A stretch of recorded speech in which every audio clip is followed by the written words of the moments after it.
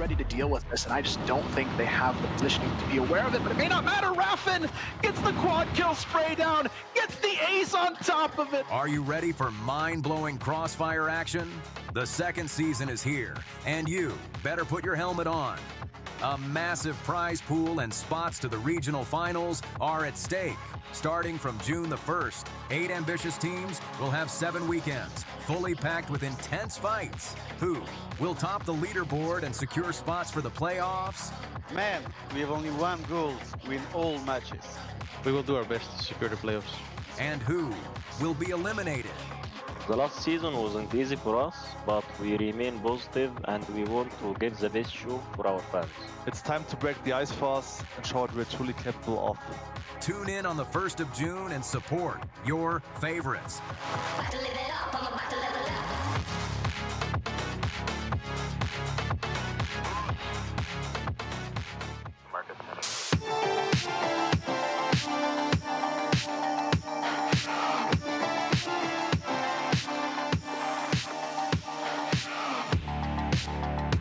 Just a little bit too telegraphed from 3BL, honestly. Snare's going to have a crack, though. He gets a cheeky one onto Jin, who whipped a bit of a spray. Has to double down here. Surely not. But that might change now. He's gone on this massive flank all the way around. It's going to be checked, but Madison goes into it. Sit up in the window. Doesn't actually end up really doing a whole lot, but it's going to work out anyway. Backs himself, and Snare 1 versus 2. Tot in the corner, he knows exactly where he is, waiting for perhaps him to jump on that position once again. But he has to find a way to isolate these duels. Finally, he spams down Tot, but getting this defuse is going to be incredibly difficult. He's going to go for a straight up hold. Oh, he's just going to hold the defuse. Crossed by 3BL. Timing on this spray is a good one from Madison. Got a lot of damage done onto Tot. Snare's been taken down early. Madison, he's helped out Jin and Vise on every single one of those kills. Look at that, it's 5 assists.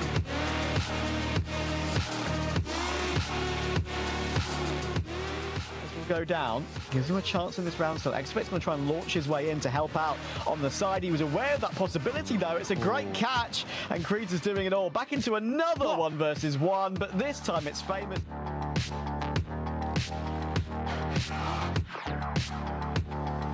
Find one of his own too. Dirty finds Pietro. It's a way back in, but only 35 seconds to make that way back in. Oh my goodness, Booker! Look, I don't blame unKnights for not really being prepared for that, because it's just not been the style that TBI have brought. Pietro, he's on a bit of a tear right now. Triple kill.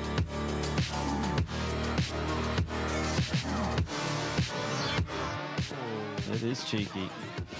He's looking for more. Oh, he might get it. Oh, he might get more than he bargained for. Lion Claw goes down, but then Raffin too. So handily won the round there for Anubis. Far away from the action. Smoked up as well, just to make it even harder. Yeah, I think he knows where Master is as well. He's seen both, trying to play with the corner of the smoke. It's a lovely tap on Master.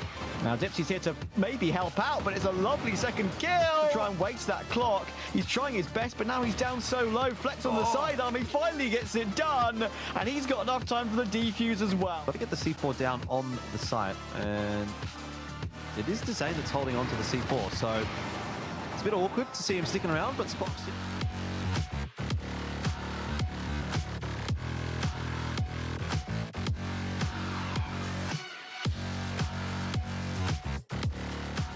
essentially solo holding B now, and he's kind of desperate for a rotation to come in from his teammates. Maybe not quite as desperate as I thought, as he's getting the job done himself. That's too easy. It's a good Crossfire set up. They need to hit their shots though, and they do indeed. Dipsy with 2, Design as well. And Design could make a big difference, but Design, you wonder if maybe he could have held that trigger finger a little longer. It perhaps doesn't matter at all, because he sprays 3. Design might be set up for a play into Vents. This is a great setup for Anubis.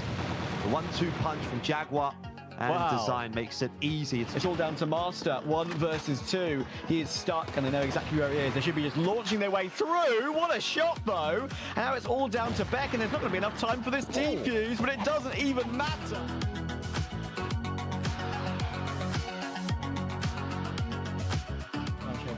Short as well, so the A-side players interested, but in comes the fight, the re-aggression from Lazarus, and right now it's working out pretty nicely until Josh from jumping up.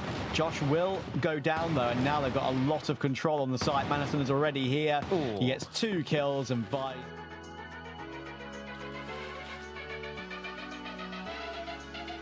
Awesome has an opportunity there without a doubt. Problem is he's got two players on his right, and I'm not sure he's going to be able to get both. Oh, never mind. Certainly headed in their direction. Raffin, though, holding it down nicely. He wants to keep going for more. He's walked straight into it. Raffin for 3.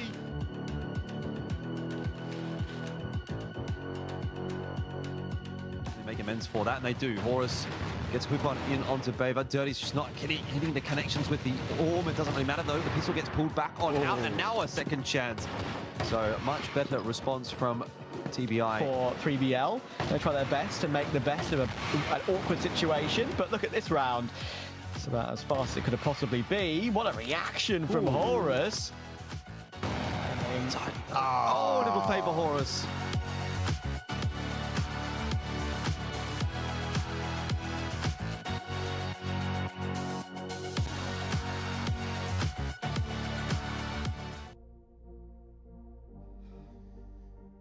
What is up, guys? Welcome. It is week number 5 of the CFWL, and of course we're jumping into a bunch more games. Looking forward to it. Obviously I'm back. Nao's back as well. We replaced Trav. I don't know if that's a good thing or a bad thing, Nao. We'll find out over the course of this evening. Yeah, exactly. Let's see what kind of luck I bring in terms of the games. Are they going to be a little bit chaotic? Are they going to be hella long? Are we going to see tech issues? Who knows? You know, hoping for none of those things as we head in towards the action. But again, you know, another great kind of weekend of Crossfire action. This is where we stand right now. 3BL, of course, shouldn't really be a surprise to many people with them at the top. TBI at the bottom as well. Similar storylines to what we saw in towards last season with those two teams. But, you know, bring up the pack at the top. You still got the big hitters, the heavy hitters there of LCK, unKnights, even Lazarus to a degree, who are looking pretty damn sharp. So it's good to see that we've still got that very competitive top end. And, you know, 3BL and LCK, they went the distance last season and both looking very good in the regular season. Yeah, I think the ones for me that kind of pop out the most are like Lazarus. I think sort of feel as though they're performing better than they did in the previous season. At least going into the previous week, they were easily. Last week was a little bit rough for them, though, to be fair. So I have to see how they bounce back today and tomorrow. Today against Anubis, and then tomorrow they'll be playing against TBI. So those should be actually quite winnable matches for Lazarus. And the other team that I'm kind of keeping my eye on, especially after a shocking week last week, was GV. They went down 0-2 to Swamp Gaming last week, which is a very, very disappointing performance. And then they also lost to LCK, which, to be fair, look, most teams are going to be losing to LCK. I'm not really reading into that one too much, but 0-4 for last week. And they go into today's match against 3BL. They are dropping down those standings pretty substantially, and I really rate that team a little bit higher than where they're sitting at the moment, but the results aren't kind of coming together. I mean, it's very important as well this regular season just to get a good kind of seeding heading in towards the playoffs. If you are a team kind of pushing for those playoffs, it's so damn important. When you're in that top 4 and you're trying to make a bit of a run for it, you really need to kind of push things in your favor. We think I have a little bit of an interview from Swamp Gaming. Just go check out what they want to say.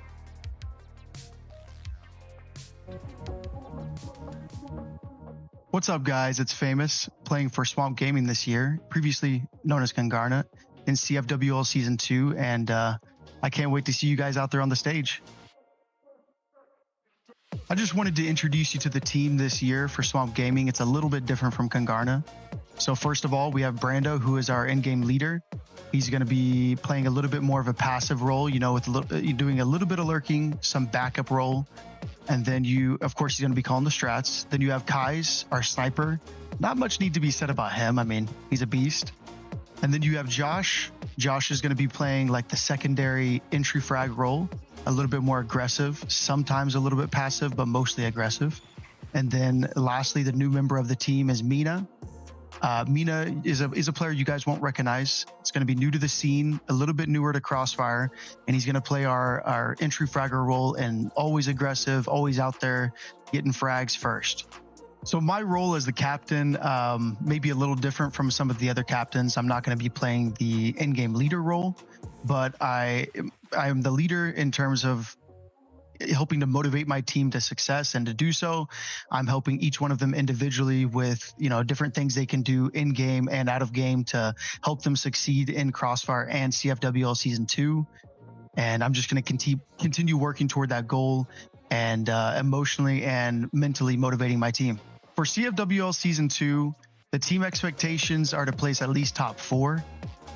We want to keep improving as a team. You know, we have a new member now and everything like that. So we don't expect to be perfect right off the bat. but we're working our way to that goal. And the main goal is CFS later this year. For individual expectations and goals, I want to keep improving as a player, improve my timings and fragging ability a little bit more. And, you know, I'm aiming to be, you know, top 5 in the players for CFWL Season 2. Just wanted to say a personal thank you to everybody that's been supporting me all these years and supporting my teams and you know, all of us and being fans of us and everything like that. Hey, keep doing you. You're looking great out there, and I'll see you on the battlefield.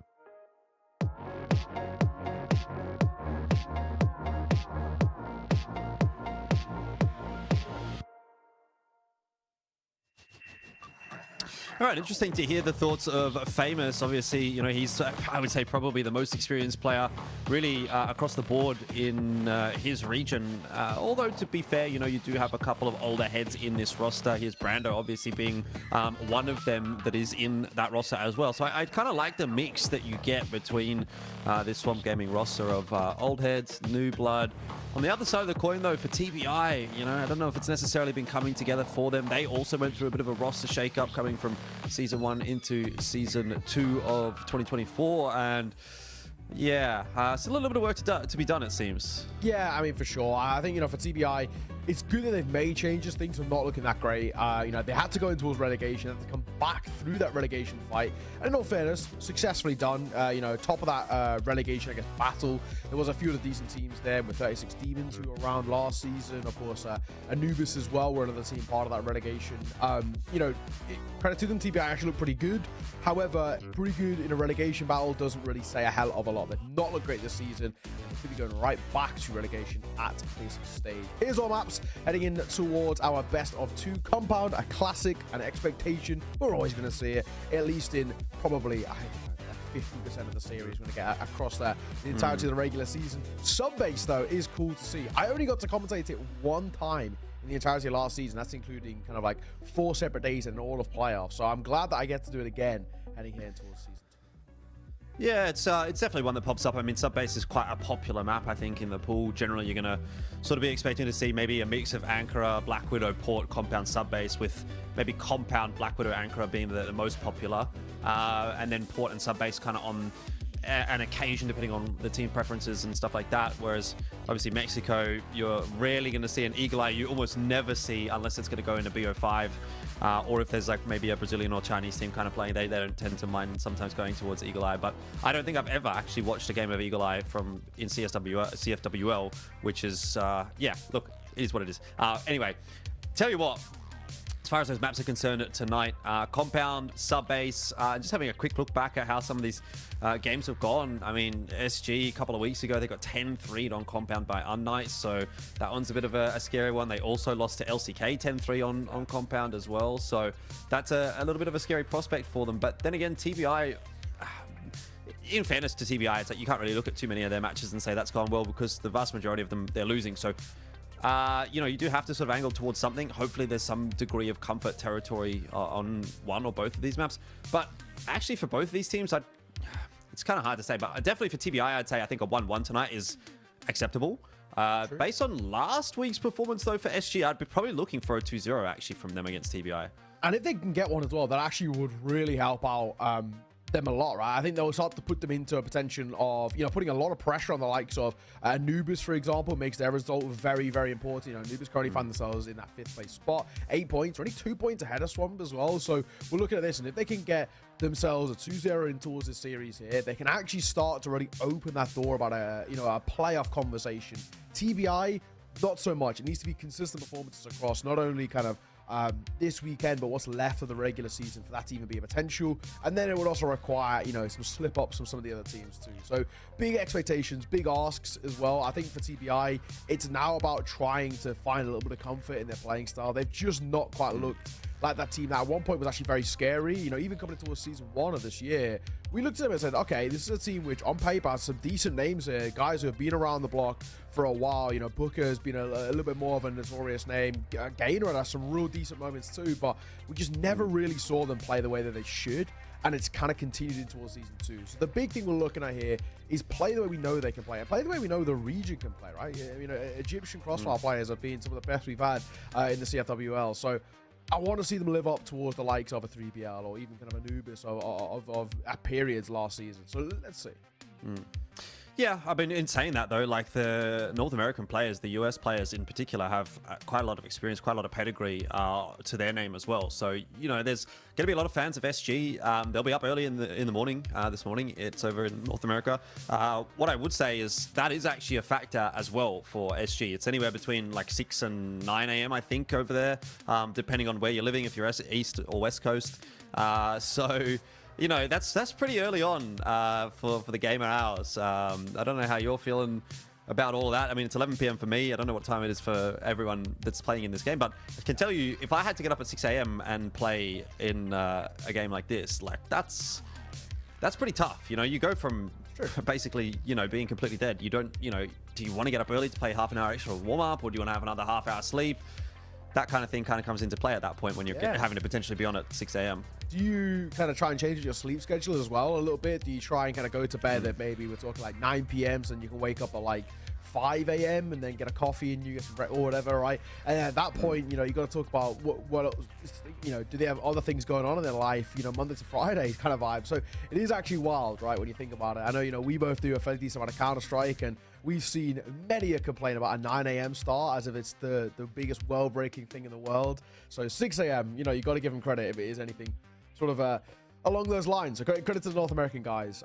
No two ways about it. That is an absolute shift. And hopefully, you know, they are ready, they are awake, they're warmed up, and all of the rest. I think they'll know that this is a very winnable game for them. So I'm sure we're expecting exactly that. But we're about to end on the way in towards our first best of 2 of the day, and we've got Compound to kickstart things. The big question marks really is when we look at this is, again, you know, for an SG side who looked very decent last week, can they bring that in towards this one and actually start to find a really decent amount of you know, form where maybe a little bit of a slow start, but now they've kind of got this aura about them?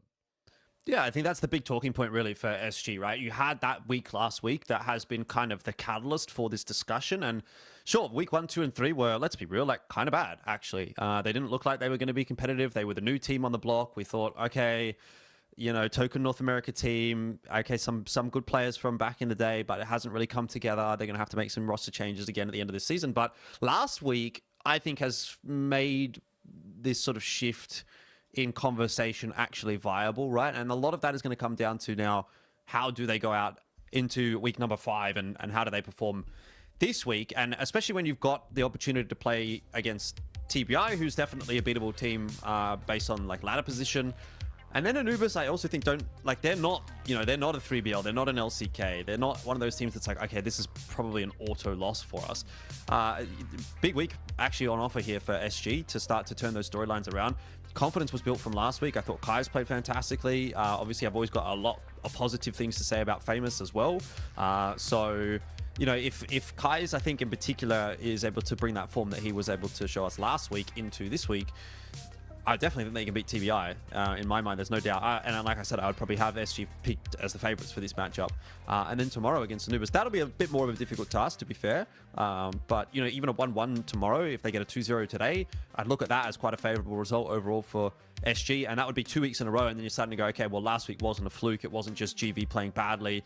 This is actually SG now having had that time as a roster to sort of integrate those new players, find the system that works, and sort of start to run away with things. And that would be the perfect time to start to do it, right? Because last week was the halfway point of the season. You've still got quite a lot of matches to play.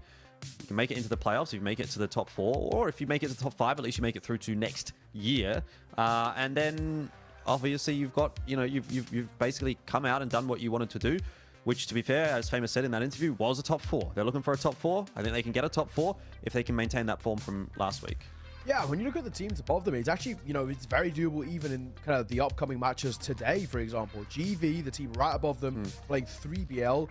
Let's be realistic, 3BL are such a dominant force that we expect them to 2-0 that one with ease, right? So now we're already talking, if SG can pick up a 2-0 here, And if GV take a 2-0 loss, we're talking about them overtaking them already, right? That puts them in towards that 5th spot. Then we're talking a team above them in 4th, and we're looking at kind of teams like Anubis, for example, and same thing. They've got potentially a pretty tough game themselves with Lazarus. So we're looking at this and saying it's very doable that even in the immediate future that they can climb the ranks. Ladies and gents, you know, you hate to say it, but we do have a couple of tech issues. We're making the lobby once again, hopefully getting the players back in. But before we do that, we're going to throw this one to a break. Sit tight. We'll see you soon.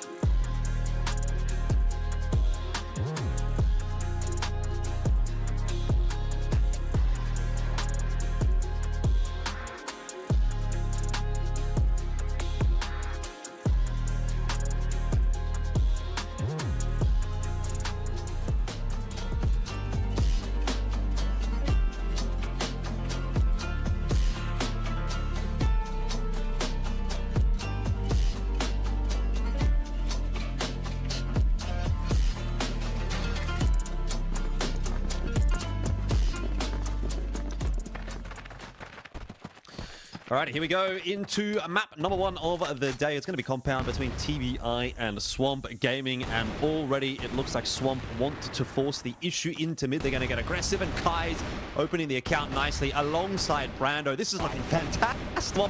Wow, what a dominant start to the game. I don't even know what to say about that, but TBI have just been absolutely washed aside. Brando will go down. Sure, there's no hope in this world for Beva, and that's round 1 done. Yeah, that was quick, huh? That was very quick.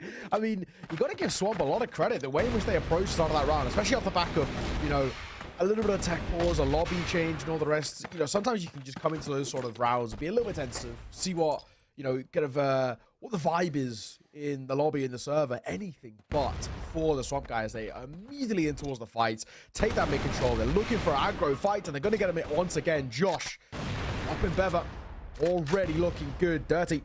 Very lucky not to get caught there. Just fall away. Very decent. Swamp look super confident.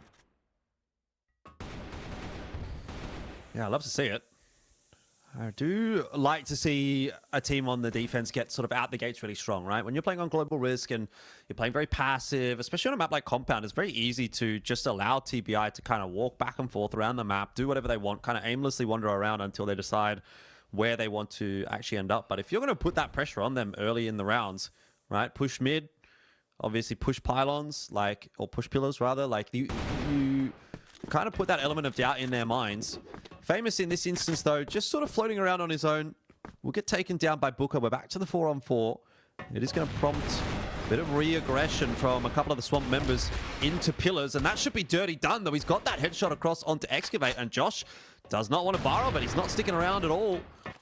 Work getting done on the other side of the map too, and this has gone from bad to worse for Swamp. It was a good start. It was 5-on-4, but now Josh and Brando have some salvaging to do. Oh, stop. Brando, yeah, gets caught a little bit. Kind of deer in headlights to a degree, just caught off guard, but I was going to make this a tough one. Josh going to get dropped, and just like that, TBI can answer back and make it a 1-all. It looked like a decent start as well. Josh gets the first. He actually gets the luxury of falling away as away. He doesn't get caught by the orb, and they just get picked apart one by one. And before you know it, I've tied this game right back up. Swamp, I think for them, they've got to try and find that fine line between aggression and over-aggression to a degree, and that's what caught them off guard in that one. Yeah, Josh looks like he wants to try and go for something again. He's surely spotted out Beva. Won't get the shots through, though. And eventually just decides to go for the swing instead, which will work out nicely. Beva, you can see in the player cam, not very happy with that. This position is going to be good information gathering as well for Josh, as that's the direction that TBI are headed in. Josh sort of sticking around here, but again, doesn't want to overfight. Maybe just you already kind of learning from that last round. Smoke going to go down towards front main. A classic as they start to move their way through mid here. But TBI looking like they want to wrap over towards long A. Only thing being, there is a bit of presence here. This guy's holding for it. Time ticking though. 1 minute 15 on the clock, and TBI have got to start to make a decision. A man down here. Numbers don't favor them. They've got to try and get proactive. Yeah, Excavate adds another one to the tally for Swamp Gaming. And they're more than happy to just play quite passive, quite chill and relaxed in this round. They've got a couple of players the advantage. Now another one for Kai's. It's easy pickings at the moment for Swamp Gaming. Round 2 kind of looking a bit more like an anomaly than anything else. The 2 rounds, assuming Swamp wins this one, that they have won, have looked really quite comfortable indeed. Maybe a bit of time for TBI here to just have a bit of a chat. Gainer having some words to the team while he was hiding behind the box. But surely he can't win this round. Oh. Nice. Nice shot. Swing. Colt going to come out, but Gainer will catch him, but he's only good for 1. It's seen off, so SG can answer back. And honestly, very comfortably in that round. TBI looked very hesitant, very nervous in the way they were fighting, and they just gave way too many opportunities for SG to isolate fights. And something that did very, very well. TBI have got to find a way to make this look a little cleaner. So far, not so good in what we see in that round. Again, they're going to try and get aggro. Get over towards an A site long, and this time, once again, double presence here. It's Famous sitting up close. You might hear all this information.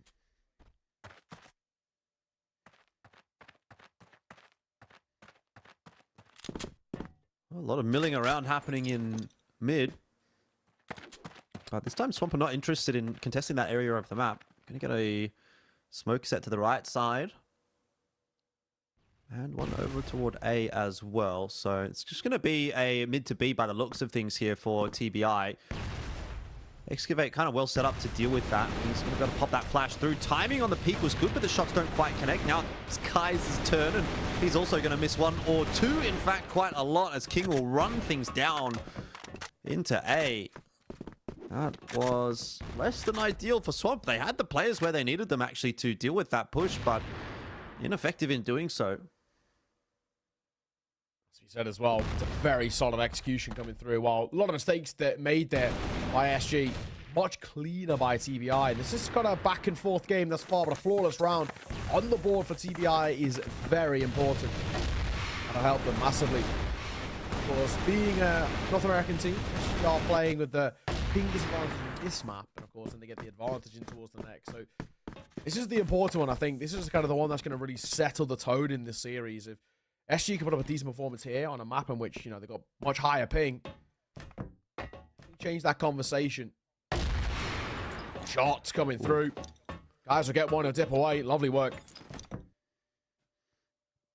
Yeah, that's a vast majority of these rounds now that Swamp have actually started with the player advantage. I think that's 4 out of 5. And they've actually only converted the 2 so far. Obviously, this will be the 3rd if they can get it over the line. Famous in a bit of a spot of bother. There's going to be way too many members to deal with. And yeah, it's a forward position that gets you some information when you do go down there, but it's the 2nd time now that he's gone down essentially for free. And that was after, again, after the opening pick has come through for Swamp. In both those rounds that Famous has gone down for free in that position, they were up 4v5 and they go back to 4v4.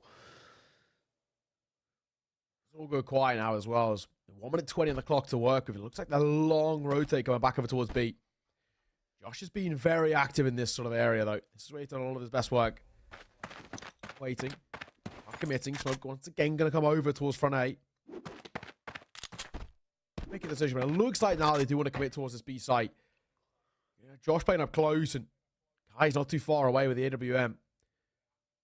Josh can at least go 1 for 1 here and buy a bit of time. It's probably not the worst thing in the world, but he's playing a pretty passive angle, all things considered. Actually, one will fall as well. Booker goes down. Now they're going to try and pop. Yeah. Josh just really needs to get one here. That's all he needs to do. In fact, he doesn't need to do more than that. He could even just hide. But the spray is all over the place. And so now it comes down to Kais, who is in a sense kind of stuck in this cutout to try to buy some time for Brando to come in on the flank. He'll surely get at least one, but he needs two. And he's got it. Oh, Gainer was throwing a grenade or something. He was throwing the smoke. And Brando cuts them both down. That's a wild round, though. Oh, wow. For a moment, looked like a potential that TBI can get some space towards B. Flank comes through. A little laboured spray, but kills a kill. In the end, that's really all that matters. 2. Very back and forth game still. SG are the ones who take that lead once again. Josh going to play up close. On bad position to B. On the swing. Gets one. Looks for a second, but King will trade. Need to get a little bit more out of Excavate here, and he's actually been able to clean up one. Dirty will cut him down, though. He has kept it at least in a winnable position here for Brando and Famous. Just need to see Famous kind of activate, right? He's been a little bit missing so far on this map. 0-3 for the first 5 rounds, and typically he's one of their better performers. Here's a chance at a clutch, a 1v3. There's the first kill for Famous. And if he could get a couple more, this would be a really nice time to come online. Oh, let's see. Dirty and King playing together here. Angle's being held, and once again, just taking down the clock a little bit, but big flank coming through here by Famous. Really going to try and get it behind, and actually can start to get up pretty close behind them. It's not the easiest to isolate. As long as he goes quiet, he should be fine. The question is, has he been hurt? I mean, Dirty did check for a second, didn't spot him, so he might get away with a free kill here. Oh, but Dirty turns... Not Dirty, I say King, I say, turns around and he'll catch him at the tail end. Bit of a wild round, bit of a weird one in the end, but all it really required of TBI was actually just to pump the brakes, hold, wait, and Famous going to walk straight into the trap. 3-all tied square once again. Bit more aggression into mid here from Swamp. It's kind of a weird game so far, isn't it? Because I don't know about you, but my gut feeling is it feels like Swamp look to be the stronger team, but they're just not kind of converting on a lot of these rounds or a lot of these openings. This is the first time in a while where TBI have actually looked like they've been in control of the round from the outset.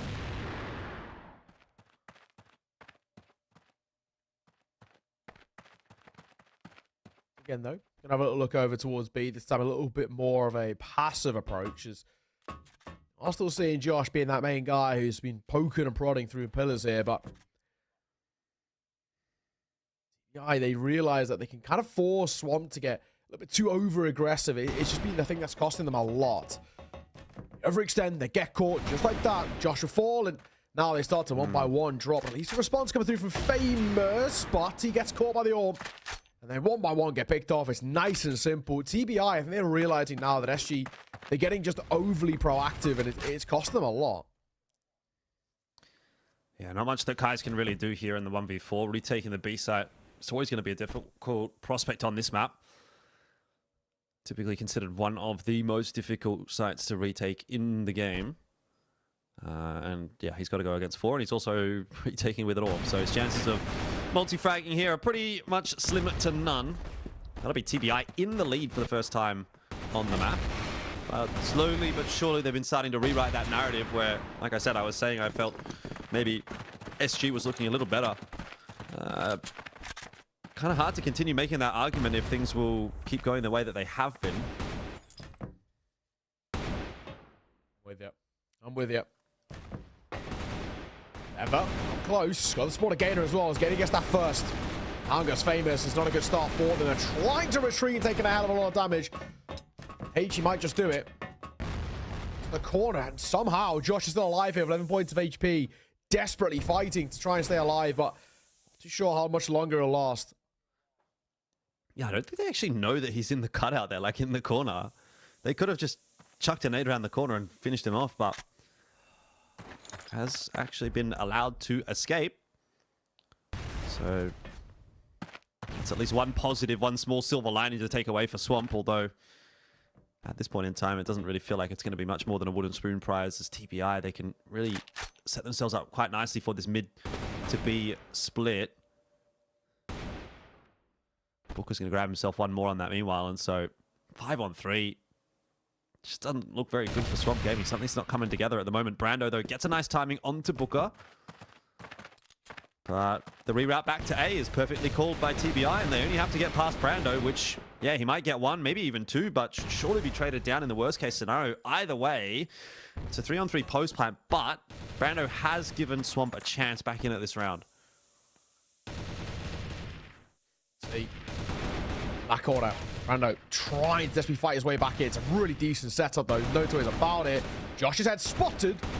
A little peek, and he'll find one of his own. His gainer will fall. There's a round on here, potentially. Brando on the swing. Might catch King in transition. Running around on the AK. Pulls out the Colt. He's desperately trying to stay alive, and he will just do it. For a moment, it looked like SG had a bit of space to work with, but TBI take a bit more of a lead to work with now. This is looking fairly decent. On the Blackness side, they're actually putting up a fairly decent showing. 5 rounds already. No complaints.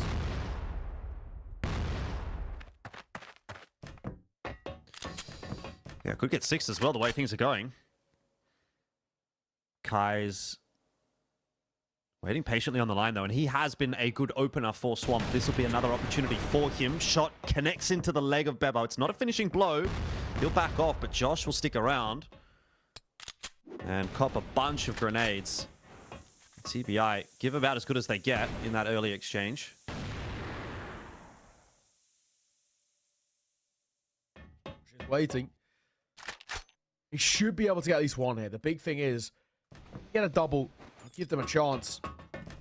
It's a question about how much they want to commit to this. Smoke down will slow them down. 30 to work with. They've got a hell of a lot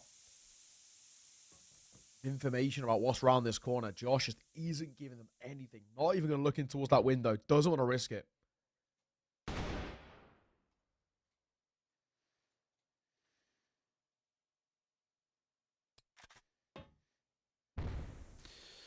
Patience a virtue, really.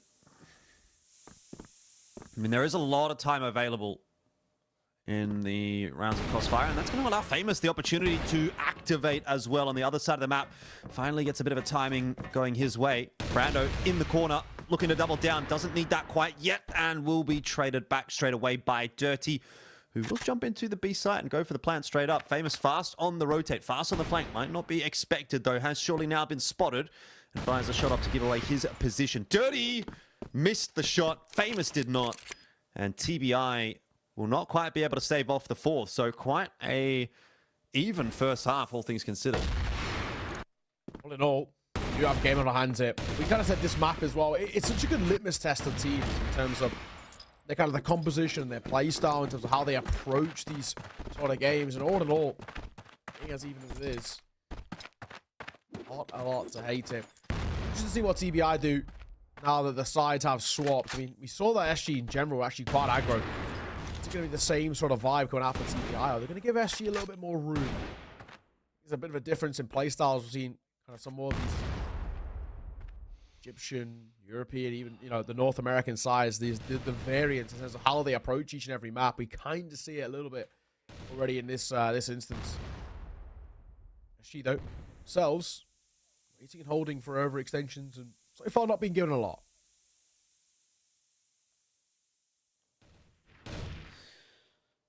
Ooh. A little bit of an early contest from Famous here.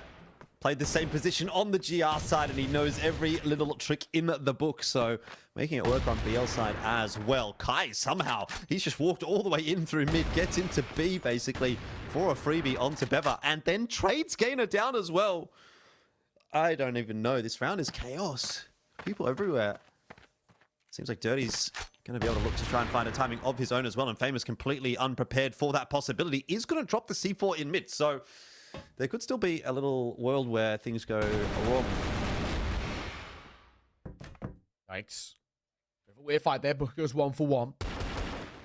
V1 and Dirty.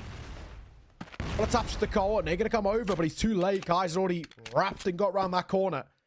So in doing so, 50 seconds. Now tough for a 1v2 as the C4 does go down. 40 seconds down this fight. Oh my god, Excavate gives it to him. Does miss the shot. For a moment, that looked really dicey. Kai just spotted.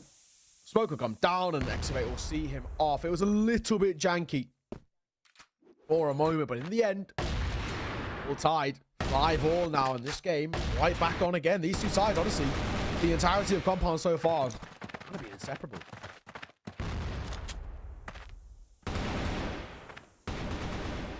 Kai's going to give it another crack. Does have Gainer dancing around. Actually needs to find that trade now that Excavate has gone down. Will be Josh in the end to catch Gainer. So 4-on-4.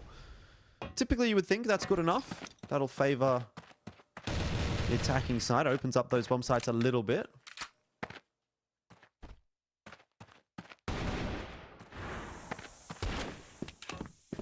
Away.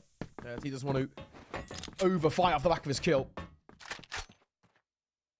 Now, once again, look at SG. 3 alive. How are they going to try and make this one work? It looks like, once again, a lot of this relies upon that smoke over towards B when it fades. So maybe going to be a bit of a movement coming through from Kai's to open some space up. I mean, so far, not a hell of a lot on offer for SG, but minute 15 to try and work something out. It's never easy in this situation. They've got to hope for just some bad fights to come through. Lack of trading. V1s, and there might be one in the corner here. Kai's. Oh, he could get caught in transition. Both don't opt to peek, though. Just about maneuvers away. Yeah, timing on this push from Famous and Brando could be key as well if they can pocket the kill on a Dirty. Ooh. Which is easier said than done. Ends up just being the 1-for-1 trade, which is not quite enough for Famous. He's got to find a way, again, to activate here, but in saying that, it is on this BL side with the AK in hand that he does his best work. He's already found 2 clean headshots in this round. Needs some more. 35 seconds left. He's got to work quickly. Booker and King are the ones that are still standing.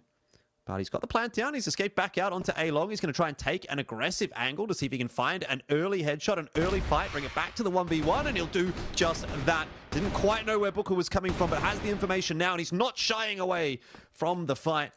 Maybe could have played the time, but at the end of the day, there was still quite a lot available to Booker. And so TBI are going to bring it back to their own advantage.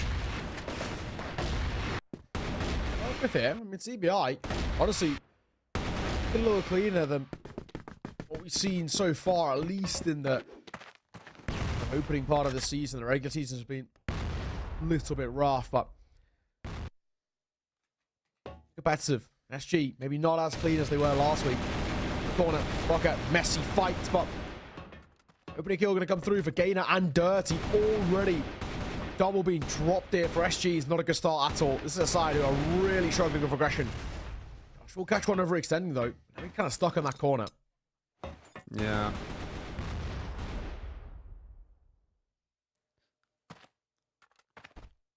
And take it slow again. Gainer is kind of set up without too much assistance, though. So worst case scenario for SG, this could be a 1-for-1. In fact, it's a 1-for-none. The flash popped perfectly onto Gainer. Kai's, though, will fall pretty quick. Smart King, he's got another chance here onto Famous, who, once again, is tasked with the clutch. Even if he were to get past King and Beva, he's still got to get past Dirty, who is having a cracker of a map. The flash will bloom. It'll force Famous into King's sightline. And that is TBI now pulling ahead even further, 7-5. Just getting a little dicey, isn't it, as well? SG not looking all that clean. 7-5 scoreline too. There for TBI, they can really put themselves in towards maybe half the way to closing this out in this map. We said for them that they can get at least a 1-for-1. in this series against SG. That'd be massively important for them, who have been struggling so far. And this could be, or at least the one comes, and maybe even set themselves up for the series itself. Excavate on the corner has been known, at least heard. No way though. King doesn't want to stick around. Doesn't need to stick around either. They're more than happy to give up SG mid control here. Let them try and maneuver around because they know they can't really, safely at the very least, push towards the site just yet. Mid to B, a little treacherous. A site stacked as well. And the big thing being that King has got a lot of information pushing all the way through.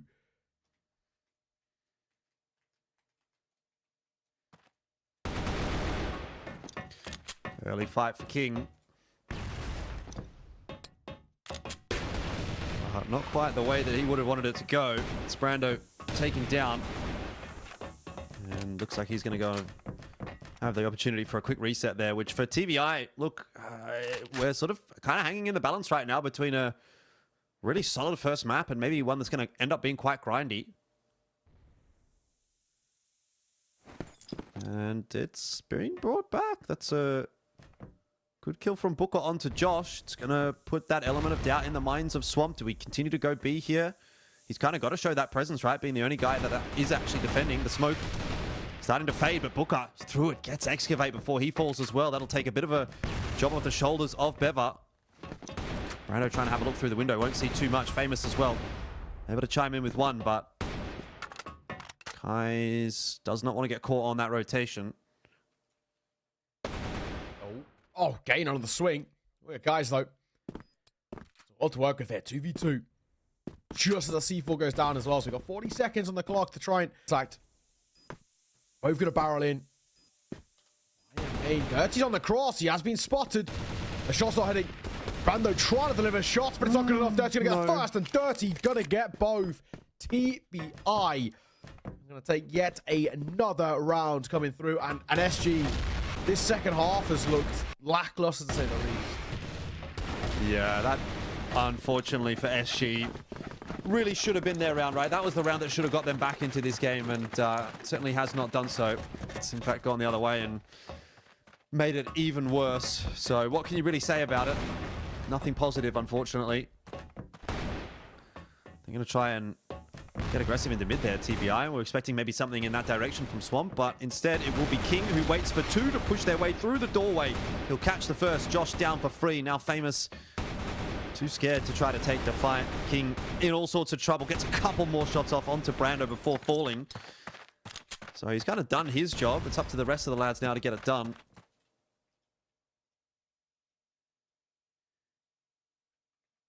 Famous making a move. Back over, but Kai's going to get caught here. Hi, Dirty. Actually getting really proactive. You've got to give Dirty a lot of credit. A lot of the heavy lifting here and a lot of these very important situations.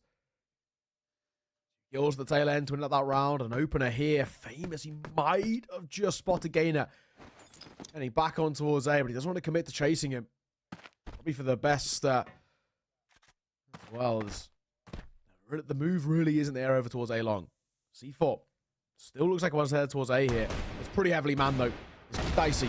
First fight is good. Gainer alongside King delivering. Gainer just trying to bait them into fight as Booker will deliver, and TBI gonna get yet another round. And it has to be said, it's so deserved. This second half has been brilliant. Yep.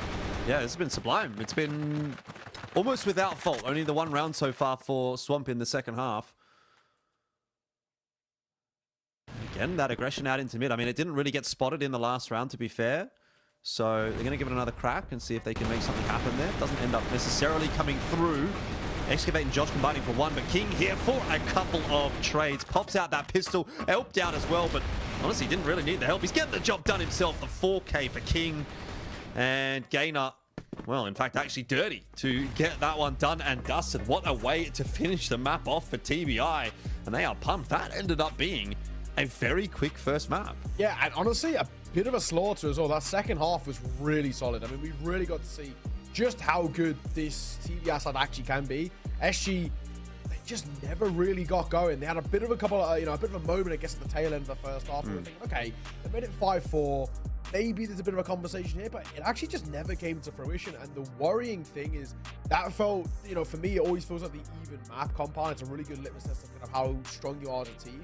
And the kind of the dynamic at the very least was very off. Good thing is, next map is theirs. At least that's where they can maybe make a little bit of a kind of a maneuver. But yeah, still a little concerning in my eyes. Yeah, most definitely. I mean, we're kind of back to that same conversation that we were having around SG, where it's like, you know, they can look good in moments, and then in other moments, it's like, what actually has happened with this team? Like, where have they gone? You know, and there was definitely a very good start to that map, right? Like, Kai's was doing well with the Orm, and you know, we sort of saw them get off to a bit of a run, and it kind of looked like they were putting themselves in good positions, but ultimately, you kind of have to look at that and go, well, they did let it slip a little bit. I mean, it probably should have been a bit of a cleaner sort of looking scoreline there from SG in the first half. Would it have been enough to get them anywhere in the second half? I don't know. I mean, I think the second half kind of spoke for itself, in all honesty. So maybe it doesn't make much of a difference at the end of the day, but I don't know. It just felt like there was that opportunity, there was that start, there was something there for SG, but didn't come through really enough on a consistent enough basis to get too excited about just yet. Yeah, you know, especially in such an important time for them in the, you know, the regular season, and the matchups for themselves, matchups for the day as well. This is where things kind of really felt like we needed to see SG kind of come in, settle the tone. If they were to get 2-0, maybe we're talking about actually a fairly decent conversation about a playoff push, and you know, changes things, right? You know, the best they can do here is that 1-1 where the teams around them, you know, they might pick up losses themselves, but it's not going to matter because they're not going to be able to climb all as much. Only pick it up at the very best to draw here, and it might even, you know, go for the worst. So for TPI, this, you know, we spoke a lot about how for SG, this series felt like it could maybe be the change of, I guess, the narrative. Maybe we, you know, kind of overlooked TPI a little bit. Maybe this is where things have changed for them. Yeah, potentially. I mean, TBI definitely look like the better team there on Compound, and having a look at the stats, King, Dirty, they were the ones that kind of led from the front. Obviously, Dirty did it for the vast majority, like throughout the map, and I felt like King really activated towards the back end of it. And unfortunately, no one really kind of got going in the end for SG. Brando definitely had some good sort of kills and moments, and you know, I thought Kai's was getting a few opening picks at the start of the map, but certainly not anything close to what was coming through from Dirty, who, I mean, there's no real argument against it, is there?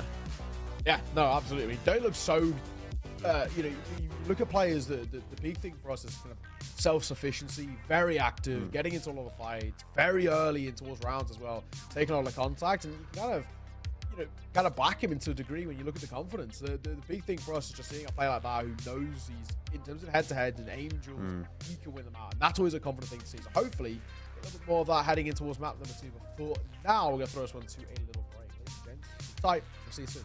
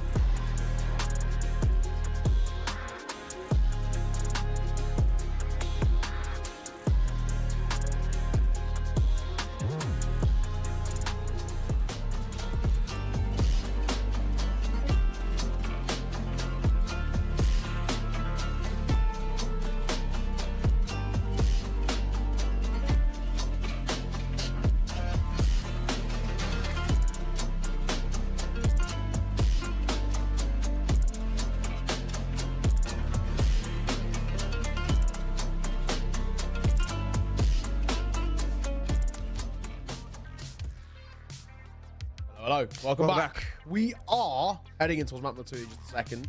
We come off the back of actually a map that at one point we were going to talk about in the break there. Felt like at one point it could have been a little bit long. 5-4 at the half, very back and forth. There was a lot to talk about at one point where we were saying, it's okay for SG. It fell apart, mate. I mean, that second half, not good enough. And now I'm kind of left there scratching my head thinking, are we going to see anything from them in this series? Yeah, I'm kind of starting to wonder that. I mean, maybe it's just a case of, we're not feeling super confident on compound. Maybe we want to kind of get something done on sub base. To be fair, we talked about the issues that SG did kind of have on compound over the last couple of weeks. I mean, 10-5 loss to LCK last week, and it was also a 10-3 loss to unKnights on compound last week, you know, so track record on that map isn't particularly amazing. They also lost a 3BL on it, so we'll have to sort of see how they go here on sub base before we really draw too many conclusions. But at this point in time, I don't know, I'm feeling pretty good for TBI. And already the start, I mean, you can see how dominant that's been. 4-on-2 to start the first round off. TBI are just running away with things on map 2 as well. Yep. This is already decent. C4 goes down. Bad spot you put yourselves in. A long old rotate. Try and get some coverage here. I mean, here's what I'm saying for TBI. Give yourself a lot of leeway. XG, just one. Try and find their way back in. But the first fight isn't bad. Dirt's going to get caught. Gainer spotted, tagged a little bit as Famous gets a freebie. Booker jumps straight in towards the crosshair. Hang on a second, this 2v4 might be able to be converted flawlessly. The 1v1 king on the corner, just dancing around the pylon. On tap is a beaut from Famous. Credit where credit's due. That is a 2v4 converted. Yeah, look, honestly, that is Famous at his best. Those headshots, those one taps that you spoke about, I mean, that is pretty much quintessential when it does come to Famous. Seen him do it before. We're going to see him do it again. I've seen him do it on bigger stages than this one as well. So you put him in that clutch situation, he's generally going to be good for 1 or 2. And in this case, well, good start, obviously, to the map for our SG boys. But Kai's down early in this one.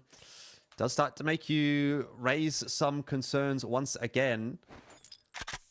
That, you know, maybe, yeah, okay, you can win that round. You can get the clutch and it can make it look good. But are you going to be able to consistently get the better of TBI? And that's what's kind of required of SG here. It's true. We do have to look a little kind of long term for the most part. It's all well and good that you've done that in that round to kickstart the map, but back consecutive consistency on the board and the rest. Brando Famous will get one apiece, but Gainer at least will answer back still. Now 3 versus 3. Excavate on the corner gets one for free. As Booker just doesn't clear his angles. Back turned, corner to the side. 3-on-2. That's not down yet. So advantage SG, but for how long? Gainer, that headshot onto Josh. They've got to clear out the stairs position. They'll be aware that that's dirty. Nade's not really gone anywhere there from Excavate into the Netherworld, it seems. And Brando will try to take the timing to peek his way out. Dirty could have swung there as well, but Gainer gets it done on his own, and it ends up just being the trade in from Dirty. TBI will secure the second round of the map. Another closer affair, though, so kind of get the feeling that we're going to be having some pretty tight little fights in this map. It's true. I feel like he might be spot on once again, though. Back and forth, King straight into the fight as Brando gets caught off guard. TBI not pulling any punches here off the back of a good map one. They want to go once again. Solid second. King gonna get caught. Bever unable to trade. He will dip away, but Al Stokes in a rock and a hard place, and Famous gonna make it a double. Yeah. Big clutches coming through. Well, not clutches necessarily from Famous, but big kills, impact frags. Way to put it, for sure.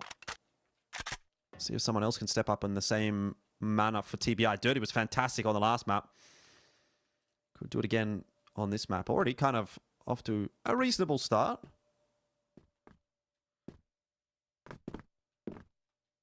But things will slow down. Have TBI setting themselves up again for an A finish. It's imperative that they get Kai's cleanly. But it's a tough angle to contest. And that's exactly what Gainer's going to figure out as well. In the meanwhile, Kai's does jump up over the top and gets picked back, so still not the end of the world here for TBI. They're also aware of Famous wrapping around the back, who is quite low. He doesn't want to overstay his welcome.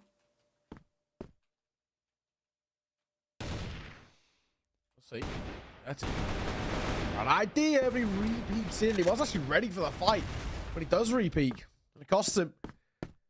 Now Bucky's got it all to do. 1v3. This is asking a lot. It. Tapping towards the C4. He doesn't realize that nobody's actually here. Stick the plant. Give yourself something to work, and you will. C4 does go down now. We've got to look towards SG on this retake. A lot of angles to look for. He's dancing around this missile. It's tough. Potentially doable as well. This makes a 1v2. Oh my god, a 1v3 converted. Booker, that is bonkers. Well, yeah, that's not the way that you want to be starting things off for SG, you know? I mean, Famous, he puts in so much work, and then Booker, just so clean. TBI are on today. I gotta be honest, this might be the best TBI has looked at the CFWL Season 2 so far. I'm definitely not hating what I'm seeing. So let's just not get too far ahead of ourselves. Maybe there is, as you said, sort of this late season resurgence that we were kind of building. We were building that storyline for SG. Maybe we've jumped the gun a little bit, and maybe it's TBI that deserve that conversation instead. True. Very true. And honestly, they look good. Look very good. SG still scratching our heads a little bit. Just answering what is going on with the side. They're just not playing probably the way that we would hope or expect, or at least would want. I like this. Josh up close. He's caught by the flash, but he will get one and a little bit more as well off the back of it as Excavate delivers two. Kai's down. We need another step up from the TBI members. Bevel, what is that spray transfer onto Brando up in the window? It's 2-on-1. And Excavate, he's wrapping around the back. Has he been heard? Dirty certainly has seen him now. You can see that dual swing coming through, but Bever and Dirty have other ideas. Instead, they want to dump their util and plant the C4, play that time to their advantage.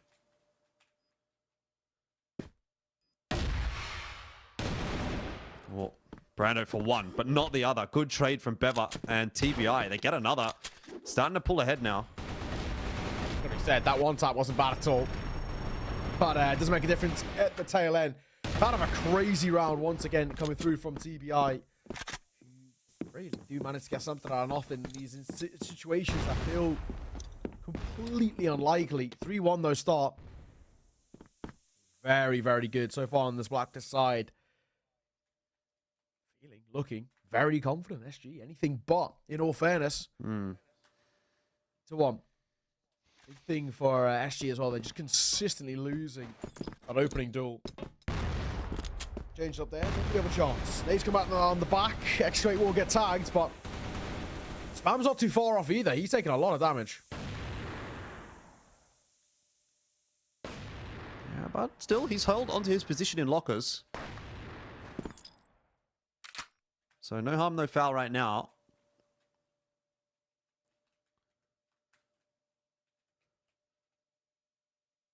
Patience the virtue, really, for Excavate at the moment. And he's going to be rewarded for that patience with his life. Double swing will come through, though, and that was actually a mistake in the end. Dirty on the other side of that is ready to receive. So, again, another opening pick for TBI. And Swamp just don't really seem to have an answer at the moment for TBI.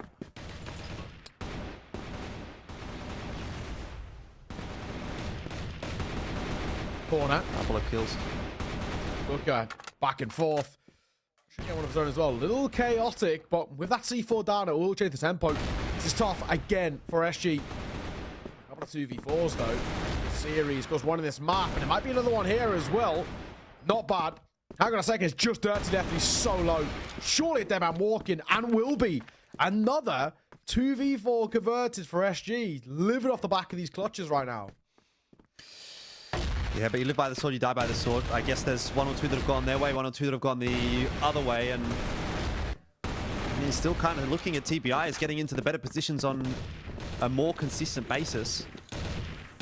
That's what kind of matters at the end of the day. Although in saying that, this does tend to be a bit of a blacklist-sided map, so, you know, with that 3-2 lead for TBI, like, okay, that's maybe considered the par score at this point in time, rather than an extremely positive result at this point.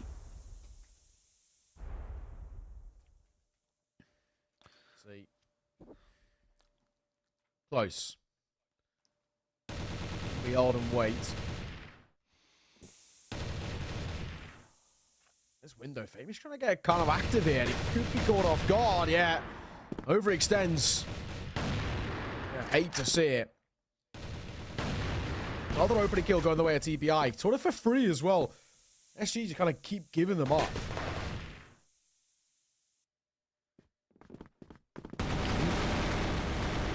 Looking for more, but it's actually going to be Booker that's going to steal that one away and gain her onto Brando as well. So, easy as you like in round number 6.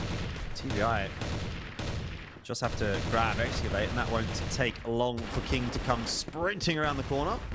Lets him know on the way out there as well. 4-2 is the lead.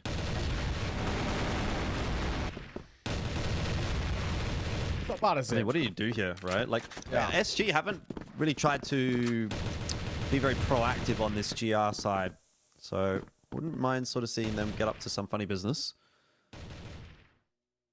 I think at this point, SG have got to start doing something different. I mean, there's no two ways about it. They've got to start changing things up because we're at a point now where they're playing a lot of these defaults and they are just being caught off guard. They're not getting competitive. They're not doing anything that is really giving themselves enough to work with. And TPI are very comfortably opening kill and off the back of it, just running away with things. So, you know, if TPI can push towards kind of 6 rounds, I think they're probably pretty comfortable to even open the door to come through Walt for that 2-0.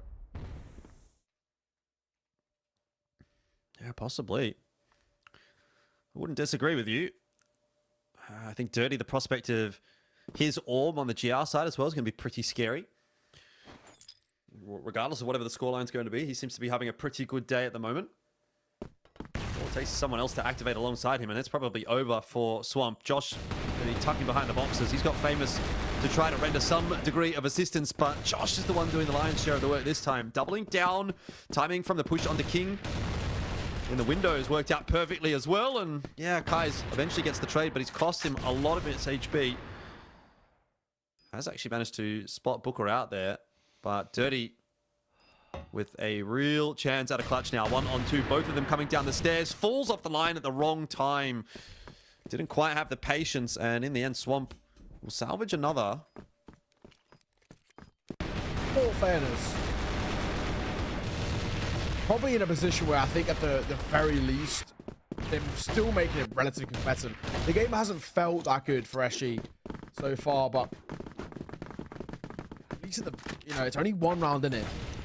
Similar to kind of what we had in towards that map 5-4 half is sort of doable. SG haven't looked great, but it's still actually not completely out of the realms of their possibilities. So I think it's fine. I think it's fine. Yeah, I mean, if I'm SG here, I'm probably looking at this and saying, look, let's just stick in there and make sure that we can grab 5-4, something like that, right? And get it done in the second half, because that'll be the more favorable side for us. See, 40, bit of a fight, but not kind of that standard overextension. Kind of see now from SG where they get caught off guard in that early fight and they're sort of forced into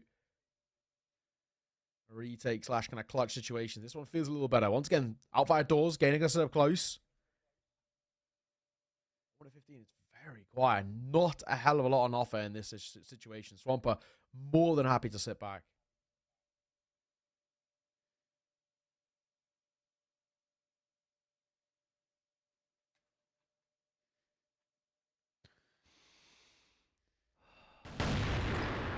Patience not quite rewarded for Kai's. But time has really bled down. And TBI have got some thinking to do. They've got to do it pretty quickly. They've wrapped all around the map, and Famous has been able to push his way into wood. That's unexpected. Beva will go down getting that information. Bit of a spanner in the works, though, for TBI. And with 30 seconds left on the clock, they know that they've got to move quickly. They've got to get the better of Josh. Somehow the C4's gone walking into A solo, and Josh just dropped the bomb carrier, and the rest of the fight is happening in mid, in wood, and dirty, doubling down. I mean, yeah, they've got the B side, but they don't have the C4. Josh can still win this round. What is going on? TBI, this is a massive miscomm. With 14 seconds, they just have to find Josh, or they have to get that C4, which it looks like they'll be able to do. Dirty's gone and grabbed it. He's going to have to plan it on A. Josh is going to be aware of that possibility. Now the fight's coming through, and Gainer will win it. That was a ludicrous-looking round. But in the end, it will be won by TBI. It was rough. I mean, for a second, that really did look like they could have thrown it away. I mean, Lottie dropped two separate 2v4s, so to lose that one would have been getting to the point of being ridiculous at this point. Thankfully, not to be. Sober can be found as well as King will fall. SG. A responding kind. Want to make it another 5-4 half at the end of it. Just be able to do so. Back into 4 versus 4 though. As Josh does get caught. Oh, hang on, they're all overextending. Gainer doubles down with the caught up close. It's so scrappy. So back and forth, and it's all down to Kai's. Yeah, it's just turned into an absolute mess in the last couple of rounds here. Kai's really would love this clutch to bring it back to the 4, but timing on the drop is perfect. Maybe Kai's could have spotted him if he lasted a little bit longer looking in that direction, but 6-3 will be the first half score. TBI will surely be happy with that, even if it is a blacklist first half. I mean, that's more than good enough to win this map with. You're right. I think, you know, at a 6-3, you give yourself a good little bit of, you know, a buffer zone to work with. Be confident about. Not a bad little spot. They can start this half off well too, get that 7th. It immediately puts so much pressure on the shoulders of SG, where we maybe start to once again sit here and just say, I don't know, man. This is a side who, off the back of last weekend, we were singing their praises, and we find ourselves really questioning what's gone wrong, because everything seems to be the issue right now. Yeah, look, I honestly kind of get this a lot when it comes to Crossfire. I find it difficult to rate some teams. I mean, there are definitely teams which are, like, you look at them and you go, okay, these guys are just quite easily one of the best teams.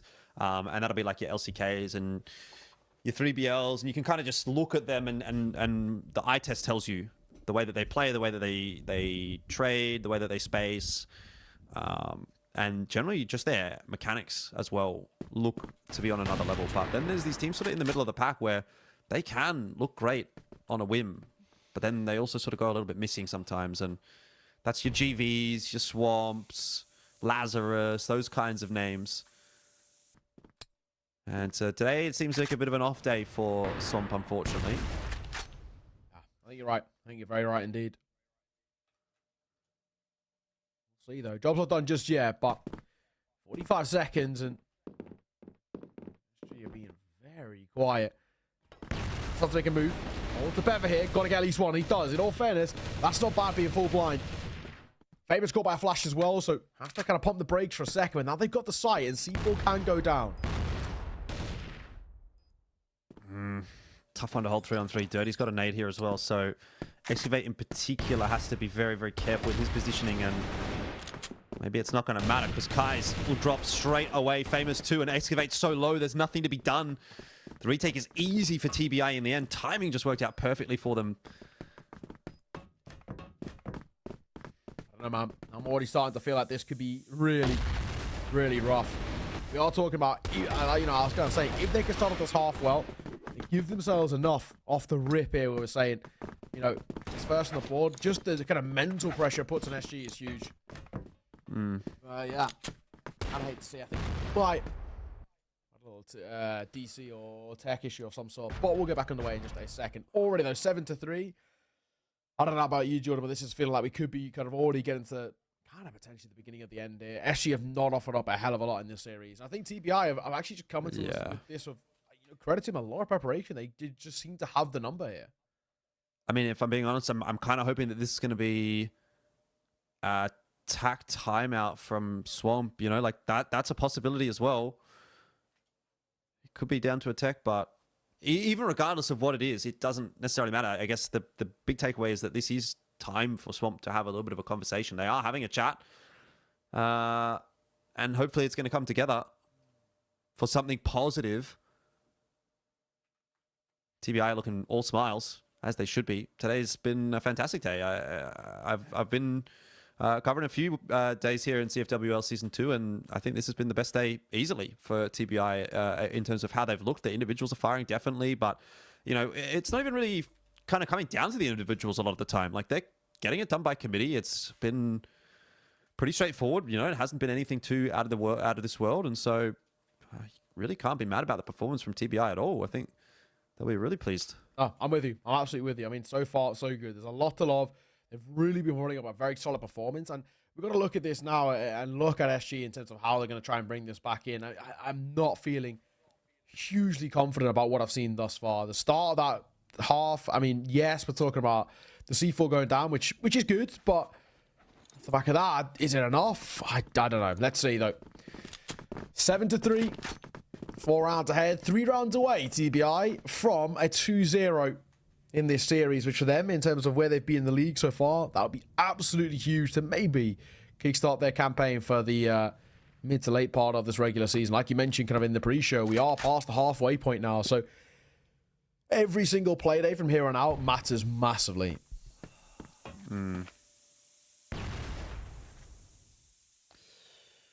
Well, back to it, 7-3.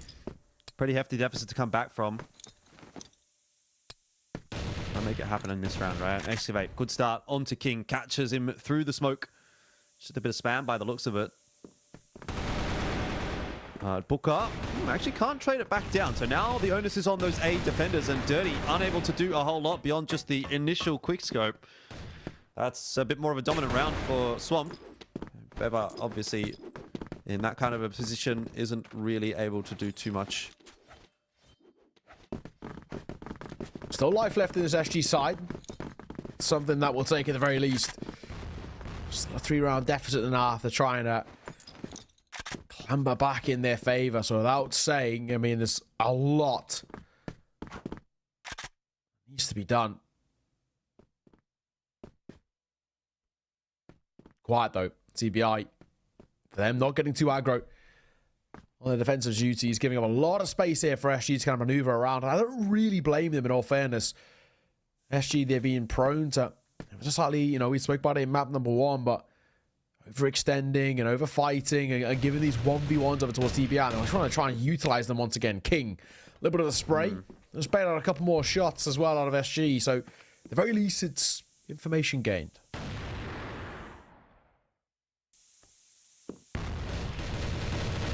King in the spot to make a difference, and does spam through the smoke, catches one. He's actually got himself a second there as well, doubling down, and all of a sudden we're back to pretty awkward spots here for Swamp. Yeah, they can get a plant, but the nades can rain in from Dirty, Gainer, Booker in behind that missile. First one actually doesn't manage to chunk anybody. Plant's gone down relatively okay. Retake territory though, 4 on 3. It should be comfortable enough for TBI to bide their time and look for the opportunity. Kais can't afford to miss this opening shot. Flash will push him off the line for a second. Swing will come through, but no connections just yet from anybody. Finally, Josh gets himself one. Kais another. TBI, they're not making the retake happen. Swamp are surviving. And it is one step closer to an equalizing round. Do you know what? Fair play. Pretty convincing as well. Only the 2 casualties, they don't look too bad, at least on this Blacklist side. Setting the tone quite nicely. The pace and the tempo is really, really good to see. So, hey, can't complain. Especially not at the start once again. Orm gets active, down goes Dirty, and maybe SG are on track to make this a 1-round game, which, in all fairness, again, absolutely sort of changes the conversation. At one point, you know, a couple of rounds ago, I was thinking this one was done and dusted and already going to be over. Now it feels kind of like we could be on track for being tied up. Yep, it's definitely headed in that direction. Remember, Blacklist side of the map, so maybe Swamp thought, yeah, 3, that's not too bad. We can work with that. And so far they have. Beva, not able to double down. Big long spray from him. King falls without too much recourse. And it is only Booker that's kind of keeping this one interesting with that kill back in on the flank. It will at least allow Gainer and Booker into the window. But they've got to get down the stairs and And they've got to find 3 SG members. Kai's being one of them who's in the pivotal position and will lose his head. Famous, pretty good headhunter himself, is going to bring it back to the 1-on-2. So numbers will persist for SG. If Booker were to catch Famous, maybe. But it's not quite going to come through. So another one for Swamp, and we get ever closer again. Yeah, one-round game off the back of that pause, a little conversation had by Swamp, and hey, credit to them, it's worked well. Great nade damage early there as well. King and Booker taking hefty chunks to start off this round here. Already could be the one that can make the difference. Nade will come through from Bever, won't make a difference. The flash, though, might mean a fight, but Famous head hunting as he did last round, catches another. Brilliant. Getting up. Can't quite manage to find the trade, and he'll go scurrying back up the stairs instead. TBI kind of want to get in front of this retake, which, you know, I don't necessarily blame them. Trying to force the issue a little bit. That's a good shot from King, but he is now alone. SG are having a lot of success getting into this A-bomb site. Might be time for a timeout on the behalf of TBI. I don't know. I mean, King, I want to say making it interesting, but with 15 seconds, I don't really buy it. Yeah, time is ticking, seriously. And he's going to get caught regardless. Yeah, low HP, 15 seconds. It was asking, I think, a little bit. Just a little bit too much. Got a game on the hands here, though. SG look considerably better than how they did 2 or 3 moments ago. Has to be said. This is a bit of a tough one. TBI maybe starting to feel the pressure a little bit. They were at one point coasting, and maybe I think coasted kind of a little bit too much, in my opinion, because they really have let things slip. So they're going to take a little bit of a conversation. They desperately kind of need it. And yeah, attack pause here for TBI, one in which is super important because they've kind of lost control of the tempo of this game.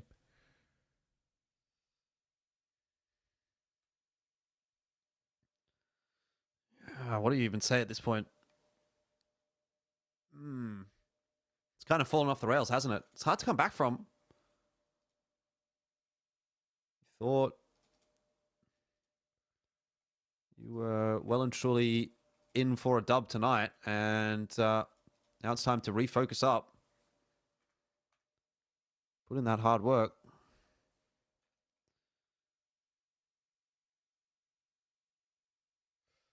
Sure. I mean, for SG, I really feel like they don't need to change anything so far. I mean, honestly, this has been a seriously solid showing, right? These last 2 rounds really showcasing just how good the team actually can be. They don't need to change anything. I just think the big thing for them is don't slip back into things that cost them in map number 1, which was those kind of over-fighting and being a little bit too aggro and these sort of small mistakes. As long as they don't do anything alongside that, I think they should be absolutely fine. Yeah, for TBI, it's kind of a lot of onus on them of can they change things? Do they have it in them? You know, normally you say yes, but these last few rounds have really looked dicey. They just don't quite look as in control as I think they would hope to be. Yeah. That said, you do get quite a substantial amount of time to talk in these attack timeouts. It's not, you know, it's not particularly short. It's a 90-second timeout, you know, and then obviously that reset timer to get in back into the server, everything's sorted as well. So it ends up being, you know, a good couple of minutes, which, like, that is quite substantial. So you can come up with something. You can really cook. Let's see if TBI have cooked or if they're about to get cooked.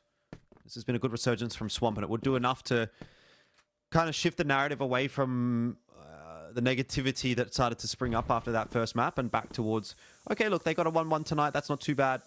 See what they can do tomorrow. If they can get a 1-1 tomorrow, then that's definitely still a positive trend for Swamp in comparison to, you know, the overall split performance.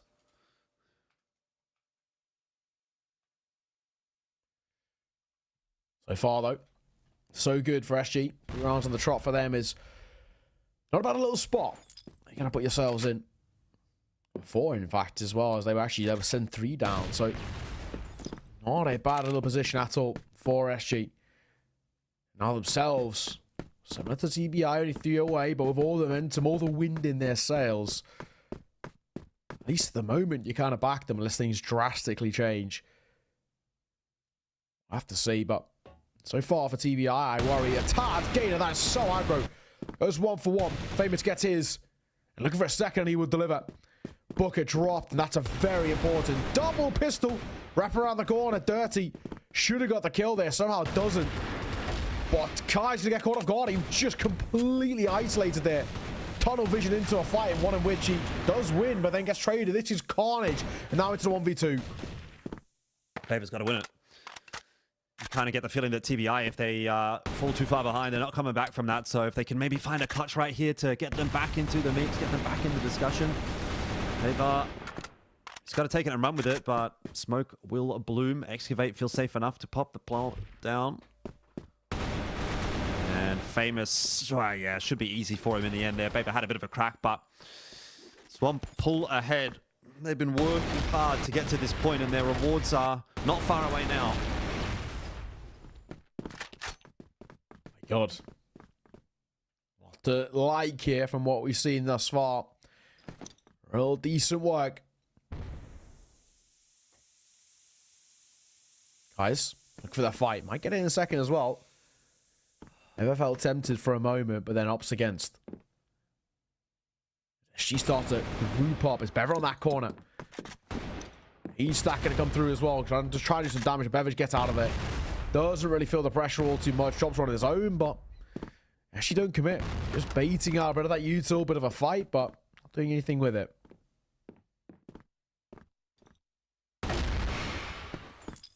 Gainer. Maybe there's still something to be said about this map. Be on for an OT potentially if TBI get it together right at this second, and Dirty gets himself on as well. 5 on 3. The job gets far more difficult for SG. Just might have found a timing here though. Gets the head off of Dirty, needs to full swing and clear that corner on the left, but Gainer, he takes matters into his own hands, and so on to Excavate. Might be aware that Gainer is close. Certainly spotted him out. Bever going to drop, and the dual swing will be pushed through together. 8 apiece. TBI get themselves 1 to stave off some of the nerves. Yeah, this game's on the cards here, isn't it? We're looking at this, and we've got to start to ask a couple of questions of maybe, off the back of that pause, what have they got to work with? I mean, so far, at 8-all, 2 consecutive rounds needed, and with how back and forth this has been, I don't really know that's going to be the case. Maybe a couple extra rounds might be required. We've got a fast map 1, but anything but towards map number 2 is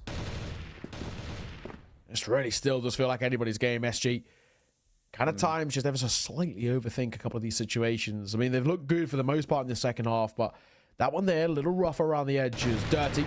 Missed shot though. First contact for him isn't good. He gets tagged. The lucky man still even be alive. And Gainer will get a 1-for-1 trade on towards Kai's. Excavating King, similar situation for them. And somehow, some way, this round is looking good for the likes of TBI. But a one tap was nearly a potential. It is going to be, though, TBI taking map series point for the 2-0. No way. What a clutch timeout that was from TBI. They've gone back to back. Can they finish it off here? Make it 10-8. Got a couple of bites of the cherry at least. And they've certainly looked better after that timeout as well. Settled some nerves perhaps. Nothing too out of the ordinary happening for TBI. Just going to set up in fairly standard defensive positions. Swamp will work their way in through wood. It's a default back to A, which had been so successful for them. Kind of the age old if it ain't broke, don't fix it sort of vibe. And big call though. It's Bever ready. Spotted 1. Still going to come over. The corner. Hang on. Bever's going to get 2. Pistol pulled out for the 3rd, but he maybe ever so slightly overextends. Round back on, and actually in favor of SG. So Dirty. That's a different idea. Catches 1. He's looking for that rifle upgrade, and he might just get it. It's risky. He goes for the rifle. That cost him his life. Gainer looking for the clutch. I mean, it's definitely on. Josh is low. Gets through this smoke cleanly. It could happen. Thought better of it. Nice shot onto Excavate. Oh, but the shot from Josh back in response is just as good. And it is SG that will stave off map point for now. It just feels for me that one decision to go and try and get the rifle, is it needed? I wouldn't even hate the sniper in that sort of situation. On that retake, retaking with a sniper definitely is considerably harder, but you know, even if you post up towards window and the rifle gets a little active, you know, leave the sniper there, trying to bait out opening fights. Actually, potentially could have got a freebie on the cross. On the timing that he went for the rifle, they're actually both in the open. So, you know, maybe could have been something to work with, but in the end, doesn't happen. And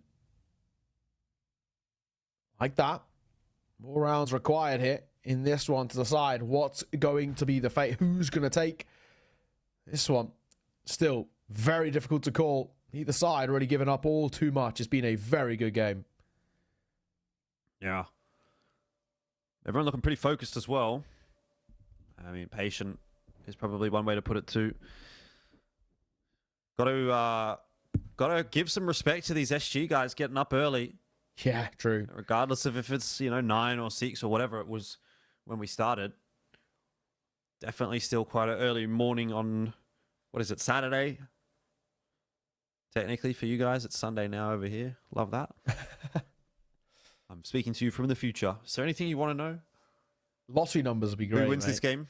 yeah, that too. I like where your priorities sit, though, I'll be honest. Oh, yeah. Can't fault you.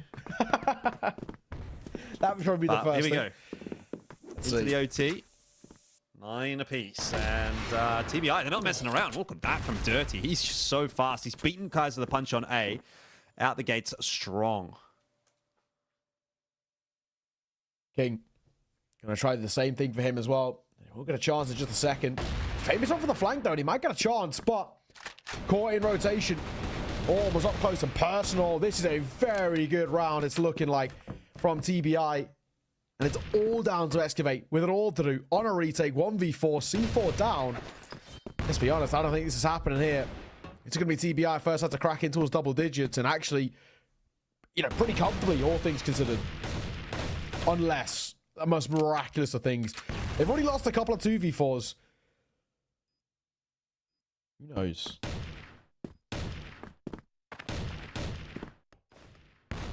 Not with 14 seconds left. I'm not quite sold on that.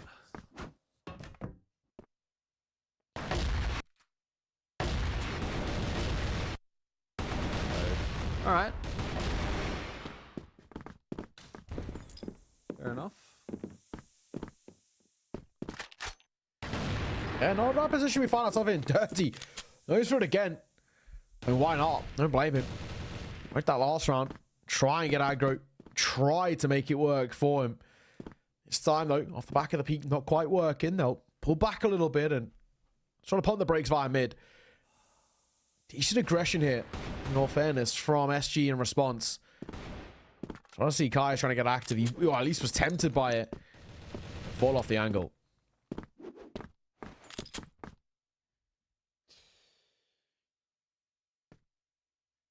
Another rotation to go back over toward the A-bomb site, this time from TBI. Smoked off in wood. And they've left King up to his own devices in the vent. That's being watched at the moment by Josh. But once this hit actually happens on A, he might have to turn around. Perhaps not if Kais continues to hit his shots, but now that Kais has fallen, this is going to allow King to activate late in the round. He's sort of on the move, looking for rotators. He's been spotted by Brando, but Booker doubles down as they try to drop down the stairs. That A-site retake from Swamp, it's not started well at all, and I can't imagine it's going to end well here for Brando and Excavate, who aren't even really in a position to start this retake, and the time's already ticked quite substantially by. Yeah, he's right. I mean, this is not going to look good here. Dirty. Alongside Bev are going to try and make things work here. Dirty will fall. Ever tapping away. Booker going to try and come to support as well. They're just buying time. That's all they need to do. 9 seconds on the clock. Getting under the ammo. Colt pulled out. Will get his kill, but in the end, it is still TBI who win out the round 11-9. And I mean, fair play. These, you know, heading in towards overtime, this has been pretty ruthless coming through from TBI. They're just making this look clean and cut. And for SG, it still asks so much of them, but not giving themselves a lot of time anymore now. This is starting to slip away. Yeah. Definitely looked good for a bit, but maybe wishful thinking now. Let's wait and see. Don't get too far ahead of ourselves just yet.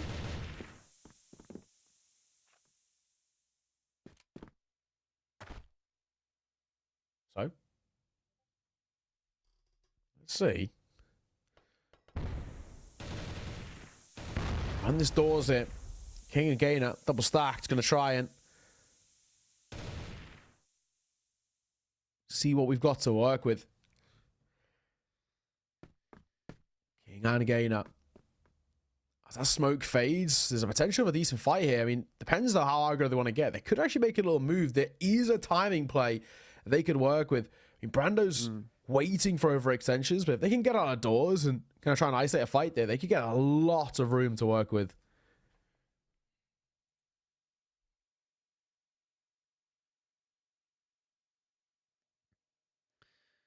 It's just Excavate holding on to lockers, which is potentially a bit of a one and done position for him.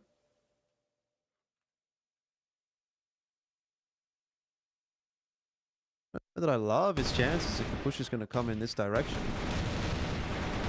And he's going to go down pretty quick and clean. Kai's also only got the one. It's TBI again that have kind of just waltzed their way in. Really, there's nothing more to say about that. And in all the facets across the map, they've won their duels, and that is a 12-9 first half in the OT. It's looking pretty wrapped up. Pretty dire, isn't it? I mean, it's not good. Celebrations, you can understand, you know, for TBI, who have looked so good. You can't really blame them at all. I think now we have to start asking questions about, is there anything left in the locker for SG? It feels like at least mentally the answer is no. This is a side who, for me, they just haven't really looked all there. They haven't looked like a side who, you know, you can kind of back and trust anymore. I mean, this really would require something quite special if they are to try and turn this around. I don't know personally if they have it in them. It's good. Really good work. I think it goes without saying for me, I look at this and say, it feels done. To go 3 for 3 here for SG without mentally kind of checked out, they look and feel, I don't know if they got it in them. Yeah, I mean, especially with how sort of up and down things have been. You know, I would sort of tend to agree with you. It's perhaps asking a little bit much. But, you know, they've got the players to do it, right? Like, they've got solid individuals. I'm not prepared to write them off. Kai starts things off nicely, maybe with the Orb first shot here, then I think I can start to be convinced. But for now, it's very much sort of a wait and see type situation as Swamp will start things out. BL side, they're pretty quick through wood. They're trying to play with pace here. Famous behind that smoke needs to be careful. The spam coming through from King. Booker was there as well, but actually it ends up being, well, opening kill for Famous. A couple of trades back though from TBI, and that might just be about that. It is with an anti-climax that Swamp are going to go down with a whimper on map 2 as well. And it'll be disappointing for them that it's ended that way.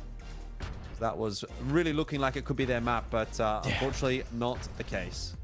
Yeah, you look at it and you say, honestly, that tail end, it was so simple. Flawless in overtime. There wasn't that much of a conversation really once we headed in towards overtime. And actually, now if you look at kind of generally, you know, we were talking about SG and saying a lot of positive things about them in terms of if they're able to pick up a win here, it changes the conversation of the entire standings to a degree. It puts pressure on teams above them. We start looking at it and saying, there's a world here, right? There's a world in which they can, you know, as Famous said in the interview, for example, push towards that top 4. Now, though, losing to TBI 2-0, I think changes that quite drastically. TBI, with how rough their season's been, you know, you hate to say it, but it actually on paper felt like a bit of a given, right? A bit of a gimme, you know, coming into it. And now it changes things for me, where I think for TBI, we've got to look at them and say, maybe we kind of underappreciated how good this side can be when they play well, and they can start making a run themselves. Yeah, I think I'm sort of starting to wonder here for TBI, I mean, that would surely put them above Swamp, right, on Yeah, the ladder. At which point, you know, obviously now you're from 8th into 7th, and you're starting to think, okay, well, we're off the bottom of the ladder. What can we do? You know, who are we going to be playing against tomorrow? Playing against Lazarus, which isn't like an impossible scenario, to be quite honest, for TBI, especially if they bring with them that same level that they brought today. So how far up could they potentially go in the sort of 3 weeks that we've got left, including this week? 4 points at the moment to get into the top 5. It's 8. That depends on how Anubis obviously goes. Depends on how Lazarus go. But I think it's still like a conversation that's worth having for TBI. And got to look at Dirty's performance today and really say, like, yeah, he was a standout. He was good on the first map. He was the standout definitely on the first map, and really quite good on the second map here as well. So yeah, happy days. Honestly, I was actually really impressed with him. He just very proficient on the AWM, and having a player, you know, I mentioned off the back of map number 1, I say it again until map number 2, having a player like him who's just so confident to take fights, so confident he's going to back himself in terms of some of these individual aim duels. You really do kind of love to see it. So all in all, not a bad little spot for CBI, who are starting to warm up to things. You know, as I said, the season itself maybe wasn't what they would have hoped, but that's a really, really solid win to have under your belt. And across 2 actually quite difficult maps. You know, Compound, because everybody knows, everybody loves it. It's a really good litmus test of a team. But, you know, even towards some Zero there as well, it's not exactly the easiest map in the pool. Not a map that gets played at least all the time, especially compared to the likes of a Compound or a Port that was played all the time last season. So, yeah, as we said, not bad. Not bad at all. Yeah. And some of these highlights as well, you can really just see where the individuals were able to step up. And, you know, we spoke about kind of Dirty himself, but even on the other side, some of these riflers got super active too in towards map number 2. Yep. Yeah, I'd love to see it, really. Sort of felt like they were across the board quite good, you know, like there wasn't anyone that really went missing. We'll have a look at the overall stats, and yeah, that point would probably be proven correct. I mean, King at 0.76 KD, like that's nothing too special to get excited about, but everyone else above a 1.0, and King was quite good on that first map as well. So I don't think you can really highlight anyone on TBI and say, yeah, they didn't really quite show up today. Rough ask for SG in particular, famous today on map 2 at least. He was sort of the pick of the bunch, but didn't really quite get enough across the board, and that'll be that. So take a look at who were the key players. Dirty and Famous. Once again, it's Dirty that's going to put his name up in lights, and I think you can probably put 2 and 2 together there and say he's going to be the overall match MVP then as well, if he's gotten it kind of done in map 1 and map 2. Yeah. And we'll take a quick look there at 2.0 KD for the entire series. Is pretty crazy. Yeah, it's not bad at all. I mean, this is a player who kind of came in towards this season and needed to really help TBI kind of turn things around for what was a, you know, a rough showing last season. No two ways about it. You know, they dropped towards relegation. Thankfully, relegation went well for them, but you know, they needed to change things up heading into towards season 2. They needed to kind of bring a little bit of a kind of a newer and a different mentality, and I think he's on exactly that. Very active, very aggro. They need that sort of a player who can set the tempo, and I think he's done a very, very good job of it. But ladies and gents, that's only game number 1. We've got 3 more best of 2s to bring you throughout today's action, so you're going to want to stick around. We've got lots of CrossFire West League action for you on your screens, but for now, the first one to a break. We'll see you soon.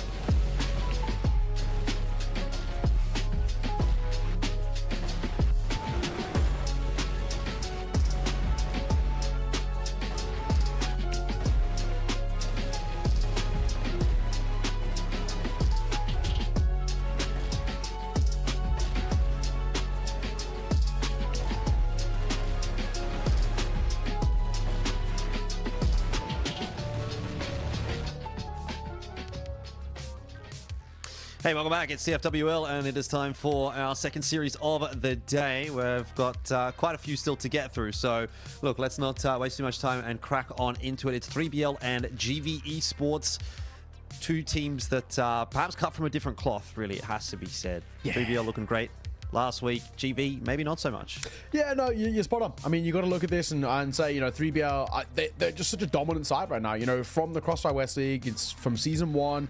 I mean, basically from all competitions so far, they're actually currently reside as the best team in the region, right? And they have just been so damn good. Here's what the standings are at the moment, and you can see, right? I mean, this side are no joke, yet to pick up a loss, 5 points, 3 draws. I mean, just shows how good 3BL really are. I mean, they are such a dominant team. When they get going, they are so damn difficult to stop. And I think for GV, they've really got their work cut out. I don't think there's any question marks about this. This is a side with, you know, on paper, a lot of name value talent, but the same thing has to be for 3BL. I mean, that's just a scary team.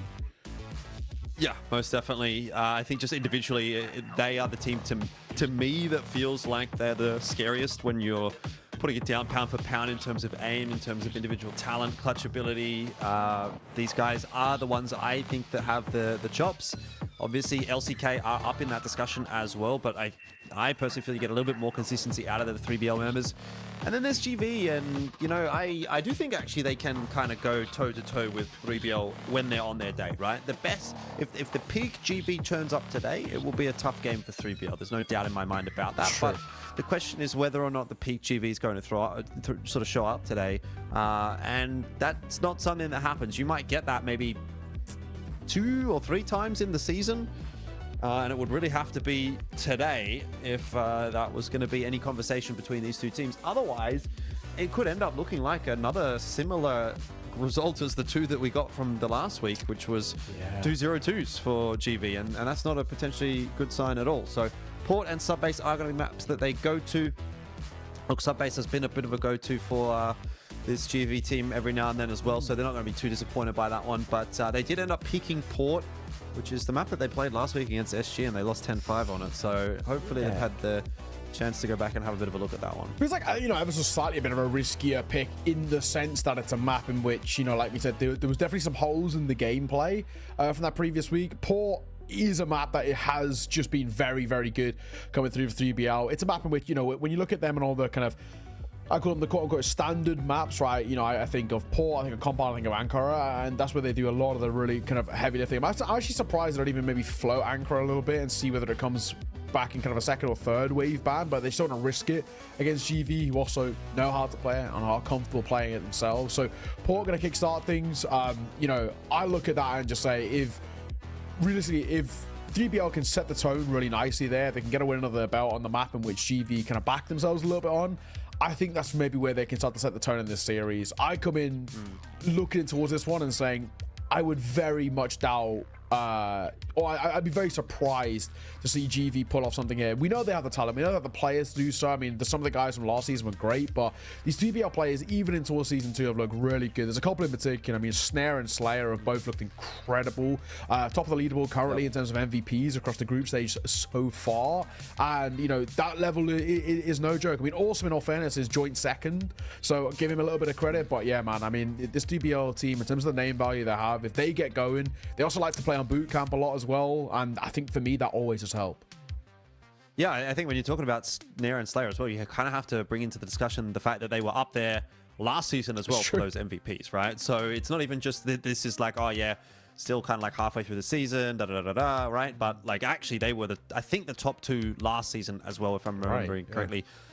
So you know they're very consistent performers. I'm also a bit of a fan of Horus. I feel like he is in particular a very clutch player, right? So to me, you know, when he's still alive, I kind of give them the benefit of the doubt. That the situation might not look good, but I think Horus is the kind of guy that can dig you out of trouble a lot of the time. So yeah, for me, 3BL, they've got it in spades in terms of, you know, if you're looking at a pound for pound matchup between any of the individuals on, you know, GV and saying, okay, do they match up head to head versus, like, does the sniper match up? Does the riflers, do the entry fraggers match up? Do the IGLs match up? I mean, you're going to go ahead and say, okay, 3BL individuals, pound for pound matchup.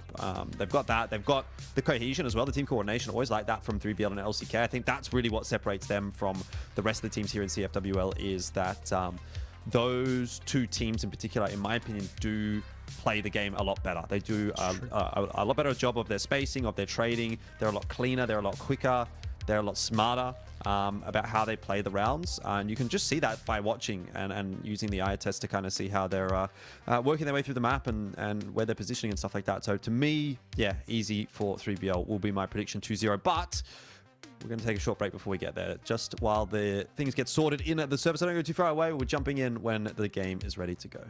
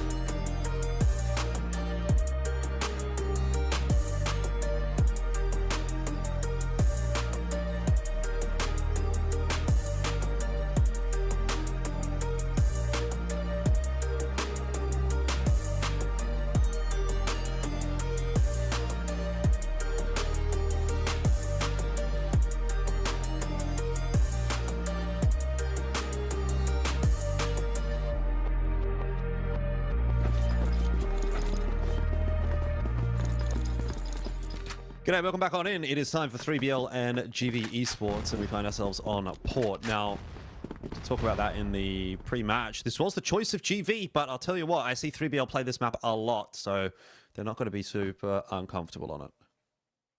Yeah, this map was an absolute classic towards last season, and no surprise to see it once again. This and Compounder get picked most series, in all fairness, especially when we get into towards playoffs, we go into the best of threes, best of fives, not on all the rest. It's kind of always going to be in and around there. The one we really just don't really see as much, Mexico for me, I feel like is one that a lot of the teams kind of go towards. But yeah, Port, an absolute classic, and yeah, he's spot on, right? GV picked it here, but 3BL like this map, play this map a lot, and to a very good amount of success as well. So let's see whether GV have maybe done their prep, have something up their sleeve. Who knows? They've got a nice little stack here, though, in all fairness. So might just have some sort of an anti-strat early. Horus and Snake Man, I say, are kind of in the rough area. They may be about to get tested. Yeah, FaZe and Snox, I actually don't mind this setup at all. GV always coming up with something a little bit different, and that's kind of worked perfectly. That's exactly how that's going to go.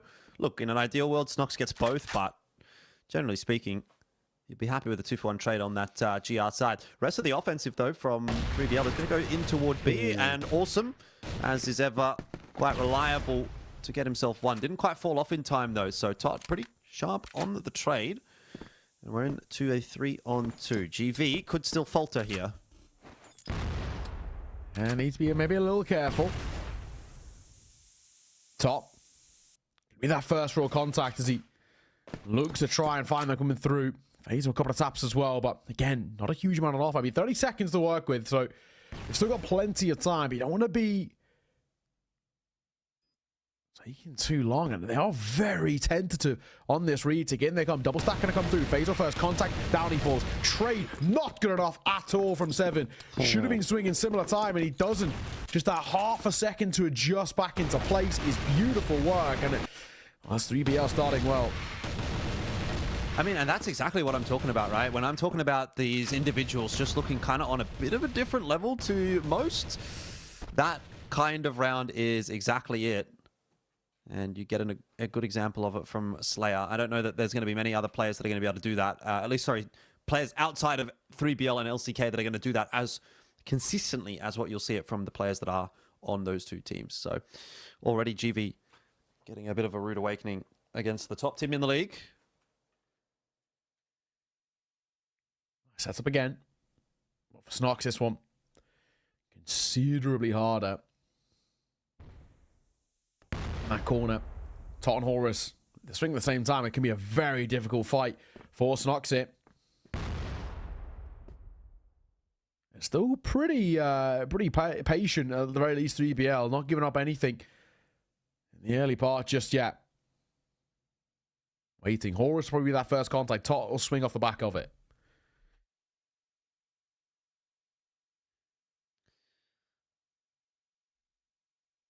Very patient, isn't it, from 3BL? Normally, they're actually one of the more sort of faster teams in this league, but sometimes they do like to slow it down. Snake's going to have a bit of a look, and yeah, 7 easy kill for him in the end. That'll be the go signal, though, for 3BL out towards A, and Snake's good for a couple on the entry. Snox and 7, though, to continue to trade down. 7 did fall. We're back to the 1-on-2. Horus, though, talked about him and his clutch potential. See if he can prove me right. Breeds is going to be the first one. Down for free. Horus low on HP, to be fair. So Awesome's going to have to go down cleanly as well. It'll take a headshot. Horus has no idea where Awesome is, but he does have a little bit of time to work with. 30 seconds here to try and grab that C4. Get up onto the side. He spots Awesome out, and there you go. That's exactly what I'm talking about. It's like I've watched this guy play before. And another clutch will go the way of Horus. Not bad. Not bad at all. I mean, I think the big thing maybe for 3BL is they want to, not being, kind of not have to work as hard for these rounds, but all that fundamentally matters is they get the round, right? And I think that's the only thing they really care about. But so far, 2-0, you kind of can't really complain. You're right, though. I mean, 3BL traditionally one of, you know, they'll be the quicker side, and that's exactly what they like to do. These pops that come through this time, it does not work. They get decimated, leaving Snare it all to do. That's one, though. Hang on. Yeah, he was given the opportunity there to isolate, but thankfully Creeds is able to see things off in a nice way. I mean, for a moment, that looked a little rough. They're normally a much quicker side of 3BL, and they've been slower in the offset. They try and step up the pace there, and it'll actually cost them. See how things change up in this round. Is it going to continue to remain slow then for 3BL? Looks like they're going to default back to a slower style, but Snare, I mean, look, that's not too slow in through mid. And he's able to get that opener onto 7. Just a bit of a poor angle choice, I guess, by 7 in the end, and it's an easy kill.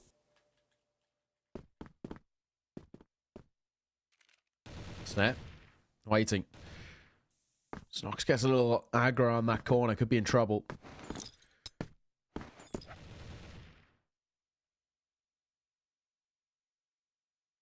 Very quiet. Once again, 1 minute 35. Going to make a little move here. Snare going to go and try and have a look above the smoke as he goes in via mid. And actually getting a lot of room to work with here. My God, he's very aggro. He's wrapped all the way through. They might not expect him up this quick.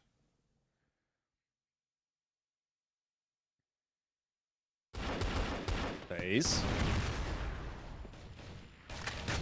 Not quite yet going to come into play. Awesome's got that opener onto Horus. Creed's into the mix as well. And FaZe is just copying flash after flash after flash. But finally, now that he can see, so too can GV. They can see the way forward. They've equalized at 2 apiece.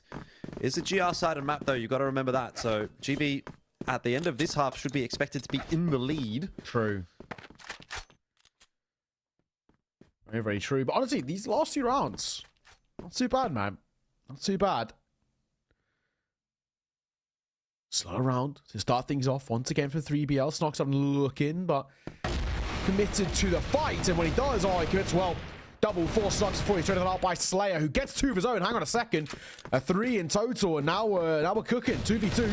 Then wrapping forward. 7 going to get caught as well, and FaZe now got it all to do. Nice. Spotted, waiting, hoping, and yeah, you're spot on.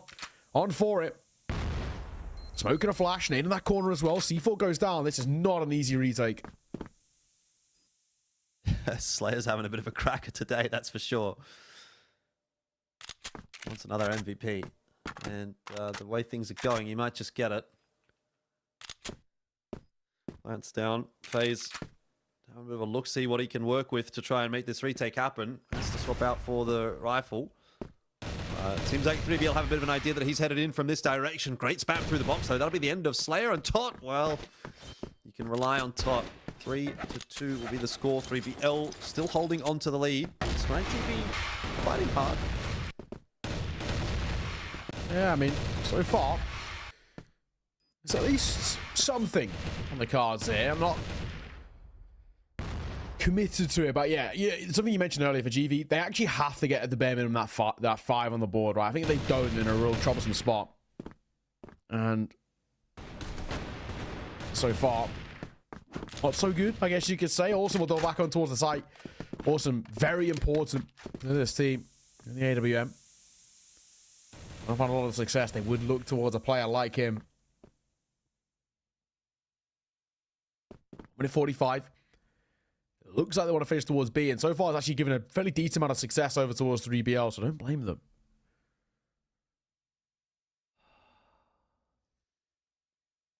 Awesome. Does like the secondary AWP role on this map. See him play this position a lot. 3BL maybe haven't quite gotten onto that fact because they give up another player to him, and GV holding onto the site quite nicely. Awesome up over the top. Look at that. Very nice round from him. So equalizing at 3 apiece. And GV, they're looking pretty on today, I gotta say. True, you know, you mentioned it as well coming in towards the game itself and saying, you know, while on paper, 3BL should take this, and they should take it 2-0, but the thing you are talking about is GV are going to make them work for it if that is going to be the case. Well, this is a side which is, or I guess a matchup pretty favorable towards 3BL, as is basically all matches that feature 3BL, but GV are no kind of pushover. They kind of as well, they need these wins too. You know, where they kind of find themselves currently in the standings. They kind of desperately need a win, at least one of these kind of upset ones. If they can pick up a win here, you know, they would climb very, very close to kind of looking in and around that top 4. And Lazarus are only 2 points ahead of them. Anubis joint on 8 as well. They are on kind of playoff brink, but not quite there just yet. Of course, they do need maybe some other performances going awry, so to say, on the likes of Lazarus. Shall see. 1 minute 15. No real true fights have been taken just yet. Slay the only one's taken really any serious damage. Again, a lot of downtime in these rounds typically. 2.5 minute round time. It gives you a lot of options on that blacklist side. Don't need to go anywhere too quickly. And to be fair, the solo play has generally been working out for 3BL so far. That's what they've defaulted back to. Snox has been somewhat left alone on A, although FaZe is there in the connector to cause some problems, and 3BL are going to have to be aware of that. Sometimes this late in the round, you might not be too worried about that position, but if they've taken the site already, that opens it up. Nice, a 7, doubling. But no more than that, and Snake and Snare able to recover. A couple of quick frags apiece. They've spotted out FaZe now as well. C4, the plant, might not be so easy to get down, but Snare is getting active, and he'll have to, because Creeds has another member there to help him out, and it's FaZe that will save the day. GV are going to go up 4-3. Like you said, they do need to be kind of, at least in our eyes, pushing towards kind of guaranteeing the bare minimum, you know, that lead. And hey, this is a decent little spot that you kind of put yourselves in. I think 3BL kind of desperately needs to be taking a bit of a conversation here. You know, in this instance, it's a tech pause, so we can hold and wait. But good thing, you know, 3BL like to play on LAN, like to play kind of boot camp together. I think it's been very good for what has been a super successful year so far in kind of the CrossFire West League. So far, points-wise as well, they find themselves in, honestly, a really good spot. You know, we're looking at them as probably kind of our main prospects going forward. You know, off the back of a successful CrossFire Season 1. They finished top on UnKnights, second, LCK third. GV, in all fairness, did finish in 4th place. So they're not exactly out of the realms of possibility. If they can have a good season here, there's a, you know, a conversation to be had about the potential of maybe international lands. But realistically, 3BL, anywhere near the season they had in the first half of the year, you know, no question that we'll see them on LAN.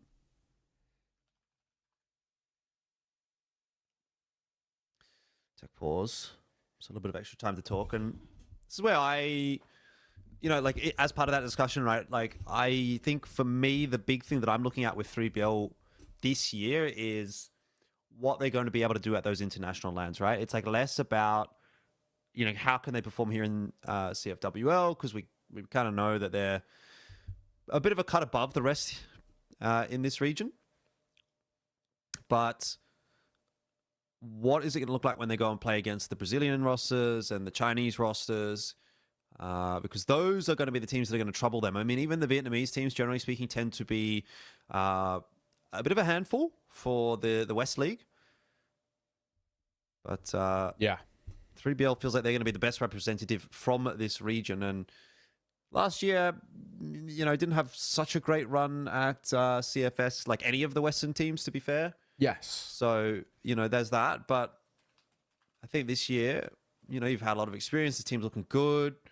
West League seems to be quite strong with a couple of teams towards the top and doing pretty well for themselves. So hopefully, you know, put all that together, we might get a Western team going deep in CFS this year later on, in maybe in December. But it'd be nice. We'll have to wait. It would be nice. Is it likely? Maybe not so much, but we'd love to see it, especially, I guess, for our kind of bit of a bias in a way. And, you know, especially as well for us who've kind of seen them the whole way too, right? We've kind of seen the side kind of come in towards this year, especially at the start of the year. It was actually the question of, we know this side on paper are good, but it's, can they actually kind of come into this and showcase to everybody how strong they actually can be? And thankfully, we're getting that kind of instance of, you know, now, yes, this season, I mean, equally as good,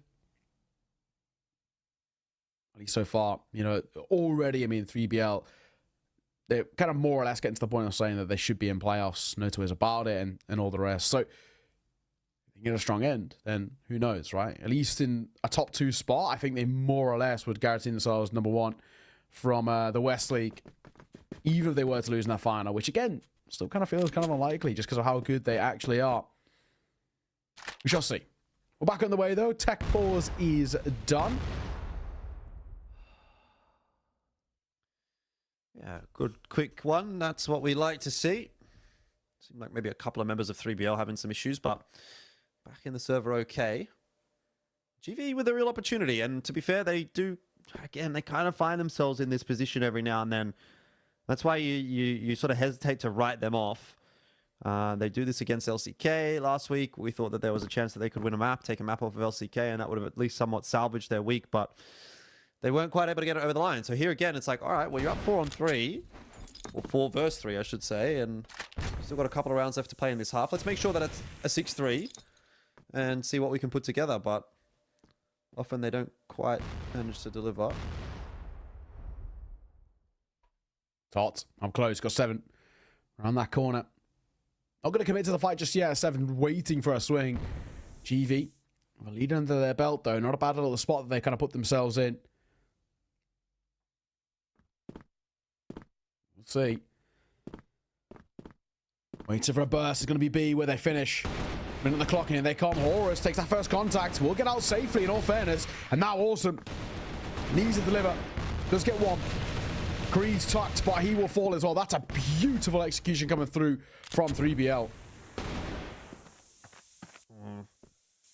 Said GV have brought a couple back, but 7 tries to accelerate through the warehouse. FaZe wasn't ready to go. There's a smoke in his way, so he's rotating his way across to warehouse as well.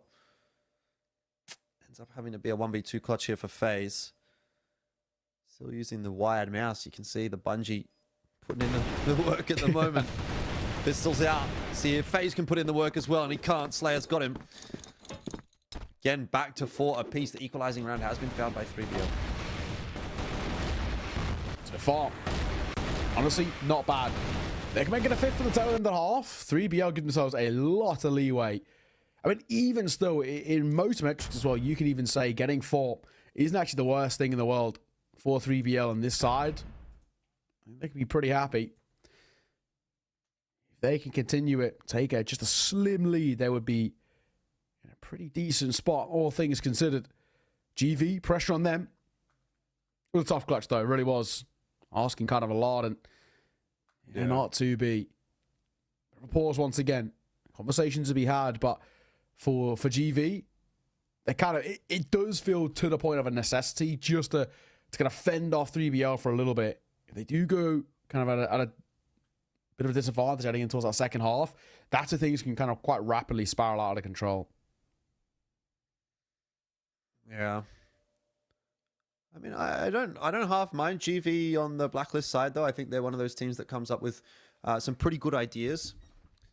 7 is a very experienced in-game leader, captain. Yeah. He's been around CrossFire for probably longer than anybody on 3BL. And he's played at the highest level as well as in the grand finals of a CFS with Flipside. I think it was Flipside that they were signed to in I want to say it was 2016. It was either 2016 or 2017 when they played in that grand final, but he was there. They did lose to Vici, but you know, Chinese team's pretty good at CrossFire, so no harm, no foul.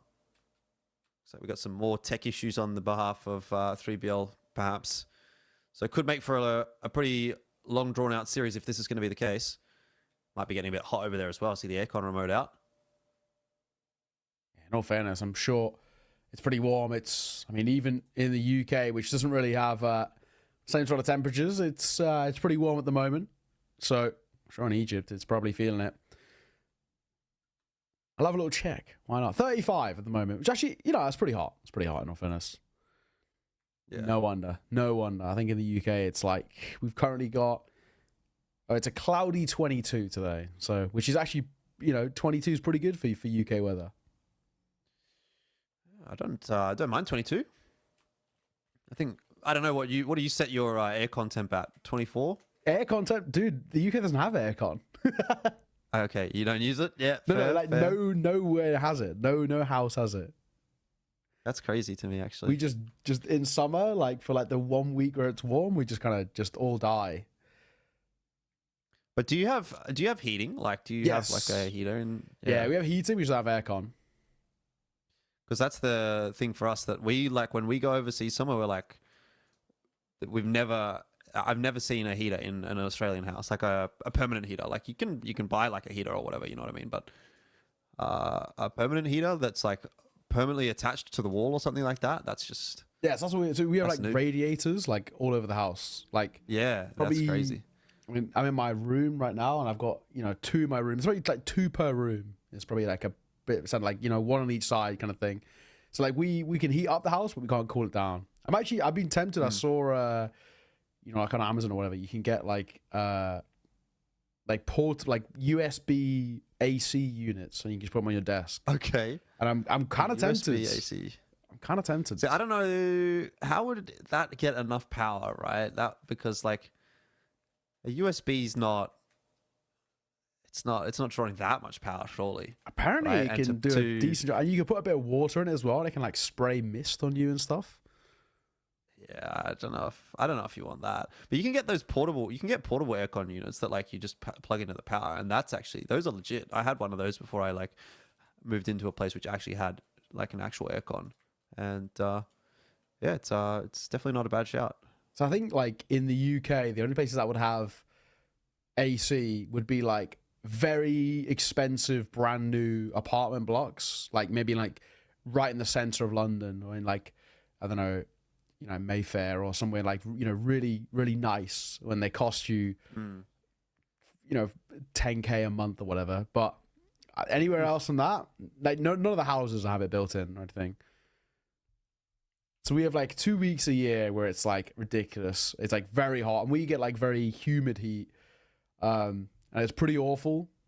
And then the rest of the year, it's just pretty cold and cloudy. Well, looks like we're going to be in this tech pause for a little while. I hate to say it. We don't know how long this will take or what the issue is, but hopefully it's only a brief one. We can get TV seem to be in good spirits. Yeah. At least. I can, fair enough. I mean, that's probably the best thing you can do, right? Just don't... Worst thing you can do is sit here and hope, sit here and kind of be a little bit too locked in, and then, you kind of waste all your energy. But ladies and gents, we're not going to lock in for a little bit. It seems like the tech issue is maybe going to be a little bit longer than we would hope. So rather than sitting here waffling, we're going to go on to a break. We'll see you in a second.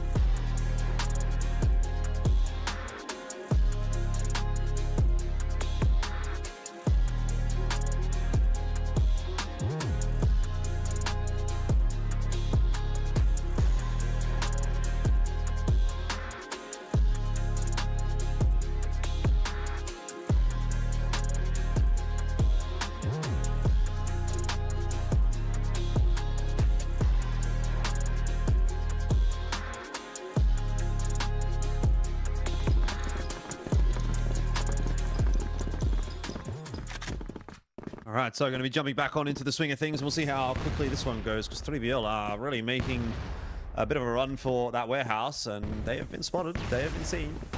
Not going to slow down at all. The smoke's not going to keep them at bay. Awesome. Head down, trying to buy this time, but spammed through the box by Horus. He's going to be done, so it's a 1-for-2 trade. 3BL will be happy with that going into the B side. That's the best way you can kind of come off the back of a tech pause as well. Just lights out aggression, fly into fights.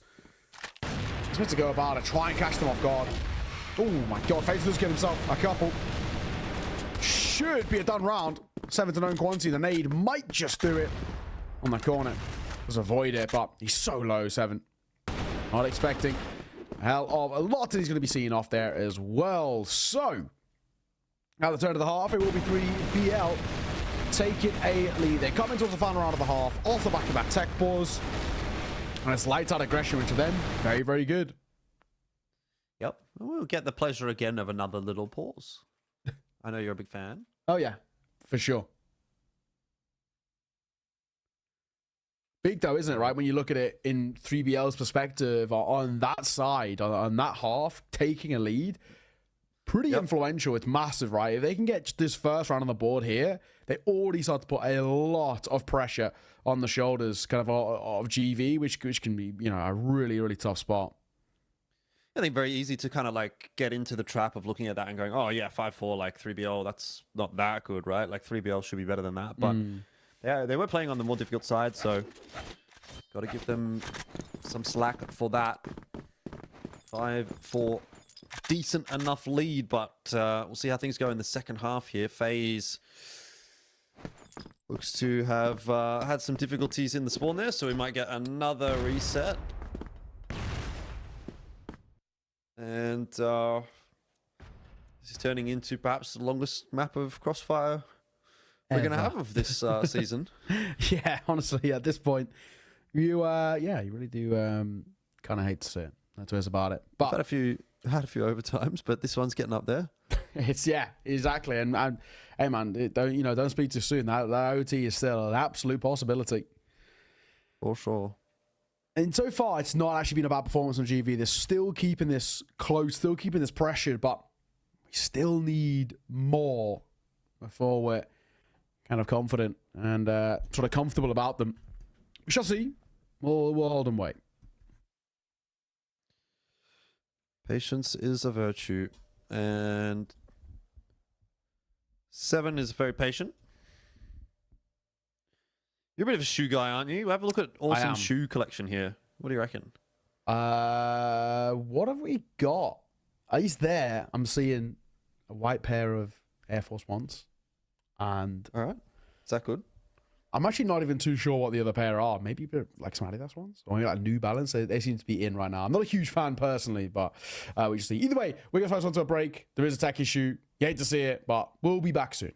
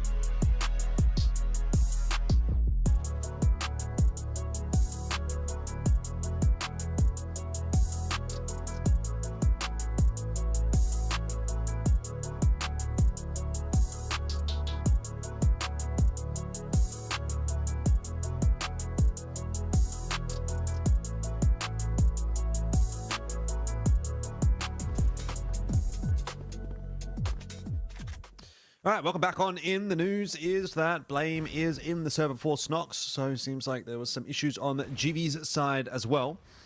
Either way, we are ready to get stuck into the second half between 3BL and GV Esports. It's 5-4 right now. 3BL did a pretty good job in their first half, but was it up to scratch? Are they happy with that? We'll have to wait and see. And the way Slayer's playing, it looks like maybe they have a point to prove in the second. It's true. It's very true. On the corner. Not good for Horus.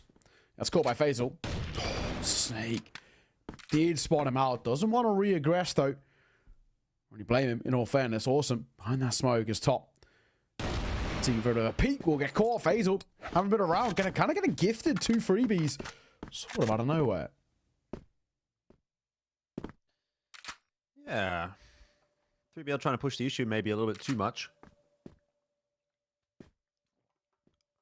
Especially after having found that opening pick. Don't necessarily need to be getting too over the top. So they'll slow things down now, definitely. So he's going to wait in mid, see if anyone's going to push in through there. If I had to take a guess, it might be an A split as far as GV is concerned. But Slayer thinking about that as well. Nice little check. Catches phase.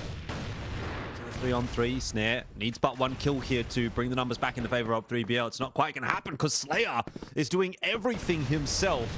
He's found himself another quick double and Snake gets 1 more. That is quite dominant, really, from 3BL. Big round as well. Right, coming in towards this second and really kind of setting the tone like that is massively important. And especially considering he actually didn't start well. Faisal gets gifted 2 kills off the bat, and you're thinking, maybe this is going to be a round already for GV to kind of tie it off the rip. The answer, though, is no. 6-4. GV. Very tentative starts for them. Very slow. The early part of these rounds. Questions, of course, what Blame can do in the server himself. To come in as a bit of a substitution. Had he even had time to warm up? Who knows? That's the big question, but we'll see. Imagine not, but look, Blame is also another one of those guys that's been around the block, so he should be pretty comfortable jumping on in. It does drop early there, so GV drawing first blood in this round. They've actually taken the side itself as well. Horror's going to try to push the issue. It's not going to work out in his favor on that timing, and this should be quite comfortably GV to bring it back to a little bit of a closer scoreline. Maybe got something to say about it, though he'll lose his life to phase, and Slayer's now been spotted out as well. That one will be also quite comfortably dealt with. And this game got a bit of life still left in it. I mean, it's been a long one because we've had kind of all the tech pauses, but we've got to remember that it didn't actually feel that close maybe off the back of that 10 in the second half. We were actually kind of even on the praises a bit for 3BL. They put up a very decent showing, even though while it only looks on paper like 1 round, it's just because of the side they were on. They're the much harder side. 3BL side, honestly, looks pretty clean. 8 on towards bridge. On around 3BL. Still actually a bit tentative for them, in all fairness. Side who normally likes to play actually quite aggro, even on defense. But they're giving a lot of control over towards GV and kind of allowing them to maneuver around freely. GV's a good enough team to take that and run with it. Awesome. Oh, looking for that extra kill onto Snake. He's not quite going to get it. He'll also actually fall in the end to Tot. So 3BL working hard to maintain the lead here on Port. It's not been a bad game from GV, I'll give him that, but is it enough against the best team in the competition, in my opinion? I don't know that it will be. Todd's going to fall off. Early information, though, gathered by 3BL there, and Snake's able to commit to the site alongside. Ends up being quite difficult now for GV to get that plan down when you've got so many players that can sort of just jump up on a whim. Todd's going to do just that through the flash. He's going to grab himself 3 kills. That's too easy in the end for 3BL. Quite a comfortable round. True. It's pretty simple, right? I think, again, showcasing just how good this side can be when they get going. When they play to level, we know they can. Very difficult to try and slow down, to stop, and all of the rest. Seven trying to take a fight there top. More than happy to kind of square up against them as well. I don't really blame him. When he can get going, Tot is considerably scary himself. And there goes quite off the back of it. Just information plays here for GV for the most part. Committed to any of these fights just yet. One in the second is awesome. Going to start to make a little bit of a move here. Slayer's around that corner, but again, playing the slightly more passive approach and how he's looking at it. So 1 minute 35 to work with. Damage has been dealt primarily towards GV, and 3BL again, more than happy just to park up and wait to say that. Horus gets active. Good start. Oh, very nice shot from Snare as well. The quick scope. Slayer close at the box. Wasn't properly checked, and he is going to punish. 3BL charging towards the victory now. It was close for a while. It was sort of tit for tat. GV keeping it interesting, but those days seem to be pretty numbered. Back in a dominant position for 3BL. A couple of rounds yet to find, but they don't seem like they're going to be too difficult at this point. It's true. There's a lot to like, right? I think that's kind of the main thing for 3BL. This is kind of how we expect 3BL to play as well against basically the majority, the kind of the competition, kind of the teams in this competition. They're such a good side. When they play the way we know they can, they're a very, very tough team to come up against. And hey, we are seeing it right here. To like. Shots, leg in fact, but will be seen off by the rifle up close. Quick trade going to come through as well as Snare tries to high up close, shotgun arming to a degree, and it's actually working quite nicely. Very scrappy. Creed is all that's left, and he was put it down to a 1 versus 2, and he isn't able to convert it. 3BL 1 round away from the map in their favor. Yeah, it's just like, it feels like such a long time ago that we were sitting in that pause, and it was kind of like, well, jury's out as to which way this game might end up going, because right now it's looking like an incredibly dominant display actually from 3BL. It might just end up being a 10-5, so that would be a little bit disappointing, I think, in the GV camp, right? They were really keeping it interesting, and obviously Snox had to take a breather, which, you know, there's nothing you can really do about that. And I'm not necessarily suggesting this is Blame's fault at all, but that seems to have just completely killed all the momentum that GV might have had that was kind of keeping them in the fight here. And 3BL now just starting to run away with things. Horus, though, early drop against FaZe, and so numbers advantage is going to persist at least for GV in this round. So, at the very least, bit of a move being made here. I mean, already getting that opener is massive for GV. I mean, absolutely need it, right? So, numbers in their favor. All they really have to do is now just play the trade game to a degree. Work with it. Going to play up close. Numbers in their favor. You just got to back yourself.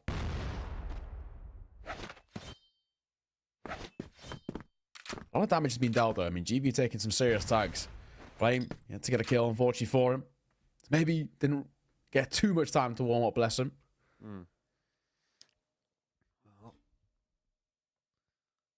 GV going to take their time, definitely. But in that meanwhile, Slayer is getting busy. He's pushed A long. He's caught FaZe.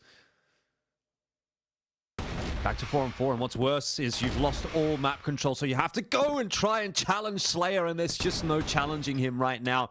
He's having an absolutely crazy day. Awesome eventually will drop him. But the damage is done. 30 seconds left. 0 map control, GV. And the numbers deficit. It's just an impossible round to win now. It is, surely. And it might be the beginning of the end, or it is kind of the beginning of the end, really, for GV. Numbers is advantage. They've got to make this stick, and, you know, his Blame is going to be in towards the fight first. There's just no way he clears this. He's not going to, and it's going to be seen off. Tot up close. Nice and easy. And that's going to be 3BL after a bit of a marathon with the tech issues we had. They actually see off the map. Which is on paper, I mean, Jordan, that's pretty dominant, man. Yeah, look, I mean, I guess you're right. Like, I don't know that I would have thought we were going to get a 10-5 when we had such a close first half, but kind of just goes to show you how difficult it can be if things start to get rolling there for a team like 3BL, and it certainly did get rolling. I mean, solid, super solid performance actually from Slayer, and in general that's kind of what we've come to expect from him as an individual. There was good cameos in from the rest of the 3BL lads, and obviously GV played with a couple of issues. That doesn't help, but I don't know how much difference it really made, right? GV got to start on the Global Risk side, and we were saying, you know, that's the better side to play, and you could very much see that when 3BL got over onto Global Risk, how kind of comfortably, how easily they were able to dominate. Yeah, I mean, it really says a hell of a lot as well, I think, for me, when we look at this now and say, if these tech issues are going to kind of remain for kind of GV going forward, they actually could be in a lot of trouble. Blame didn't really look kind of too on, though. Granted, he's got kind of a 10 to 15 minute-ish break before we head in towards map number 2, but maybe a bit of time to kind of hit the DM a little bit. But yeah, I mean, all in all, I gotta look at this and I now say, just as a team, 3BL look very, very solid. They do look like they're kind of here to make this one kind of quick as if they can without the tech issues, and it's really solid. When they get going, they can play some very beautiful crossfire. You know, you run through these highlights as well, and you can just see the individuals wrapping up some really nice showings. There was a couple of moments from GV, and a couple of instances where maybe, you know, even that last round, for example, they had the opening kill, they had the numbers advantage, and then they kind of let it slip away. It's these mistakes that are costly to them, where you can't afford to give a side like 3BL any sort of mileage. If you do, you're in trouble. Yeah, very much so. I mean, I think that bodes poorly as well going into the next map. GV just kind of capitulating like that. That's now 5 maps lost in a row if we take into account last week. And even then going back a week further, they lost 2-0 to Lazarus. And then so the last time they've actually won a map was 15th of June. That's like 2 weeks ago. They got a 2-0 against TBI. Ever since then, 2-0 loss to Lazarus, 2-0 loss to Swamp, 2-0 loss to LCK, and potentially now 2-0 loss to 3BL as well. So it's all kind of awkward, but we'll see what they can do. Obviously, as we head ourselves into a break, we'll get ready for map number 2 and see if GV can salvage this one at all.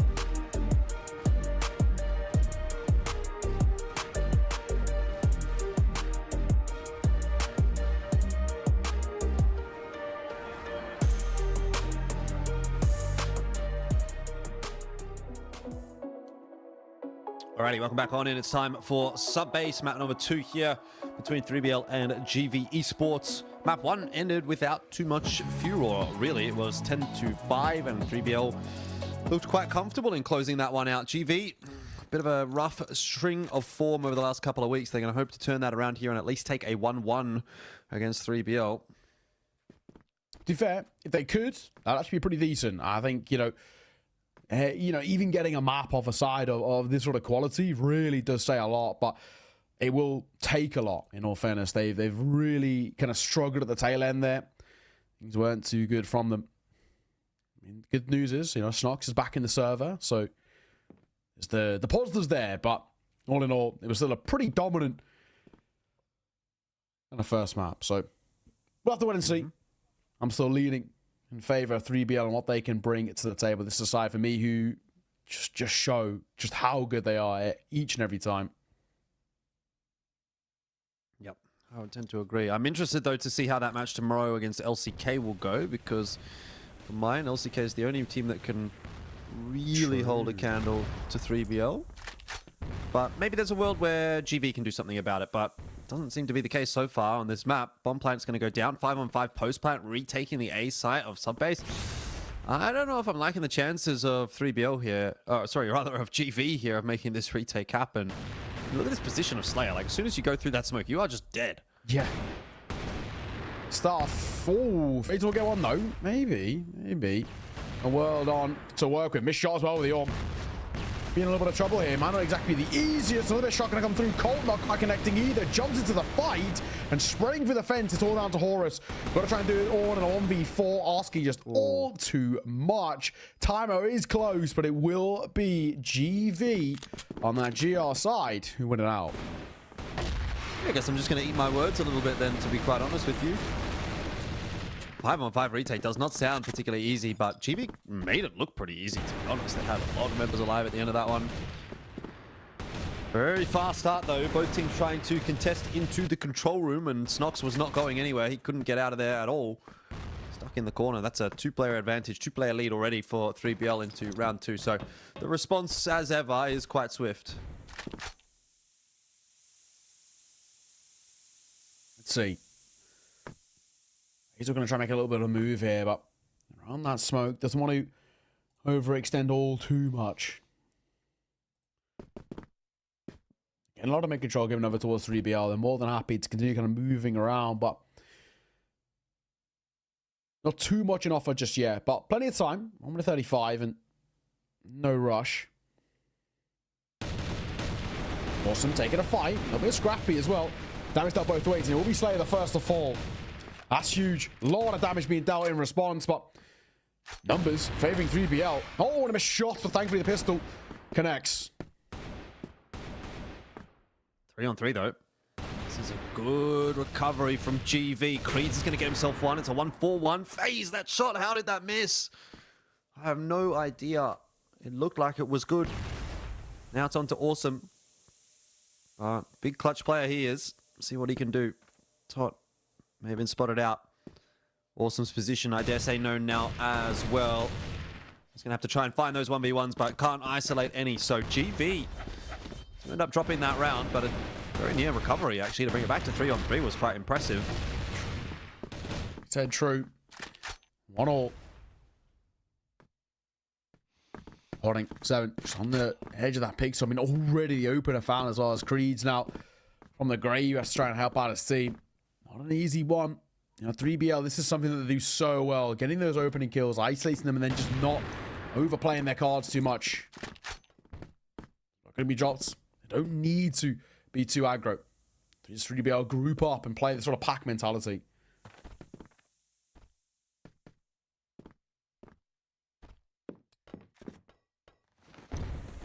I do like it when they do that. Very good trading and spacing on this team, and lots of explosive firepower as well. So just bust out into one of those bomb sites and kind of trust your individual aim. I don't think it's a bad way to be. We'll take it a little bit slower this time around, though. Also like to see GB putting up a fight. True. It is a BL-sided map, so we're expecting 3BL to do pretty well in this first half. Horus quite happy to oblige with the first couple of kills that are going to go their way that round, and Awesome and Snox now tasked with a relatively difficult prospect. Yeah, Austin a lot. I mean, damage has been dealt towards Horus, which maybe can,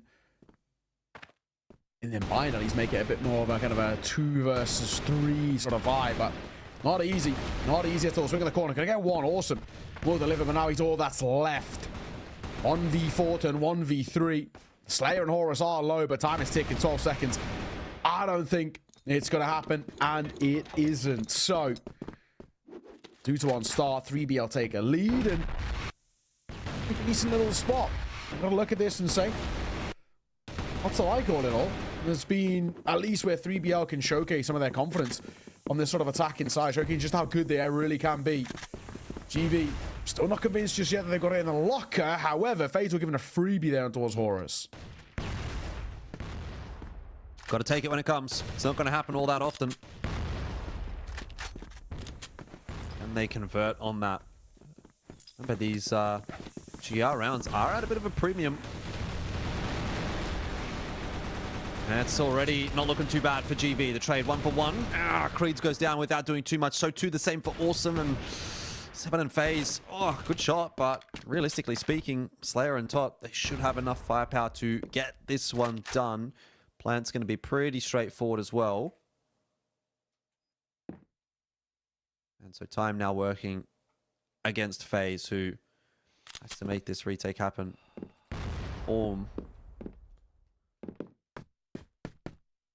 Not easy. He's not feeling too keen about it. Yeah. He's got 25 seconds left to play. I don't blame him. It's a lot of angles to clear, not a lot of time. Slayer, though, he is... Oh, my God, he was a dance with the devil a little bit there as he peeks up on towards Missile itself, but Colt hoping to do a lot of the legwork, and Slayer got other ideas. So, 2-1 turn, 3-1. I'll have to see, but I think all in all for 3BL, this is still looking pretty decent. GV, they just feel a little tentative for me, a little nervous in some of these head-to-head fights. Yeah, maybe not flowing quite as easily for them as what it is for 3BL, which honestly is fair enough. Do see this quite a bit from FaZe. Auto shotty in the vents. He's a big auto shotty fan. And honestly, generally does a pretty good job of it. I like as well that it's not like something that he defaults back to all the time. True. You probably see it a couple of rounds a half, if that. But a bit of a trend that maybe when GV aren't doing too well, he'll pull it out. So let's see if it's something that 3BL are prepared for. Horus certainly seems to be on the ball. Yeah, he's, if not aware, he's got an inkling. Spider senses are tingling. He was decent. The chip damage towards Phaser. You're all right, though. He definitely has the right idea. As long as he doesn't peek the auto shot, he should be fine. You get up close here, it's the worst place to try and fight. Luckily, I don't think he's going to be giving it. You know, Slayer seems semi-tempted, but it looks like they want to finish towards the A side. At least with how they're going to set up at the moment. There's a bit of an in-route off the back of Snare towards kind of upper B, but again, they're not committed to that fight. 50 seconds, though. I mean, DBL, fellas, we've got to start to make a move.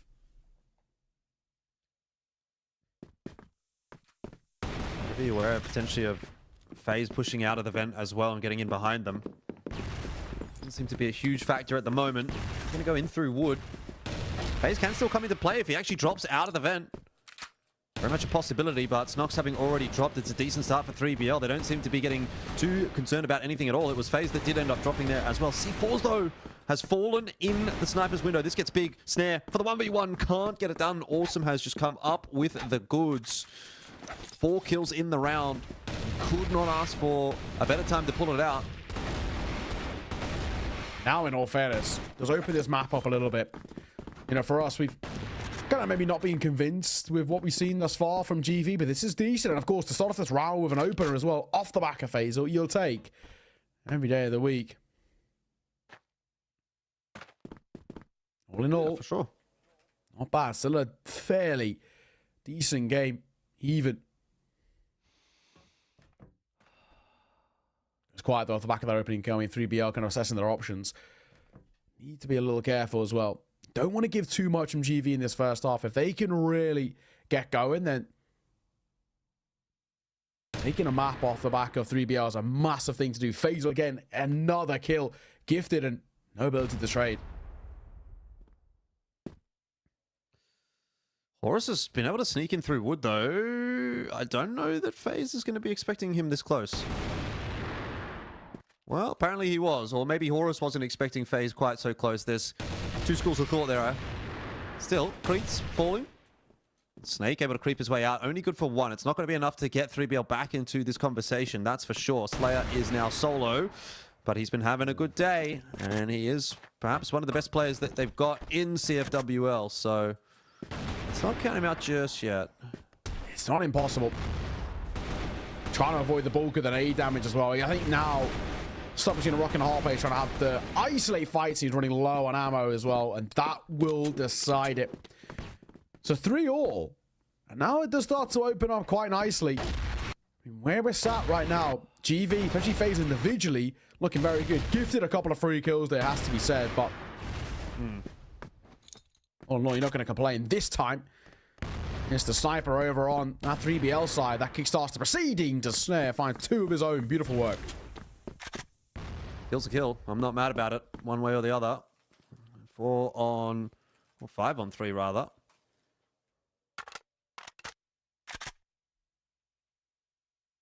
Slows down a little bit now for 3BL. Awesome. In a position where he could actually grab a couple. Has heard those footsteps early, and the spray just didn't quite get there in the end. 3BL, though, doing enough to keep this one looking pretty easy. Plants down. Creeds, what do you do?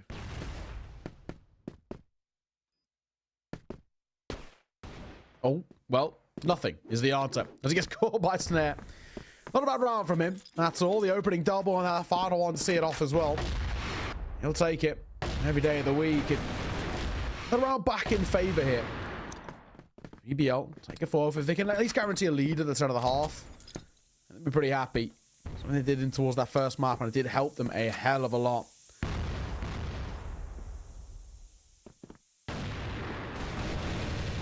Spam is decent. Snare, bit of damage being taken. 1 for 1 though, as Creed's gonna get one of his own. Snock's gonna double down. Round is on.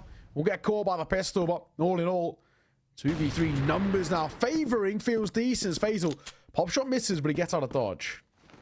I think that's something that we didn't really talk about all that much. Obviously, Snox is back, which you would say is a bonus for GV.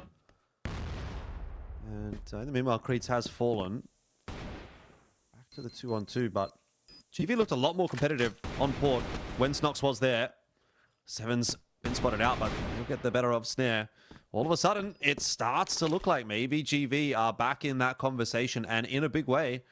I think you're right. I think you really are right. I mean, honestly, you can start to see that GV are changing up how they're sort of maybe approaching this in a sense. I mean, we're looking at this and, you know, off the back of map number 1, we said that they were quite tensive, and they actually started map number 2 a little bit tensive as well. They were a little nervy. They weren't confident taking the fights. They look a lot more kind of trusting in themselves. They're more than happy. Kind of plug out a little bit, and it does work because it's what Orson going to do. Gets to, looking for a third pistol pulled out as well, but he'll be cleared out. Very chaotic proceedings. It's not looking good for GV. Maybe this time a little bit too confident. Yeah, I don't mind it though. I mean, they're on the GR side, right? And this is not the side that's expected to do the majority of the work on sub base. So working hard on this. Yeah, 5 would be nice, but 4 is honestly not too bad at all. See what 7 can get done. See if you can wind back the clock a little bit. Run it back.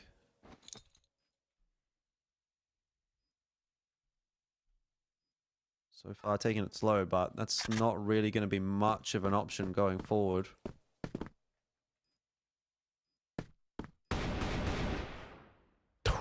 First couple of shots don't quite connect, so the half is in, and it is favorable for 3BL, but not to an egregious degree.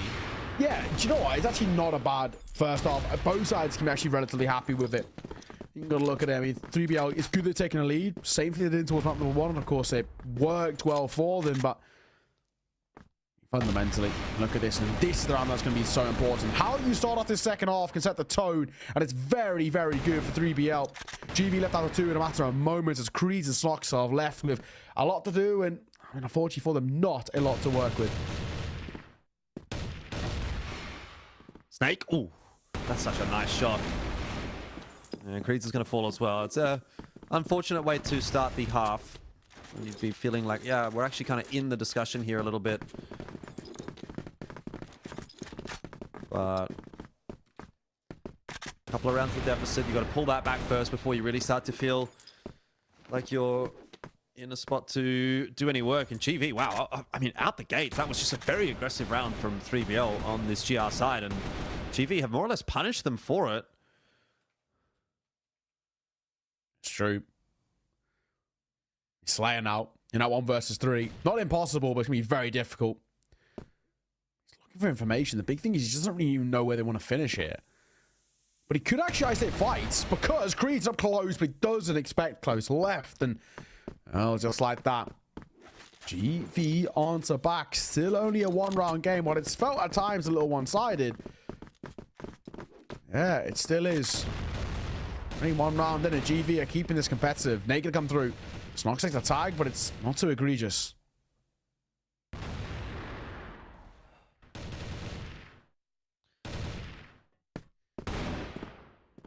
Clearing out the locker room slowly.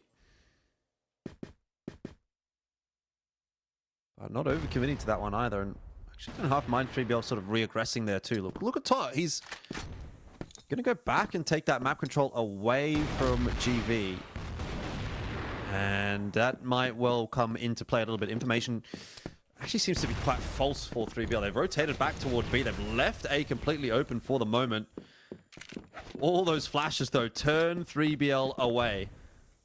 It's a game of cat and mouse, and both teams pushing and pulling each other around the map at the moment. Top. Hunter between both angles. Out of the smoke on the right-hand side, he only really has to commit to 1. So now boosted up, he can more than happily park up here in towards vents. Question is, of course, will he be given the fight? Looks like probably not. Potentially it was going to be a move being made by Awesome, but he opts against it. Under a minute now. GV do have to make a bit of a decision. Where do we want to finish? While they're set up, you probably assume towards B, but they're also leaving at least a little bit of A presence. Jumping through though. Through that smoke is risky. Tar close. Will gets first. Gets traded immediately though. The numbers still remain in favor. That's all that matters. But they're brought back into 2 versus 2. Hang on. The pistol works and Slayer's now got it all to do. Yeah, FaZe, he's having a game. He's 14 and 8. He's continuing to put numbers on the board. And Slayer, has he got a read on Creeds? It seems as though he does. He's not shy from that fight either. Headshot's going to be easily enough, and FaZe is so low. So even with all those heroics from FaZe, this is still a very difficult round to win. C4, no man's land. And he cannot find Slayer. No. So that's round over. Yeah. That's it. He just cannot find him. Tucks it towards that corner. Kind of their own worst enemy in that sort of situation there for GV. It's sort of the worst way for a round to sort of end, especially considering how they brought it back into contention. It felt completely out of the realms at one point, especially at the back of that pistol, getting that 3rd kill, and been losing it by timing in a, you know, a game that's a 2-minute 30 timer. It's pretty egregious. Well, just got to pick yourself up by the bootstraps and keep on going. Easier said than done, though. As it swung out of the hands of GV. Maybe with this round, it feels like it might be going in that direction. Snox has got other ideas. He doesn't want to deal with those kinds of issues. But still, numbers are going to be good for 3BL. Feeling comfortable. Yeah, they're going to give up the A site. Plant's going to go down, but 4-on-3 for the retake. Doesn't sound too shabby. Awesome. Him and Snox kind of desperately trying to avoid that. The util, the flash is a beaut. Fight's going to come through. Snare will get a double though. 7 now in trouble, and oh my god, Snare and Slayer combined. 2 of the biggest names here in this region, showcasing exactly why. That's a really nice retake. All things considered, this could maybe start to spell the beginning of the end a little bit. 8-5, only 2 rounds away. 3BL looking really good now, really confident. That retake showcasing exactly why. Yeah, Tot making short work of this push into lockers. He's helped out by Slayer, who ends up actually being the one to kind of push his way in. It got a little messier than it could have, though. You'll take it. That's a very straightforward setup for 3BL to make work, and it should just easily be 2-man swing. Timed nicely by Horus and Snake to finish off. So we're not long for this world on the second map between GV and 3BL, it seems. Which is quite unfortunate if you're a GV fan. It has been a very rough string of matches, and that doesn't look like it's going to turn around here today. GV lose phase early in what might amount to be the final round of the map. Snare gets one more. It's just going too easily. Creed's in the blink of an eye finds himself solo, and he gets one, which is wooden spoon prize territory at this point in time. Unless he can pull off the 1v5. I mean, look, he's got the time to do it. Doesn't really have the HP. Yeah, I think it's safe to say it's not going to happen. Pistol will see it off. And just like that, 3BL actually make it look much more comfortable than I think. And sometimes it felt. I think for 3BL, this is what they can do. Even if the games and the rounds themselves aren't exactly that quick, it's still on paper quite dominant. If you look at an overarching view, 3BL are still such a clean side. They make very few mistakes, and when they do, they rectify them actually quite nicely, heading, following up. I think for GV, there was a couple of moments there. I mean, map number 1, we're not going to read too much into it. They obviously had the tech issues. They had to stand in, so it's whatever. That second map, couple of moments where maybe, it felt like there was a conversation. That first half was decent, the start of the second was okay, and then, they just give it maybe a little bit too much room for 3BL to heat up, and when they do heat up, that's it. Yeah, I mean, look, again, you do have to sort of give some credit to GV for that. It was definitely not an awful performance by any stretch of the imagination. Kind of liked what I was getting there from a couple of the individuals. I mean, FaZe in particular really had a pretty good game there, and it's just one of those things, like if you have FaZe +1, right? What a different map that could have actually ended up being, and we know that Awesome can oftentimes be that player, but I feel like he's been a little bit down on his output in this particular season, so we'll have to, hope that that's going to turn around in the last few weeks. But to be fair, how much are you really going to be able to get done against a team such as 3BL? Even when you're on, I think a best case scenario, this is a close, like maybe 1-1 for GV, where they like eke out, a 10-8 victory or an overtime victory and be with that. But it's going to be very, very difficult, and you're going to be quite lucky to take a map off of 3BL in the best of times. And that's something that LCK are going to probably find out tomorrow as well. That's a very, very big matchup as well that can really show us which of those two teams was going to be the one to walk out with, I guess, the minor premiership, if you will, in the sense that they're going to want to, top that scoreboard at the end of the season and give themselves every possibility going into the playoffs. Yeah, absolutely. I mean, that one for me feels like the big kind of winner when I look at it. Whoever can take that really set the tone quite nicely. For GV, they need wins, though. I think they even get to a point where maybe ties aren't quite enough. That one was asking a lot. Fair enough, but anything more? I don't know. We're going to throw some to break, ladies and gents. Sit tight. We got our third best of 2 coming up just after.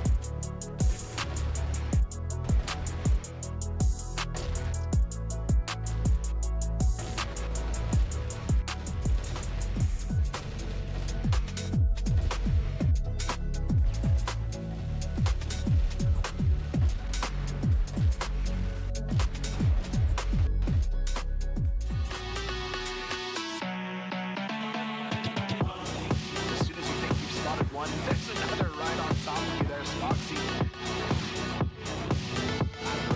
When HPV is just doing what he's doing. Has to get at least one. Good for one, good for two. Green's good for three. But again, he can't find more than one, but it's HPV!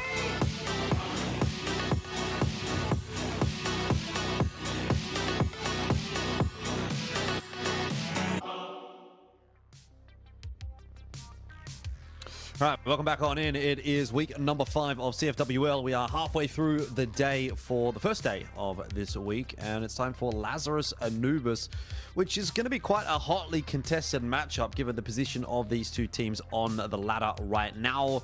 4th and 5th going into the week, barely a couple of points separating the two teams, and kind of hard to get a grasp of actually where these teams sit in relation to one another, because again, I find them to both be pretty streaky teams at times. Yeah, no, I think you're absolutely spot on. I think the other thing as well, you got to consider, there's a fairly decent kind of close-knit group at the bottom end of the standings too. So, you know, you got GV kind of breathing kind of down the necks a little bit. If Anubis pick up a loss here, they could actually start to feel a lot more pressure, thinking we actually might find ourselves in relegation territory rather than just kind of remaining in the CFWL. So, you know, there's all about that, right? So we talk about kind of survival in this competition, in this tournament, looking towards kind of next year as well in the regular season and all the rest. So I think for these teams, especially kind of Anubis and Lazarus, they're tail end of the playoff contention. You know, they would be in kind of that final spot. They want to be able to kind of lock that in their place. And of course, only being 2 points apart is not bad at all. Only the top 4 teams go towards playoffs, but obviously you kind of want to finish a little bit higher up. I mean, everybody wants to sort of avoid 3BL for as long as possible with their hot streak that they are on and seeding and all of the rest. So we'll see. But for now, here's Lazarus, who have that 2-point advantage in this matchup specifically. And this should be quite a good game as well, of course. Both of these sides were here in last season, and some fairly close games as well. Yeah, form-wise, a little bit rough for Anubis last week as well. They lost 2-0 to unKnights, 2-0 to LCK. To be fair, two teams that are sitting towards the top end of the scoreboard. And for Lazarus, again, last week was also a little bit rough. They did lose to 3BL 2-0, but they managed to get a 1-1. Which, to be fair, against Swamp, you know, a 1-1, especially given where Swamp were on the standings going into last week, was a bit of a question mark at the time, but I don't know. I mean, we'll see. I guess Lazarus probably feeling a little bit better about things going into this matchup, but not by such a massive level. And I've seen this Anubis roster kind of come out all guns blazing and look really, really good, which, if I remember rightly, they actually did against LCK last week. Was it against LCK? No, it might have been against unKnights. They started, this is what it was. Because I remember it being compound, I remember the score being 5-0. It was the first map of the series against unKnights. They were up 5-0. And then they ultimately ended up losing that map 13-9 in overtime. And I think they were very, very disappointed with how that map played out. And if you've ever watched Anubis and you've sort of watched the player cams and you've seen them talking in the attack pauses or the tech pauses or whatever, they're a very animated team, okay? Yes. So they get very excitable, and when things are going well, they're feeling good, but when things are not going well, I do think that sort of affects them a little bit. So they definitely need to be a bit on top of that, and hopefully they're going to be playing from the front because, yeah, well, that's where they do their best work. No, I think it's spot on. I think when you look at it as well, for Anubis, they're a very emotive side just generally, where at least for Lazarus, they feel a little bit more, you know, tempered in terms of positive and negative kind of emotions for the most part. These are our maps, though, heading in towards this one. We have got Compound, we've got Poor, the classics, the age-old standards, right? You know, these are the maps that we see time and time again here in the CFWL in the regular season, and, you know, no complaints, right? I think this is a really good litmus test. So kind of with these two sides who are so evenly matched up against each other, can they find the way to really settle it on a map that really doesn't really have anything kind of new, any kind of gimmicks that really kind of come out the woodwork. So I think for me, I'm looking at this, and especially kind of coming towards Compound with, you know, Anubis picking into, I'm really actually looking towards what Lazarus can bring to the table. They're a side for me who, they actually have a lot to offer. You know, I think Loons as a leader is really, really solid. I think he can bring kind of a hell of a lot to the table. I think talent-wise, they actually have a lot to work with too. HTZ, very talented sniper when he gets going as well. But for me, it's a side that I feel like they have a lot of the pieces, but the puzzle hasn't exactly quite come together just yet. Where Anubis, they do actually play quite good in terms of their synergy, but maybe I think maybe in raw to raw, kind of or kind of head to head, kind of raw firepower perspective, I maybe wouldn't favor them as much. It's a bit of a weird situation. Do you back the team itself, or do you back the potential of the individuals? Because the Lazarus team, they have you know, a very strong side. They've got a very decent amount of experience under their belt. Yeah, I mean, I tend to agree with the way that you're sort of framing that one. I think when Anubis have got their individuals rolling, probably at their peak, they're mechanically, I feel a little bit stronger than Lazarus. But that's kind of, you know, again, hard to say really, because you don't hit that level. You don't see these teams hit that level with any degree of consistency in relation to maybe teams like 3B or LCK, right? Yeah. I know for a fact that the players on both of these rosters are good enough to kind of take a game away from their opponents when they're going. Dipsy, Doom in particular are the ones that kind of sort of strike my fancy for Anubis. I like Loons. HTZ's actually been pretty decent over the last couple of weeks as well, I thought, for Lazarus. So it's not as if there aren't members there that can get the job done, but I don't know how reliable are they necessarily.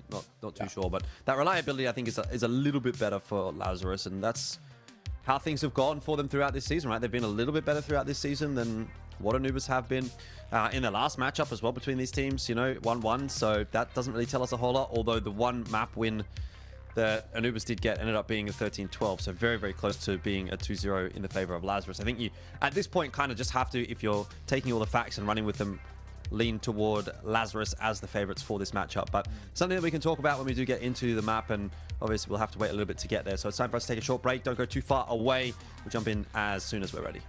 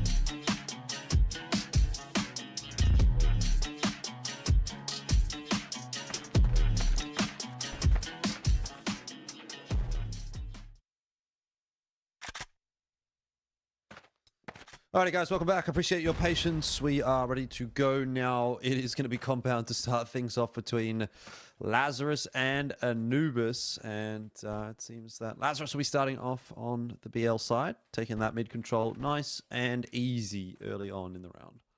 Yeah, well, it's been been a hot minute. I think we had as you can tell, a fairly lengthy tech issue there, but we're live finally. That's I guess really all that matters here. So hopefully, we get some good action under the way.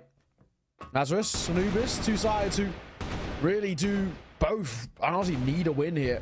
I think both will kind of say that a tie is not enough. They're both hunting for that playoff spot, and Lazarus who have got the ever so slight advantage in the kind of the tables itself.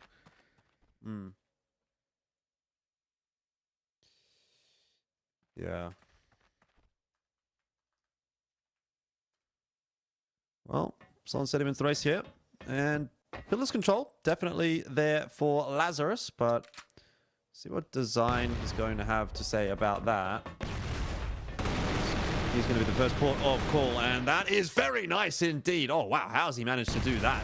Triple kill to start the day off. It's not going to have anyone mad except for maybe Lazarus. Well, 40 seconds. Make a move here as well as Jin. HDC got it all to do. Where do they want to go? It looks like kind of the way they're set up, mid to A might be potentially the play here, but wait, it's not exactly going to be the easiest one. They're going to go out by A long. HDC with a sniper. Jin leading the charge with the AK-47 here. 20 seconds. They've got to go now.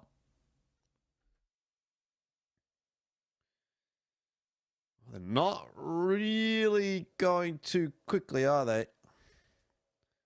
It's not here. Well, you can get the plan. I don't know if Jaguar's going to maybe have a crack, and he does. He does have a crack on the plan, which is giving up at least somewhat of that advantage. This might still be salvageable for Lazarus. Got decent post plans. It's onto that first shot, though. It really has to go comfortably for Lazarus here. First shot has to connect. Bring it to the 2-on-2 straight away. And it does. Jin. Oh, not just the first, but the second as well. And for all the good work that Design did earlier in the round, all of a sudden that round has just been taken away from him by Jin. 4 kills to start it off for Jin. And he says, anything you can do, I can do better. I kind of can't believe they just completely give up the A site. It's a real bold move. They try and kind of gamble it a little bit, and it's a gamble that quite literally just does not pay off. Lazarus sort of get gifted a bit of a freebie there by a Baron A site. And hey, they're not going to complain at all. Anubis kind of scratching their heads a little bit, but it kind of felt like they got in their own head a little bit, overthought that situation massively, and did not reap the reward at all. Slower one though, here to start things off. Just on the corner. Fine, up close. Smoke will come down as well, though. That'll slow things down. He wants to peek behind it, and well, had his head ripped off. Nice shot by Madison. Gets gifted it by Design, who throws the smoke but doesn't let it plume. Gonna go straight through that smoke, but that's perhaps an ill-advised choice. Still gonna be thinking about where he wants to end up, but maybe in the next round. 4-on-3. Lazarus will slow things down. They've got a bit of a 2-on split going on here. I mean, what's the kind of end move here, in all fairness, right? You look at Lazarus with 3. The C4's towards B, but not committed. You're leaving a lurking player out towards A. Even if they get a kill, it's still a bit of a long old push coming through. I mean, Jin's just trying to draw attention. That's the main thing. Smoke comes down. But now, I mean, realistically, if you are Anubis, you can actually just afford to play a 2-2 split here. It's rotating over. Looks like they're going to commit towards B and actually pop in here. 25 seconds. Not giving themselves a hell of a lot of time. Vice can be that first contact. 2-2 split, like we said, but the rotate's not too far away. And Jaguars are time to buy it. In they pop. Doom spots a backside. Vise will get one. Looking for a second. Can still pulled out. Doom will fall as well, but the same time, getting a kill of his own. Dipsy will trade. 1v1. Jin needs to get a plant down. Has he got the time, or has he? He might. No. Oh, wait, he does. He just about snuck it out. 0 on the clock. Pistol pulled out. He might even just win this as well. Jin up close to the pistol, but he loses out to Jagger. That is a chaotic round. Yeah, that's an absolute mess. I've got no words for that one. Chaos. Happy days for Anubis, though. Take it if it's a win. And into the next one. So, mid-aggression will be the name of the game for Anubis this time around. Nades, pretty standard stuff, but it's actually Dipsy with the Orm that's going to open things up nicely. Jin had such a great first round, but a couple of rounds now, not able to get it done in a row for Lazarus. These have been some scrappy instances of crossfire action, and of course, in doing so, let's leave it in, I guess, the early part here pretty open. It's where this one's tempted to head. It's a bit of a tough one to call, all in all. Early fight, though, of course, with Jin falling. It's never a good start for Lazarus. Exactly going to fill them with that much confidence. Smoke. Looks like we dropped it, but at least for now, the question is, do Anubis actually want to get aggro here? When you got the numbers advantage, I don't even know if it's even really worth the risk.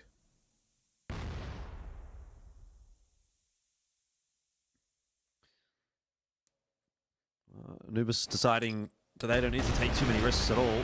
It's a good setup, though. Comics catching both Loons and Vise. A bit of an off angle, not somewhere that you'd expect to, not somewhere that you're really checking on that entry route.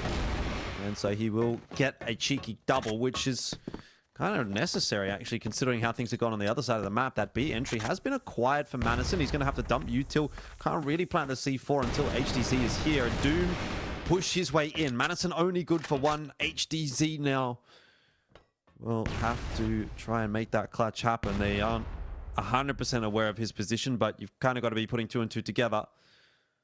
He's waiting for a mistake. He's not really liable to get one right now. And 30 seconds left. Anubis will have this one in the bag. You know, yes, and they will. So XEZ will be dropped. And it's Anubis who are going to take it. Been some very slow rounds here, all in all. And they really have been, at least in terms of the way they've started out, not a lot being doing in kind of the first minute of play.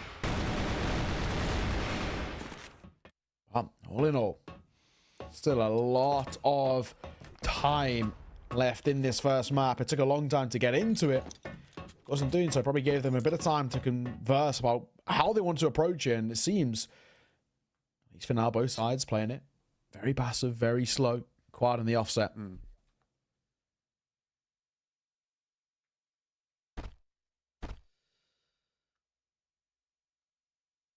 Yeah, HTC happy to take his time and try and work these angles in mid, see if he can grab anything from it.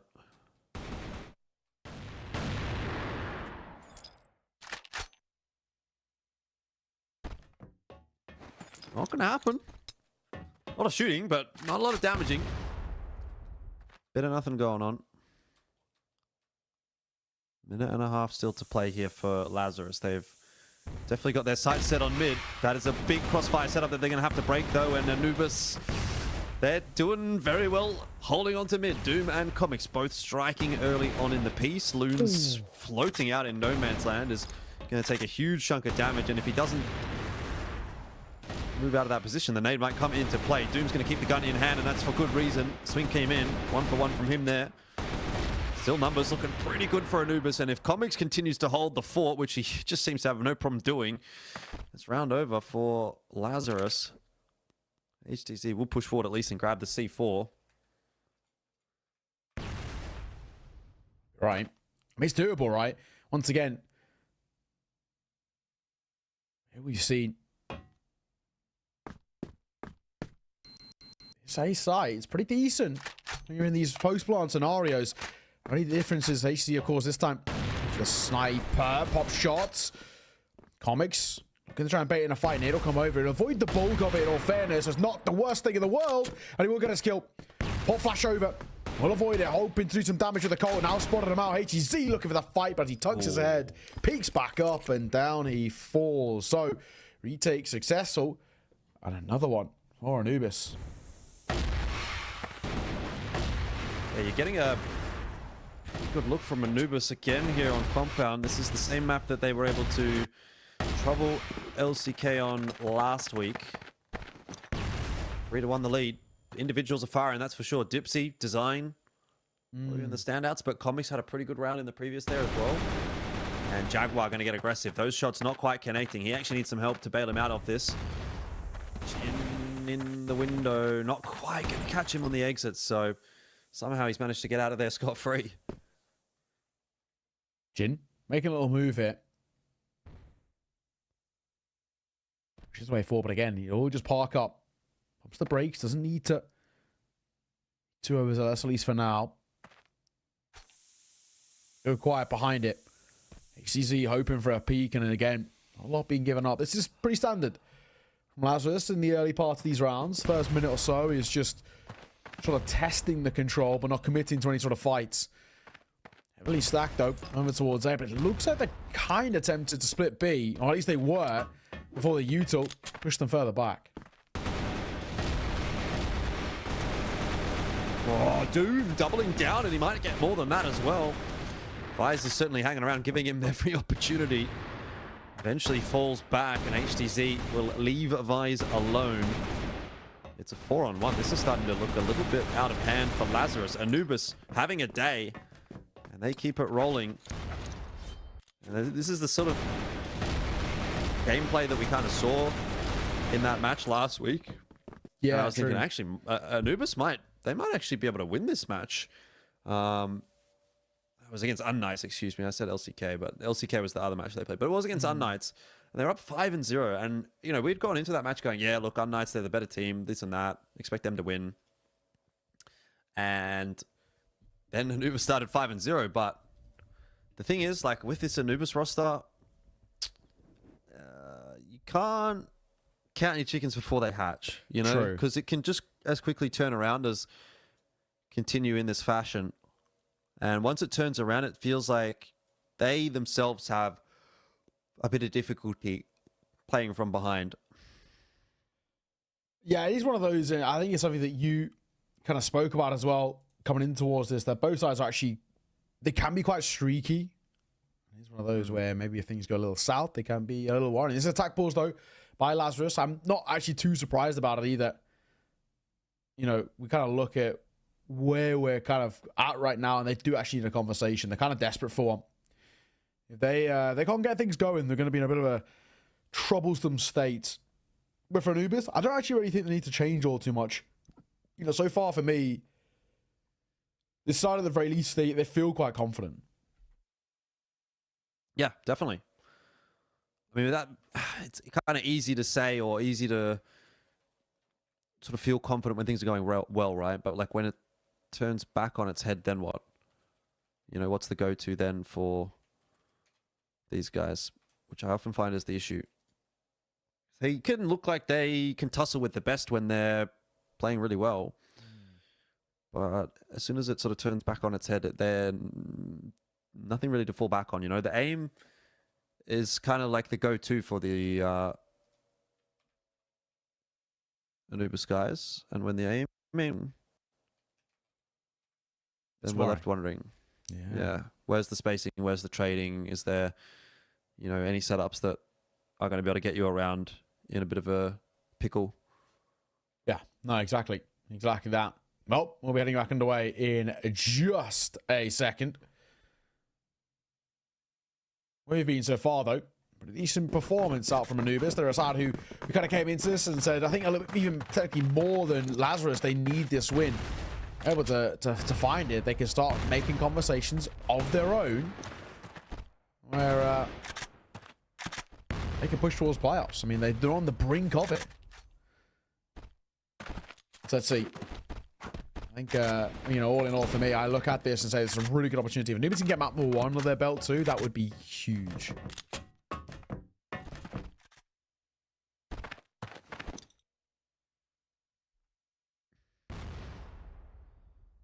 Hades. Watching from the sniper's window. Not really going to be seeing too much. Anubis, to be fair, have liked to get a little bit aggressive. Don't mind a bit more of a default setup from Lazarus. Look at this, though, from Jaguar. Bit of a tight angle to be holding with a rifle. So doesn't quite manage to get any success from it, but we'll be able to at least get the information back off into A, sort of slow Lazarus down on their progression in that direction.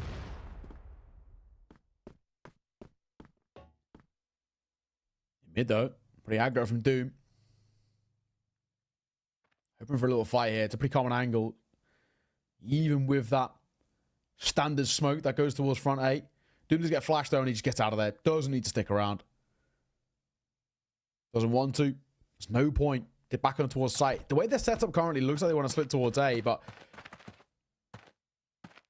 at the moment, C4 pulls away. The two players that are out towards A long pull back, and I might change things up.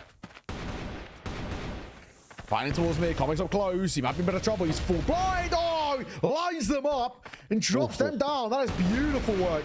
The flash was sublime, and Vise is all that's left, and he's left with a lot to do and not a lot to work with. Yeah.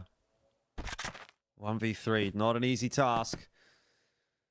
C4 in hand, 17 seconds. He's being wrapped upon. He doesn't even know it just yet. Timing, it's not really going to favor him. He can't go B. No. I don't think he would have had time to plan even if he would have gone B. I think you're right. Either way, 5-1. Look, maybe if B was open, he gets in there. Last millisecond plant. I'm going to give him the benefit of the doubt, but either way, tough one to win, so kind of doesn't matter. It's a moot point. 5-1 is the score. Anubis are rolling along very, very nicely indeed. Yeah, I do think it would have been a bit of a big ask, but all in all, this is a 5-1 scoreline. This is a really, really decent situation. Anubis, I mean, they just look great. That's the way it's about it. Yep. Lazarus, they kind of really even struggled to scratch the surface, to be honest. Jin, I need a risky peek. Jaguar was just in transition.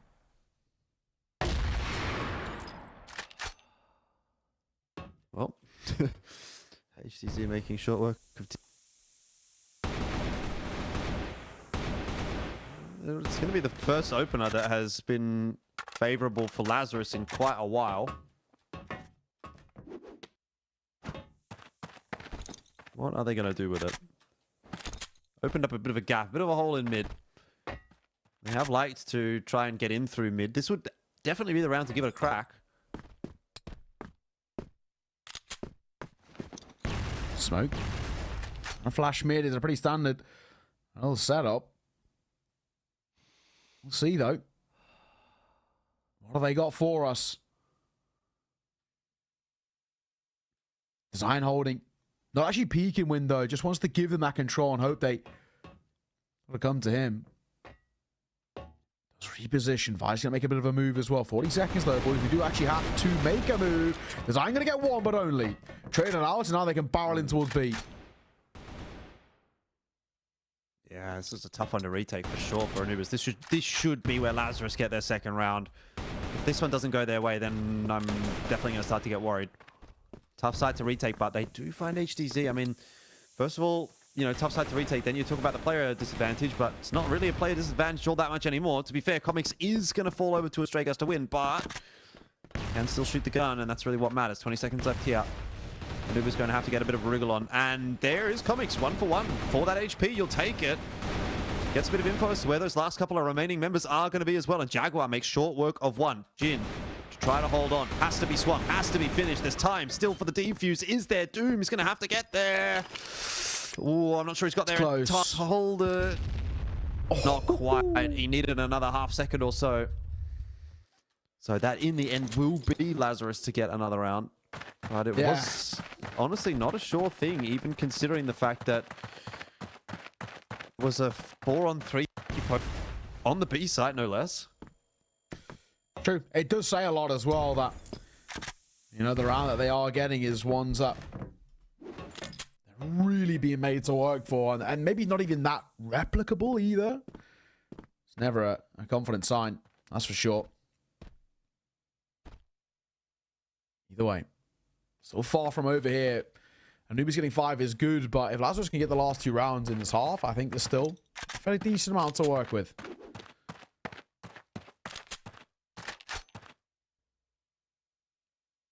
I mean, if you can get to 5-4, that's definitely acceptable on compound. You take it. I think Anubis at this point will be looking for far more than that. And they've gone for an A stack. Trying to see if they can make a bit of a read. No info really. Look, there is a little bit of a push happening on the B side of the map, but nothing too egregious. But it's probably enough to make an educated guess, at least as far as Anubis are concerned. So might not work out too poorly. Smoke's going to go right side. I'll mix this in front of it. See what he can do. Not a great hold from him, unfortunately. Vise gets the timing quite nicely, but design is at least good for 1, and he can hold that exterior angle, be a bit of a pain, and make this retake much more doable. See. GZ. Oh, I need the quick choke to hit, and he doesn't quite get it. He's hoping just to keep them at bay, though. It's all a distraction. He's a bit of a mute point here, but as long as he can keep some attention drawn his way, that's all he kind of really cares about. And they come, like you said, in sight. Difficult to retake. Very difficult, but they're making something work here. As Doom and Design going to get one apiece, and HTZ, who was meant to be a distraction, now actually might be too late to stop the defuse, and he will. Oh, you hate to see it. HTZ was, it was such a strong position, and then in a matter of a moment, such a weak position, having him in towards that mid-nest. Yeah, 6-2. This could even blow out a little bit further. Anubis are looking good enough for a 7-2 half. I'd back them in. And you can't be feeling too great about that if you're on the receiving end of it.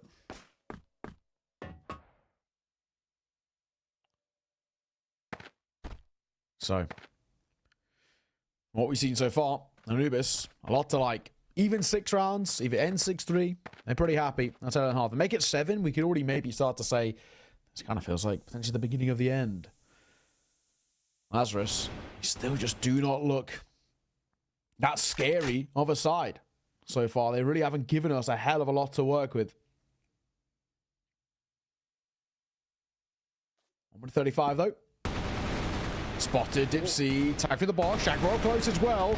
Open for a fight of his own. Now in known quantity could be in trouble, or he is the trouble. Gonna get 2. Yeah, that timing works out perfectly for Anubis. Just the 1-2 punch, and then both of the Lazarus players are sort of preoccupied with the other guy's swing. So back and forth you go and make it look pretty comfortable in the end. 3 on 5. Nothing really happening over on the pillar side of the map. It doesn't seem like Lazarus are trying to push the issue there. Where do they pull this one back from? Who's going to step up? It's true. You need a bit of a hero already. They've just not had it, in all fairness. They've not had those individuals that have stepped up and showcased how good they actually can be. It's been tough. 40 seconds. Gotta make a move here, fellas. I mean, Lazarus looked very tentative.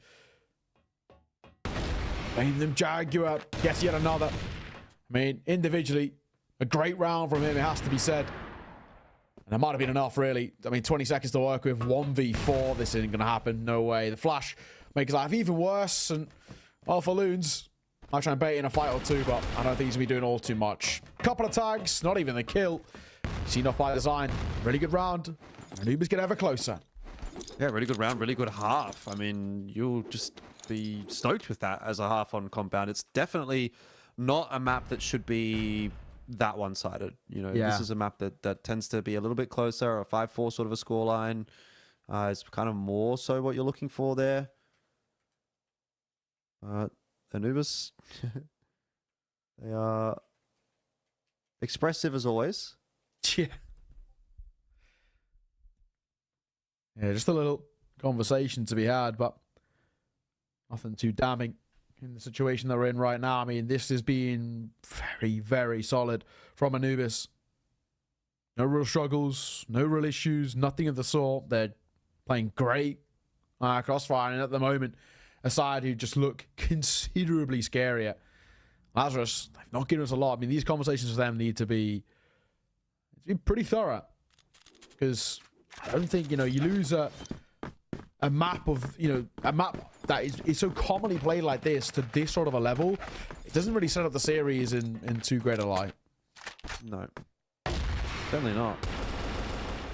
Already, early action in the second half is favoring Anubis. Not really much to write home about from that one for Lazarus. Yeah, they get the one kill, but definitely suffering at the hands of the early exchange.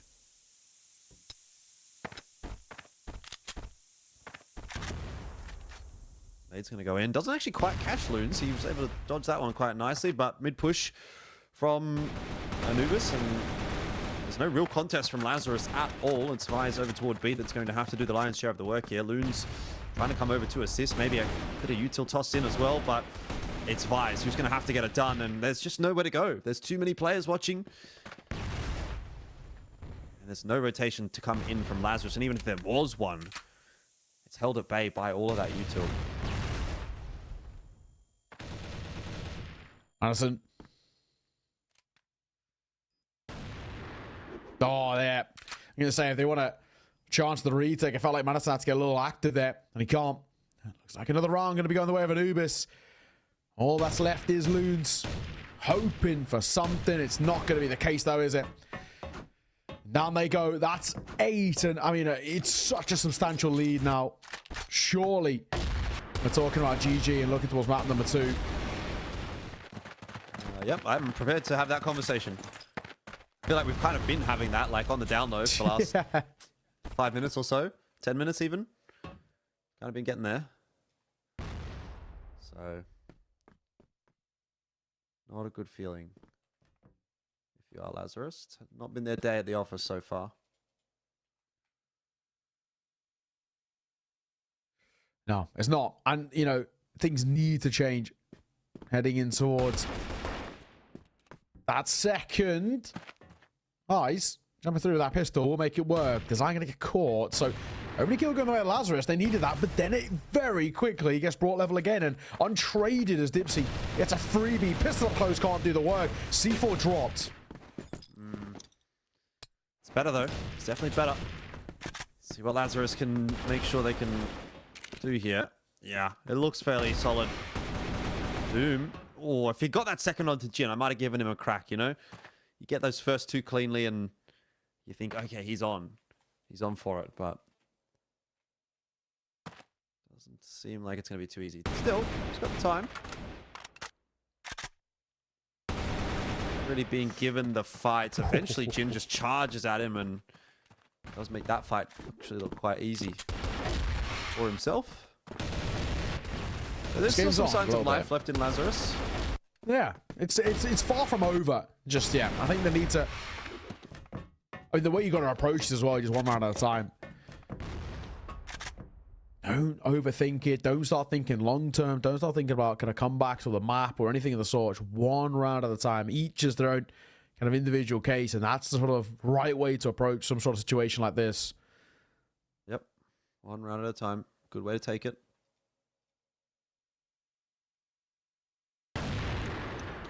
Jumping across, pop shot, doesn't quite connect, but there are at least information gained. See again, right, what there is to work with. I didn't expect a second, but thankfully, Comics is there to bail out his sniper.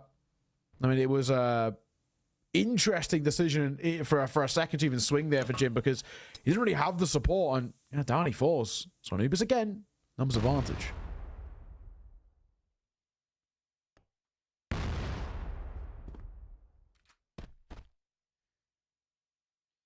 Not doing anything too crazy with it. Pretty happy to take their time. Still got a minute on the clock, so... Oh, and Madison, chance to double down. They did line up for him. He did a bit of damage, though. Design and Dipsy both going quite low. Right, it's into the B-bomb side. That they go indeed. Design will drop on the way in. Trades are there, though. The Anubis members, you know, they're trading in space. They're actually looking pretty good on this blacklist side. 2-on-2 for that close player. Lazarus, they got to go for it. They really, really have to win this round. Can't allow Anubis to get on towards 9. Time's ticking too. Not bad. 1 for 1. All Doom has to do is play time, though. Doesn't need to overextend too much. He's looking for the fight here. Doom's a known quantity, but Doom just holding on the angle. Loon swings and finds beautiful work. And enough time to get that C4 defused just about. As Lazarus win a much needed 2v2 clutch. Yeah, close and fair for sure. But a win's a win. Can't take it away from them. So where to from here for Lazarus? Do they believe?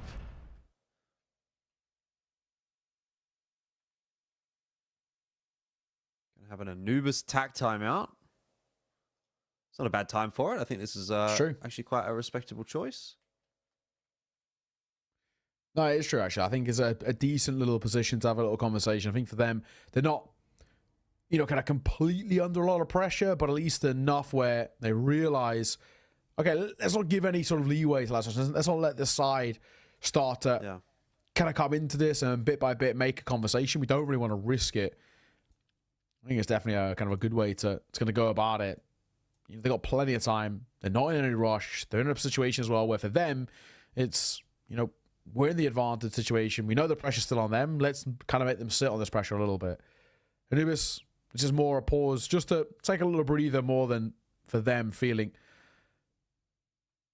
under it at all. We'll see. I think for now, you know, for Lazarus, it's not been terrible in the rounds themselves. It's, for the most part, it's actually been the clutches that have been kind of letting them down.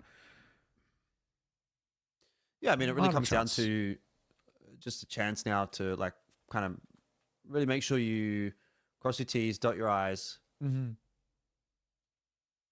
sure that this one gets done easily, because that has been a problem for Anubis, where, you know, they've looked like they were in a position to win a map, and then it's kind of slipped through their fingers. Admittedly, against opposition that you would probably consider stronger than Lazarus, but you know, you got to give these guys the respect that they deserve. They're in the CFWL for a reason, so.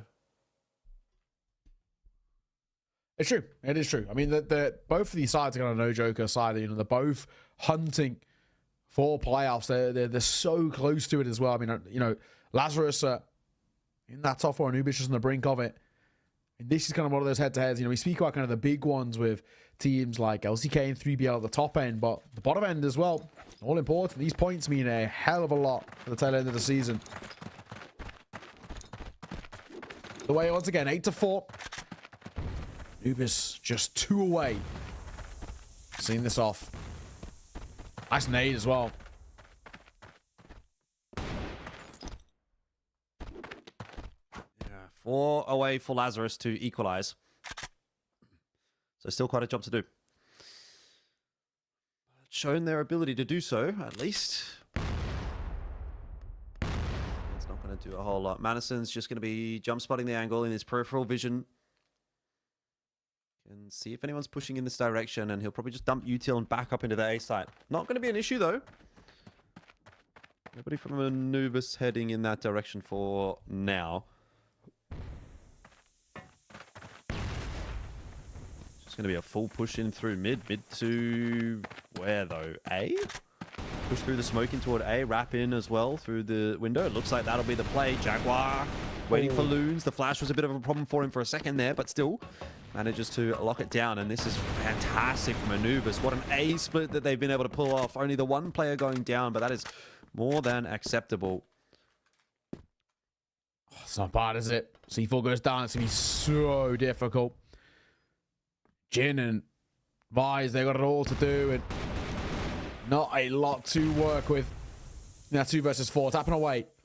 Double flash and a smoke. I mean, barrage with util. And that's spotted on the window. Vise, known quantity, and probably a dead man walking as well. Just like that, map point Anubis locking in the 9th. Not bad. Making it look not easy. Not bad. Yeah, really not struggling at all, Anubis. This is the kind of Anubis that we saw last week against unKnights, and we said, oh yeah, like these guys, they can actually win the map. But then this Anubis just disappeared for a little bit, and unKnights inevitably were able to pull it back. But if these guys can continue to show up in this capacity, well, they are going to be a scary team going forward. And I, for one, am liking what I'm seeing. Should be enough to get it over the line, at least here for the first map of the night. Listen, I need at least one there. Doesn't get it. That's going to hurt. Going to hurt a lot.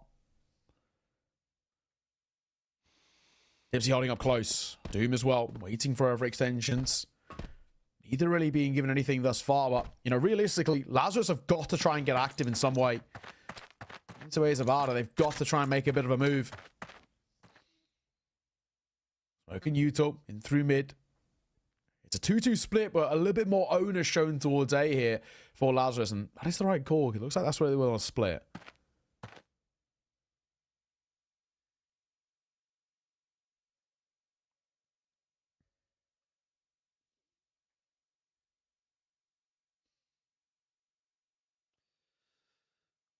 Taking their time here is Anubis, and HDZ will try to gather some info with the time available to him.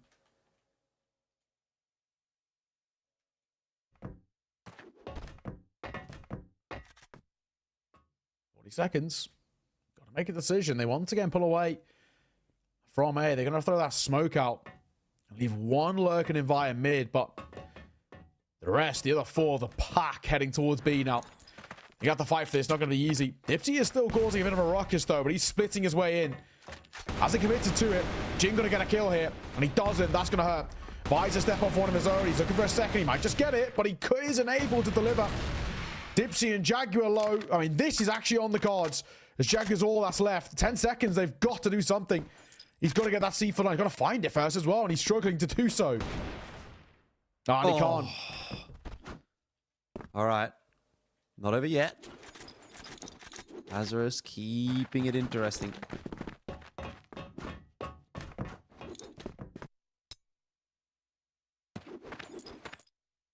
Game's still on. Lazarus aren't done just yet, but still absolutely on the back foot. 4 rounds in the hole. They've got to find some consistency, something they've really lacked for the most part in this game thus far. Not exactly being all too kind for them. Jumpy can edge in. There's a real potential of getting caught off guard, but on this corner, yeah, it's a risky one. We'll get one. This isn't bad. They can barrel in. It's only one towards the site. Vies. If he falls, they could be in a bit of trouble here. They should now absolutely be able to get that C4 down. And this site, you mentioned it, we've all mentioned it, is tough to retake, especially when you don't have the numbers. Yeah, 3-3. That said, Lazarus have got a lot of util to play with here. They've got some flashes, they've got some nades. So hopefully that can bail them out of trouble, though I do love this post-plan setup from Anubis. They've got even a couple of players off the site itself, Comics and Doom. Comics will obviously be the initial point of contact, but Doom is going to be the insurance fund, and if all else fails, surely he's going to win it on the time. 13 seconds left to go. Lazarus, I think they've left it too late, even if it's a clean entry to the site, which, to be fair, it was not bad. But it was always going to be hard. It was always going to be tough, and I think now impossible. Madison cannot get it done, and that is Anubis that make it to 10. It is done for map number 1 quite cleanly in the end from Anubis, and they don't allow their emotions to get the better of them this time around. Yeah. Lazarus, on the other hand, what can you do? Yeah, I mean, when you look at it kind of realistically, there was a couple of moments where maybe there's something to talk about, but I really just don't think we saw really anything from Lazarus. That first half was so lackluster. I just don't think they gave themselves actually any kind of fundamentals to fall back on. They really just didn't give themselves any foundations to work with, and they always looked like, you know, when you're playing this game of catch-up, you require, you know, 110% of that, and we never really even saw anywhere near that. You know, that first half, we were saying they felt like they really couldn't even kind of scratch the surface, and that was unfortunately kind of the story of that entire map. The good news is, you know, heading towards map number 2 or Port, it's, you know, when we look at it, it's another one of those maps that it's very common. It's a map which is played a hell of a lot in the regular season. So at least you have some comfort about how to play and how to approach it. It's probably one of their more cracked maps, but I feel worried. I mean, honestly, for me, Anubis barely faltered. Oh, I mean, I don't blame you for feeling worried. I think there's a tough road ahead for Lazarus, that's for sure. But I know that they're a better team than what they've actually shown us there. Like that was not. Look, I don't know. It wasn't awful, but like it was like that. No one really showed up, right? And Anubis certainly did show up today, right? And you sort of need one of these Lazarus guys to kind of get the ball rolling. I think last week it was Vise that was kind of keeping them in a lot of the conversations that we were happening alongside maybe HDZ as well. But look, conversation for the next map. I think for now you kind of have to focus on the positives for Anubis, right? And there was many. Design, fantastic stuff. I thought Comics clutch in a couple of moments as well. Dipsy generally pretty effective with the Orm, Jin in there as well.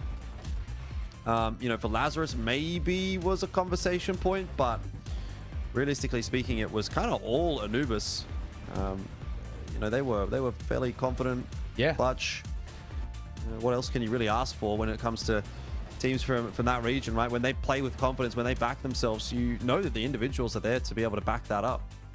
No, absolutely, and I think that's the big thing. You know, you take a look at the score. I mean, design, what a map out from this guy, 2.29, really looked good. And you look over the other side, and it is pretty damning. You know, you got Madison 0.36, never really showcased all too much, right? There's no two ways about it. And HGZ being the only positive player doesn't shed a very good light on what was not a very good map out from Lazarus. 10-5, and from an overarching view, it's not a good position to be in at all. And for Anubis, they're the side who, you know, many people actually were quite scared of coming in towards the start of the year because we know what they can bring to the table, and that was showcase of exactly what they can bring. Design, beautiful work. I mean, such a good player. HZ has his moments, a little bit better, especially towards that second half when maybe we saw him individually feel a little bit more confident, but it didn't make too big of a difference. No, 2.29 for Design is not a shabby KD at all.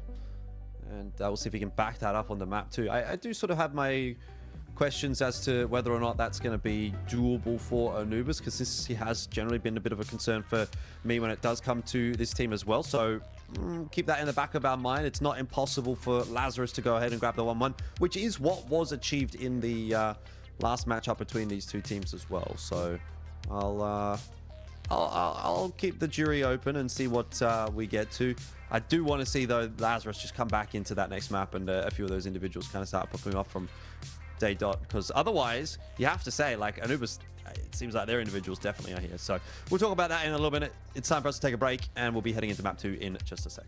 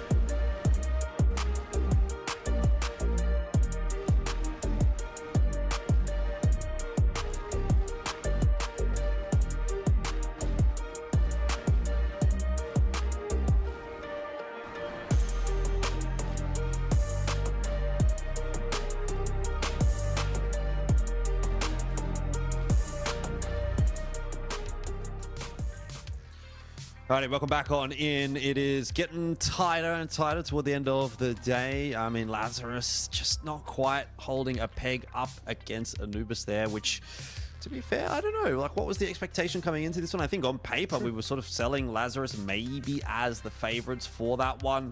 But just eye test-wise, Anubis have been looking pretty good in the last couple of weeks. I feel like they're making a bit of a late season resurgence as well, alongside a couple of other teams, which maybe isn't a huge surprise, right? You look at how these teams would obviously get a little bit more practice during the season, and they'll get better as the season goes on. Yeah, I mean, you got to look at it as well for me, and I at least for me, I came into this thing and where Anubis maybe have had a couple of downfalls and maybe not looked as clean in terms of the crossfire they bring to the table. I thought Lazarus had a bit to work with, but honestly, just the individuals didn't show up. As simple as that, you know. Only one guy getting above a 1 KD, it's simply put not good enough. You know, it wasn't even like it was an issue with the team or anything. It was purely individuals. They just could not hit the shots. The 50-50s were loose and lackluster. And hey, for now, there is potentially a lot more to like it. Anubis did good work. I mean, they didn't pull any punches. They made sure that one was clean, and I got to give them credit. Yep. No complaints from me, from Anubis, but let's see if there's going to be anything for map 2. Lazarus do get to start on GR. The other side of map being port. So we might see them in with a bit of a crack. Very, very slow start from Anubis. That needs a great toss, though. That was from Loons. Straight onto the head of Design. Pops him down to 44. Lazarus, no, they don't really need to do too much at the moment. They've got a pretty good setup. They had early information in Warehouse as well. Jin was able to push in. Madison, though, just run down. Great flash assist in there. Ooh. But Vise for the two-man trade. Hey, what is that from Vise? Okay, we're back. This is the Vise we wanted to see. Oh, here we go. I was saying on map 1, Vise last week, he was kind of doing his nut a little bit, and that is what we're looking for. Beautiful. Lovely timing on the flank. And hey, you're going to take that every day of the week. 45 seconds left for Master to try and make a decision here. And I don't really think he knows really even where he can go. This is not easy. HZ set up for a brief moment, but it is going to be a really, really solid round out from Vise. All 5. You're going to say yes to that every day of the week. I mean, honestly, this swing coming through is really solid. The timing couldn't be more perfect. Just as the flashbang's coming towards Elbow, he pops in behind the 2 guys making their way forward. And then isolates the fights brilliantly. Really good work from Vise. Good to see his confidence kind of through the roof a bit. What a great round from him. Loon's only able to get the 1 there. Vise is going to give it another crack. He's feeling good. He's feeling strong. He wants to take the fights. But no connections this time around. And he'll eventually fall as well. Anubis right back into control of another round. They don't let Lazarus stay on top for long. Stuff. Jin. All through. A 1v3. And unfortunately for him, not a hell of a lot to work with. Jumping so his feet don't get spotted, but realistically, it's not going to make a difference. It looks like they want to head towards A. You'd assume anyway, by the way they're wrapping all the way through the back lines. And yeah, they'll head over that way. C4 come down momentarily, and that will basically sum things up. I mean, a 1v3 is going to be very difficult. You can set yourself up with some pretty decent post plants from this position. C4 will be planted by Master. So, Jin, what have you got for us?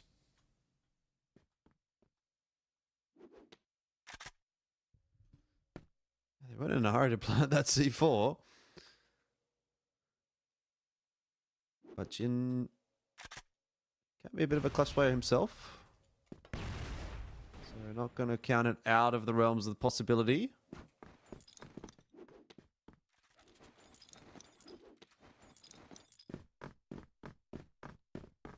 Oh, wow. All right. That's what we'll go with. We'll go with an okay. All tight square, 1 apiece. With, I mean, at least in this situation now, I really, for the entirety of this map, I want to look at Lazarus in terms of, as their team on the individual basis. I mean, yes, Vice had that great start to that first round, but I'm looking across the board. You know, we only had HDZ who finished above a 1 rating. They were, you know, in terms of their individual fights, the 50-50 is very lackluster, very kind of unorthodox in terms of how they approach a lot of these fights. Anubis, a lot of confidence showing. The mechanics are very, very clean, and you just can't allow that. For me, I'm looking at this and saying, you know, where we're at right now,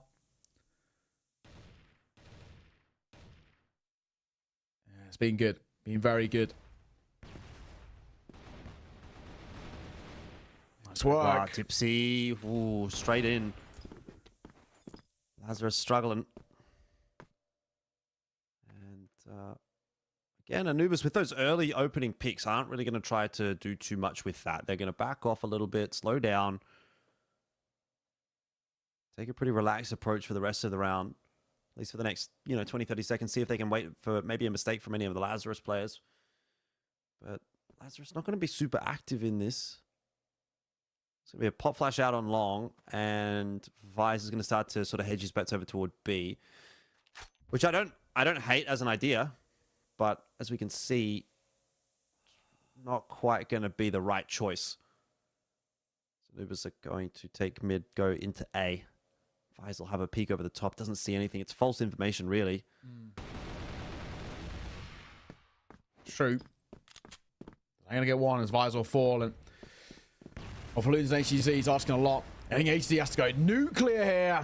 He's trying to catch him going on the ladder as he pulls out the Colt, but it's not enough. Flash is decent. It's a kill for Loons, but it's only briefly. And just like that, another good round on the board here. Fall out of Anubis. I mean, for them, decent little position now. Out the gates, starting in kind of bar the gimmicky sort of first round and how it ended. This is a really decent spot for them.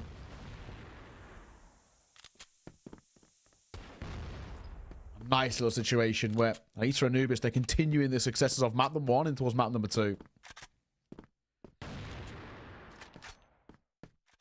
Yeah, I love to see it. I think this Anubis roster can be quite a competitive team when they're going. And it seems that they're going tonight. It's not looking quite as dominant, though, in these rounds on port as what it was on compound. I'll say that much. It's been a little bit sort of slower, a little bit more patient. Not quite as run and gun. I think you can put that down to the map for sure. It's a bit more of a difficult side to get away with those kinds of things. 25. Yeah, it'll be the same kind of approach from Anubis. A lot of presence in mid.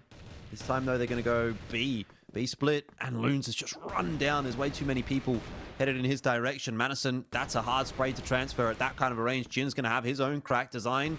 Unable to find the trade quickly enough and just give a chance over to Jin to maybe bring it back, but 3 on 3. Anubis have to be worried about Jin. It's like they forgot that he existed. Design eventually does fall, but still, Dipsy and Jaguar keeping it safe and whole for Anubis. Another one on the blacklist side, and they are putting rounds together very nicely now. Decent. I think for Anubis, they're really starting to showcase just how deep the strat work goes for them as well. You know, I like the way in which they approach that round. They've kind of fallen back on what is basically this sort of pack mentality. This time, they're stepping up the tempo. They're going to go quick here, and it's very quick out towards A-Long. They're trying to fly in towards fights.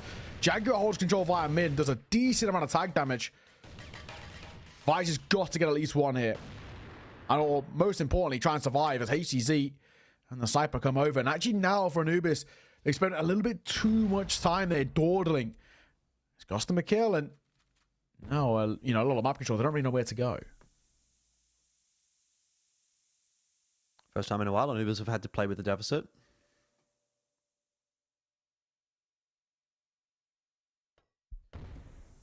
Maybe Dipsy just to walk in through this mid smoke. See if he can catch a timing. A pop flash through. It's worked out for a couple of instances for Anubis. Pop flashing into connector there. But no one holding.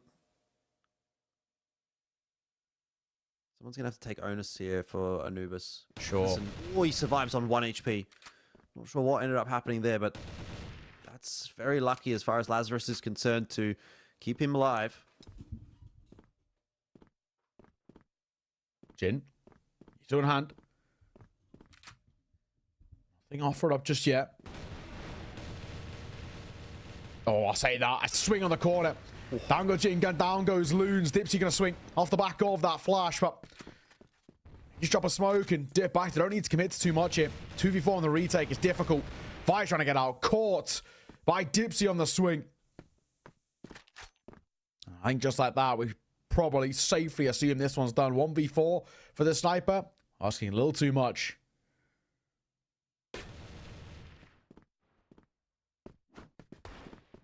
Easy one for Anubis in the end, which is not a very good sign for Lazarus. Not a very good sign at all. You get the opening pick and it doesn't matter. 4 players survive for Anubis. And they're doing this on the blacklist side as well. It just does not seem to be Lazarus's night. It's the same kind of fashion as maybe that GV versus SG game last week where we looked at it, we thought, oh yeah, GV, they feel like they're probably the better team coming in on paper. And they just didn't show up at all. And I'm not necessarily implying that Anubis is playing a bad game. I don't think they are. I just don't really get the sense that Lazarus is at their best. No. And last week, I don't think GV was at their best either. I agree. And we're sort of seeing that represented on the scoreboard. It does seem to 45. Be kind of what's happening in the middle of the pack, right, as well. I mean, the middle of the pack sort of teams, so to say, are maybe arguably underperforming. It's been a little rough, right? Which is actually why it's so close, and that contention for that playoff spot really is there. It's open. I mean, teams are faltering, and Lazarus are showcasing exactly why. Anubis so far, so good. I mean, even getting kind of a 5-1 start is so damning. That is to be the case where Lazarus there really showcasing what is, you know, not a lot in this series. 10-5 map number 1 wasn't good enough, and it's half as far hasn't been good either. Vice gonna be in a bit of trouble here. Master at range. Does he realize one's up close? Loon's gonna try and take that first contact. And him and Vice gonna get one apiece. That's not bad. On the corner, Jaguar drawing in the attention as the swing comes through. C4 will go down. V2. Don't let it happen again. Don't let it happen again. It was a 4v5 advantage. Oh. Dipsy, what? The smoke is just destroyed Madison and Chin. Oh, Chin's about to go down as well. No way. Dipsy just plays like he doesn't even think they exist on his screen, and he manifests that and puts them both to bed. I mean, it is getting pretty late now. It's 4 a.m. for me, so ooh, seems to be about bedtime for Madison and for Jin, and Dipsy, wow, just destroys them. Man alive. 5-1. This is seriously good from Anubis. You know, may have gone behind schedule a little bit with some of the tech issues, but this most sort of map so far is single-handedly trying to catch us up a bit. Beautiful work. In. And the smoke, pop shot. Close but no cigar. It's getting pretty close there. On that corner, Loons will spam, but Dipsy will cross. Ryan opting not to. Madison opting not to peek, so he actually allows him to wrap all the way through it. Now they can start to make decent inroads towards B. However, the C4's not committed. Doesn't need to be at this point. So we've got a lot of time to work with for Anubis. They're going to have a little exploration happening on long as well. Master having a bit of a peek, and he's actually managed to connect onto HDZ there with the Orm. You can see up in the kill feed. Has fallen to Vise. Jaguar's trying to find that trade. Ooh, this could be another Vise round. Might need to be. He's doing a lot of damage. Jaguar and Dipsy both going low. Design also just below half HP. Does make Anubis look worse for wear.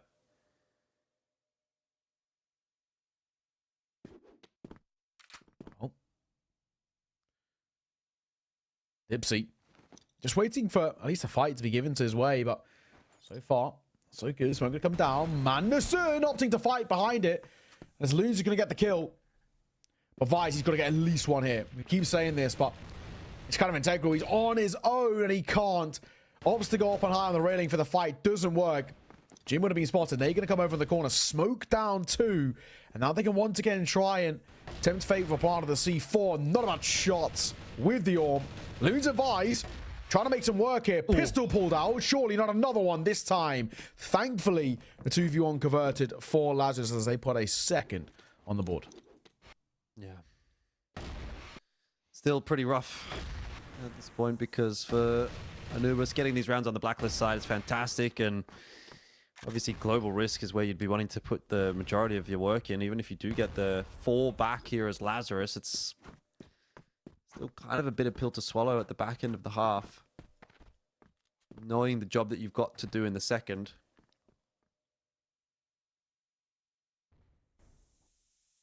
Hasn't been like a particularly overly aggressive half from Anubis, has it? They've definitely taken their time in a lot of these rounds.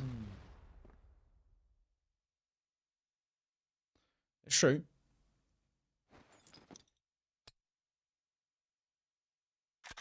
Smoke down. Jin playing behind the box as well. Doesn't want to overcommit to a fight just yet. But Lazarus off the back of that round previously taken, finally. Might be something to work with. They're making their way up. Gone quiet about it too. Still a lot of presence here. You can actually see with the AWM as well to work with. His first fight's integral. 1 minute 10 on the clock. Looks like they want to commit to it. Bit of a fight via mid. It might be more of a distraction play. Jump over. Does actually work. It's a bit of a human flashbang, but Loons and Vise are still here to fight with the rifles. One apiece. Make that another coming through. As Loon swings out, that's a really, really solid hold. Out via A long. They've read them like a book there. And all the players ready to fight for it. Simple stuff. Much, much better coming through from Lazarus. 1 round to go in the half, and it can still be a 6th for Anubis. Going to go through the smoke. They are. The nade pops a little bit too soon to stop Anubis in their tracks. Already the opener onto Jin. Madison had already departed, and we've got defenders on this bomb site there. Lazarus. They've also got a counter util that's going to force Anubis back. How nobody dies there, I have no idea, but 5-on-4 for Anubis to work with. Dipsy being very wary of the peephole.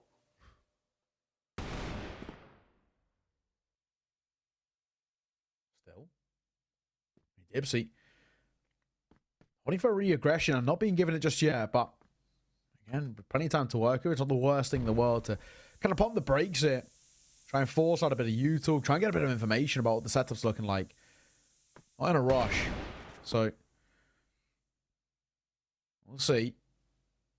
Dipsy though, as time starts to tick, he's basing an insurance policy on rotates. The rest of the team can do the legwork heading towards a site. It's that first fight that Dipsy's looking for. He did spot the shoulder of Eyes, but doesn't commit to the fight. Neither of them do. Yeah, Anubis have shown that they're very happy to wait that timer down. So we should be expecting that in this coming round as well. And it is what is eventuating. It's a very, very late round split to be making, though. Dipsy over toward B. Nade landing on the head of Design. Timing is just so good on that util. Lucky it didn't hit Jaguar or Doom, but Doom can still hit back even though he's low on HP. Vise coming across, hasn't been able to catch anyone on said cross, and now is under quite a bit of pressure. There's multiple members that are pursuing him at the same time. Loons 1-2 in fact for the round, but it's not nearly going to be enough. He needs to ace, and he catches Jaguar through the smoke. He's also got a bit of an inkling that Master is sticking around. I'm backing him out, but he's hitting some good shots this round. It's true. Not exactly impossible. 18 seconds. If he catch a headshot, put him to 1 versus 1, but the pressure on him would be potentially there, but not to be 6-3 at the end of the half. Honestly, pretty good. It has to be said from Anubis. That's a pretty solid setup. You give yourself a very decent buffer zone. You're really feeling quite confident. And, you know, similar to what we saw towards Anthem 1, the individuals are just hitting their shots. They look a little bit crisper. Lazarus had a couple of moments, yes, but overall, is it enough? Is it good enough? I think we can kind of both agree and say no. They need to quite drastically change things in towards the second half if we are to see them compete.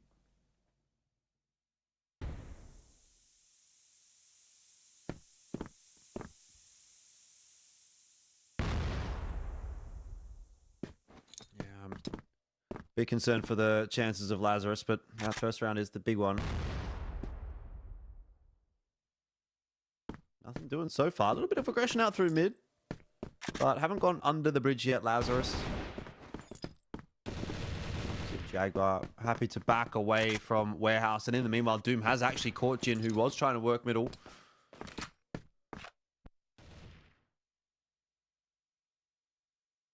Dipsy. Close. We'll get his fight in just a second. It's one in which he has to win as well. HC and Madison. If he can get at least 1-for-1 here, I don't think it's the worst thing in the world. He can get 2, that would be massive. They might not expect him as well.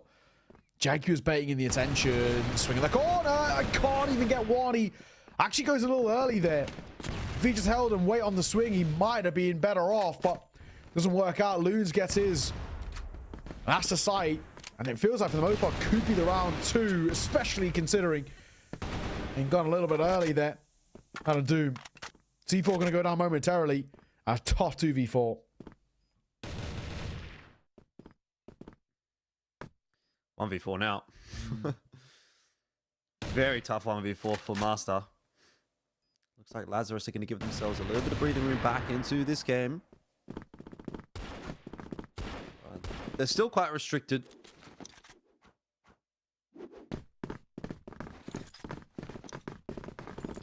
So, I think all in all, I'm not feeling, hugely confident, but at least it's these kind of instances. I mean, for that one, Anubis, they just get a little bit overzealous. They overplay their cards there. Kind of rush things a little bit. Speaking of, it's a quick play here. Martin desperately spraying around that corner. He pulls out the pistol.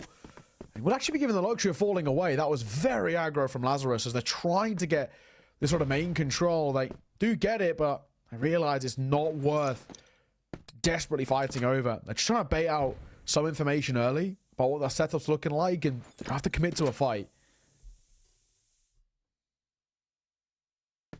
HCZ is hoping that he's going to have a crack.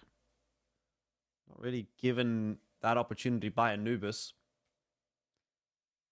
Don't really get the sense that Anubis are going to be the team to play super aggro here on the GR side of Port.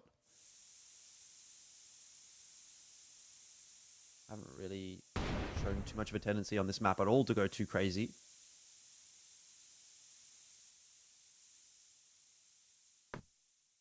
Maybe Dipsy. He's feeling something in a round. He's 13-6. I think at that point you can kind of trust your intuition a little bit, but to be fair, that's all on the Blacklist side, and obviously you're playing a different game really when you're on the Global Risk side. Anyway, here's Master to fire a shot a little bit too soon, but that setup on the low ground, I like it for the sniper for this very reason. You're having to cross. It's almost impossible to get across that kind of a line. Doom sneaks his way out through the smoke. Should have had one there on Tobias. Doesn't quite get it in the end, but Design helped out actually by Jaguar, dropping off the top, but still has a crack at one more, and it's HTC that goes down. This is a solid hold in the end from Anubis. The flood came across the rotate in time, and Anubis go up to 7. Yeah, bit by bit. Closer and closer. 7-4. 3 rounds ahead, 3 rounds away. Anubis from taking this series 2-0, which would actually be huge for them. And kind of the overarching position they kind of find themselves in, where kind of a side who do actually desperately need a win if they want to be looking towards playoffs, and especially when it's a win over your nearest competitor. Oh, shots from HDZ though. Dipsy. Yes, sideline there, but a lovely shot with the sniper. Design to fall as well. That's the A site once again. 5v3. This one might be a lot harder on the retake. Yeah, this one might just be a round over already. I mean, Jin's in the perfect spot to catch Jaguar as well. Waiting for him to make the climb. That's a disappointing one. And if this round actually ends up being won by Anubis, where we can go back to that moment and really highlight it, but I'm sure it really should come into play regardless. It's a 2v4, and both Jaguar and Doom are very low on HP, so this one shouldn't really be doable. Decent trade from Jaguar.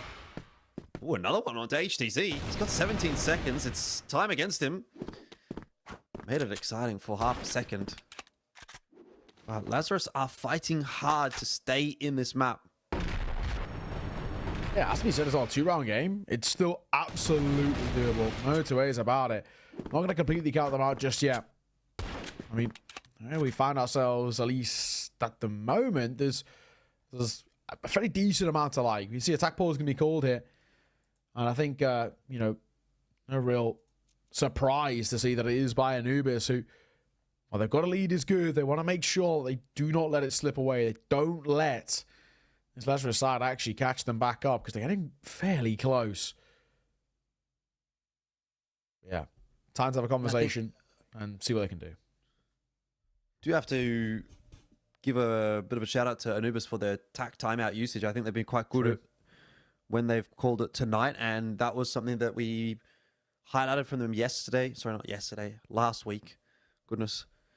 It's getting to that point in the evening where I'm not sure what day it is anymore, what time it is, where I am. We'll let you off, but yeah, they were quite good with their timeouts last week as well. I can remember that specifically. And I think it's something that's really not exploited as much as it could be in CFWL. Like, you will go through some games and neither team will call attack timeout, and you're thinking, well, why is that? Surely, you know, when you're like, I don't know, when you're down against your opponent that's up at maybe 7 rounds or 8 rounds or something like that, that's when you kind of want to use it. You know, even if, like, if you're the team in the lead, I can understand you don't feel like maybe you need, but surely at least every single game, if you're the team suffering, you would call a timeout when you're down, you know, 3-7 or 3-8 or whatever. Yeah. I think leaving it to 9's a bit too far gone, you know, because that leaves the possibility of just like one lucky round or, you know, some sort of something going on. Yeah, I mean, absolutely. Especially when you get to kind of like 9, all it is one mistake. It doesn't allow you to kind of build a kind of a plan, so to say. At that point, you're kind of winging it a little bit. 7 or takes 8, one hiccup. time. Yeah, exactly. 7 or 8 is perfect. At least you can start to talk about consistency of the RTL around and all the rest. So, we're back underway. It's 7-5. It's a 2-round game, but Anubis still find themselves in that lead and 3 rounds away from closing out the map in the series. 2-0 being in a very important 2-0 for them if they are to get it.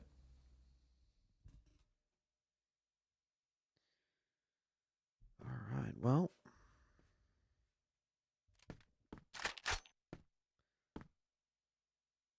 Lazarus happy to take things slow. They're going to be re-smoked off at the warehouse, but they'll push through it. And Jaguar was sort of expecting that, but only ends up getting a bit of damage down. It'll be finished off by Dipsy, who needs to be a little careful with where he's putting his head. C4 is fully committed to the B bomb site, though. Let's just remember that. Full rotation has come across from Anubis. That is surely an overcommitment from Madison. C4 should not be the first player into the site ever. No, not at all. It's a really tough situation because it's spilled forward now. They're kind of forced in towards kind of committing here. It's not good. It's not good. I don't know how you kind of try and reclaim this. I mean, at least Vise has sort of crossed a bit, but even he's stuck in that corner. We can't really do all too much. Opening a prayer here as they spam through the wood. I'm ticking though, 50 seconds. How do you manage to get this back? I mean, Lazarus, they are going to have to go into a pretty rough, nasty setup. I want to say I'm surprised that Anubis actually still have 2 players watching me. I think you could get away with 1. Maybe the 3rd player holding onto this C4. Maybe they think 2 is going to be enough. Good damage onto Vise and Jin has been done, to be fair. And that rotation is now coming through from Anubis. This gets harder and harder, and shots are good from Anubis. Design, Dipsy, Doom, all chiming in. Last man standing is Loons, and you could all sort of see where that round was going. As soon as Madison runs out with the C4 and dies like that, the round is more or less over. As long as Anubis play it out correctly, which they do. There was a moment where potentially you could have iced a 5, able to kind of get those taps a little cleaner, but yeah, I mean, all in all, the fundamental issue that we have there is C4 first out, spills forward, and then there's no one actually close enough to trade. I mean, so many issues kind of arose there. And I mean, what it's done for Anubis is huge. 2 rounds away. Seeing this one out for Lazarus, just on the back of, you know, the Anubis pause too, to lose in that sort of sense. Tough. It's really tough. But fundamentally, game not over just yet, but Anubis are getting mighty close to it. 2 away. Lazarus, similar to what we saw in towards that previous map, which ended 10-5, where we said, you know, there was moments here for Lazarus, but consistency is something they've lacked, and they haven't really been the scariest side, all in all.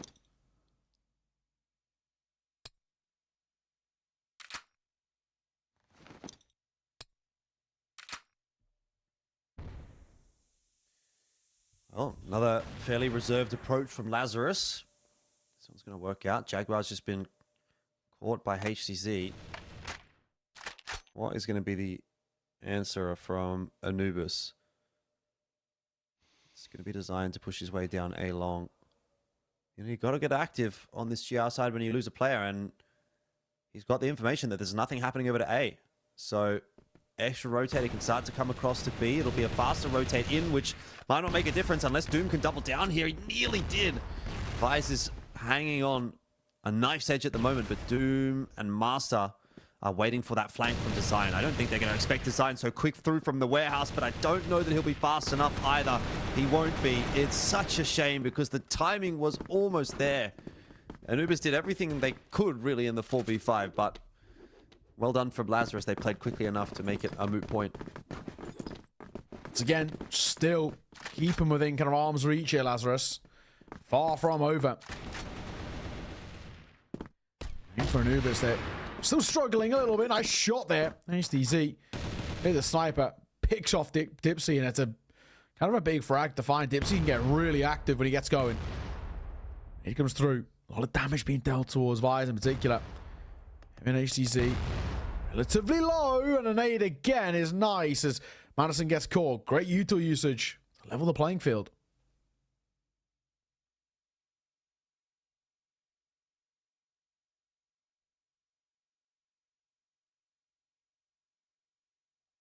And slow things down.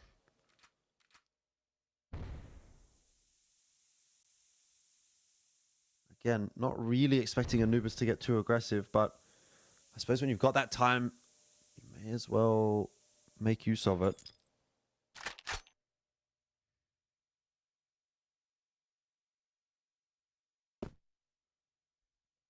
Holding. Master and Jaguar. It's a good setup. Master unable to hit that first shot though, but he'll pop himself a bit of util off the backboard. And Jaguar to jump up onto the site as well. This isn't necessarily the commitment from Lazarus. They're just kind of hanging around, seeing what they can do. C4 hasn't gone too far forward, and in fact, it's actually going backward. Trying to pull that rotate across from Anubis, it seems, and they've been successful. In fairness, giving himself something to work with. Jaguar. Oh, he does poke his head up, and Jin will rip it off. 2v3. Time ticking, but in all fairness, as they head back towards B, Design is here. If he can get a kill out of this for free, maybe 2, that'll be lovely. 25 seconds left to work with. He's going to get proactive with the pistol, and he drops the C4. AK pulled out. C4 not collected just yet. 20 seconds. The fight does not work. And doing so, Doom rotated in time. That's Anubis finding 9. Yeah, you can see the disappointment on the faces of Lazarus there. They really felt like that was going to be the round. Did he run out of bullets in this fight? I don't know, but anyway, 9-6 is where we find ourselves, and it's faster play on long from Lazarus. It looks like they've gone and tried to throw something else in the works. Design's going to spot all of that out. Master gets absolutely obliterated by nades, but Dipsy will be the one to make the difference here. Big spray on Defies. The spray control wasn't quite there. He waited as long as he could. He got scared, I think, by Jin rotating his way through. This round's very much still hanging in the balance. Design's going to get aggressive. Loons is waiting for it. Maybe Anubis getting a little bit too eager for the finish. Doom keeps it close. confident. Give him that. I mean, timing could have been worse as Loon's actually just tucks away. Jaguar trying to get active. Spotted the shoulder. Spots both. Overextends. Gets caught. And now Doom got it all to do. He can hear them barreling in. And he might actually get a chance here. We'll be given one for free. I mean, there's no rush here for Lazarus, the main thing. But, you know, Jin's low. Loon's not exactly full HP. There's a bit of potential here for Doom. Only 50 points of HP himself, but a chance. And a chance. Just whisked away quickly. Jin sees it off. C4 goes down. Game not done just yet.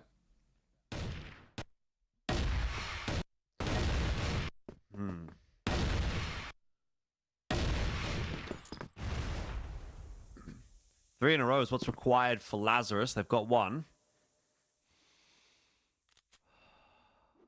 Putting three together has been quite a nightmare for Lazarus throughout this series in general, let alone on this map. And on this side too.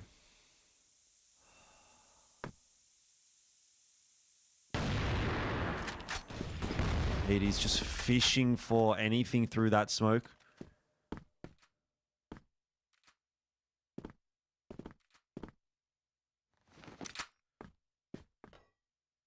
Oh.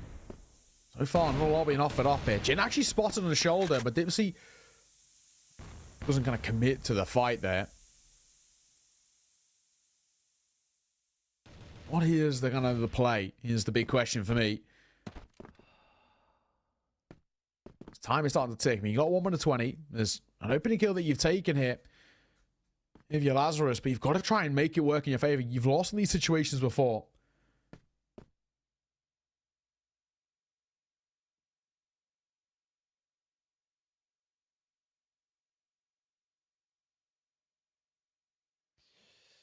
Don't know about this setup for Anubis. Dipsy's going to have to come up with the goods, and he's going to be just flashed off the line. He doesn't even get a chance to do anything. This could be another one for Lazarus. Counter util coming in for Anubis, but it's not doing enough to stop Lazarus from taking control of the side. Dipsy, though, double kill, triple even, might just have turned it on its head, and in the blink of an eye, it's gone from Lazarus. Looking like they'll get their 8th to Anubis just crushing them, and that's the 2-0 secured. Yeah, it felt like for a moment as well, we were looking at that and saying there's actually potential of at least making that a bit of a 9 to an 8 at the tail end and potentially talking about overtime, but it does get whisked away.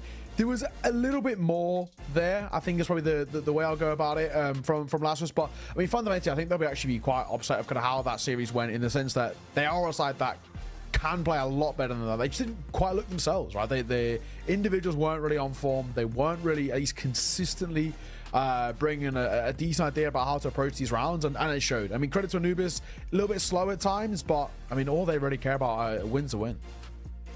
Yeah, definitely. And I think especially given the position where they are on the standings, or were now on the standings going into that game, a win in particular against Lazarus is huge. It should be enough to get them over the top of Lazarus. Obviously, it's a net gain for you, a net negative for them, and overall that tips the scales so much more egregiously for you positively and for them negatively. And, you know, GV not having the best of times at the moment either. TBI and Swamp still quite substantially falling behind the rest of the pack still. I don't know. I mean, I think maybe Anubis can lock in that 4th spot. See who Lazarus is playing tomorrow. TBI should be a winnable game for them, but then next week they have unKnights and LCK, both of which will be tough games. Yeah, there's maybe really only a couple of sort of favorable matches left for Lazarus throughout the rest of the season. And then for Anubis, SG tomorrow, definitely winnable. GV to start next week, definitely winnable. 3BL, they then have to play not too easy, and then they play TBI. I mean, look, actually, I'm looking at the rest of the run for these two teams. Lazarus has a harder run still to go. And Anubis, yeah, I mean, they've gotten their more, not all of their more difficult games out of the way, but a larger majority of their more difficult games out of the way. So, yeah, I definitely think there's a world where Anubis can actually hold on to a top 4 and make it into those playoffs pretty comfortably. If not, maybe even shoot for a 3rd if they can potentially get the better of unKnights at some point.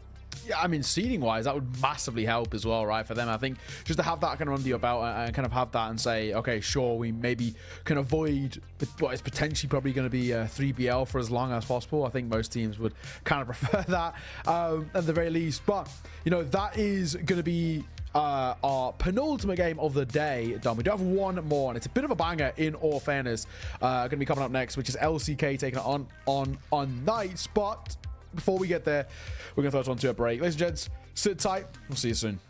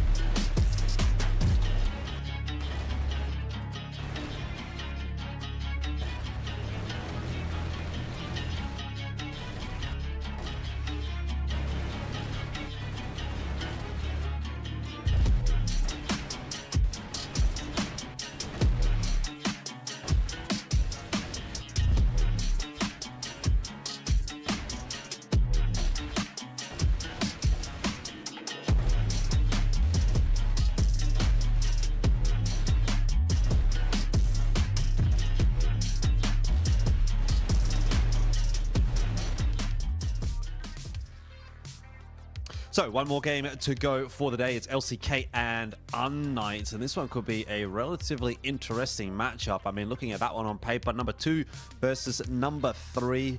And we always have these conversations, right? We're saying, okay, well, 3BL and LCK, they feel like they're a bit of a cut above the rest of the pack. And that may be true, but if there is one team that can challenge them from said rest of the pack, it is unKnights on their day. So could be an interesting matchup. We'll kind of have to see what variety of unKnights shows up today, because I think when they are playing well, they can definitely beat LCK, which is something we saw in the playoffs, the end of CFWL Season 1 for 2024. Yeah, absolutely. I think the big thing for me is, and it's that kind of the phrase used is on their day, right? And I think that's the thing. For unKnights, they have the potential. They have the players who actually really can make, you know, at least a difference in the server. And this is a side, you know, both of these sides, more or less in our eyes, kind of guaranteed always be making it towards playoffs. It's just a case of, in what sense? LCK have looked so damn strong. They have for a while. I mean, this is a side for me who have been really, really scary. The main guy I always look towards when I cast this side is Spoxy. Lionclaw has a lot of good moments as well, but Spoxy,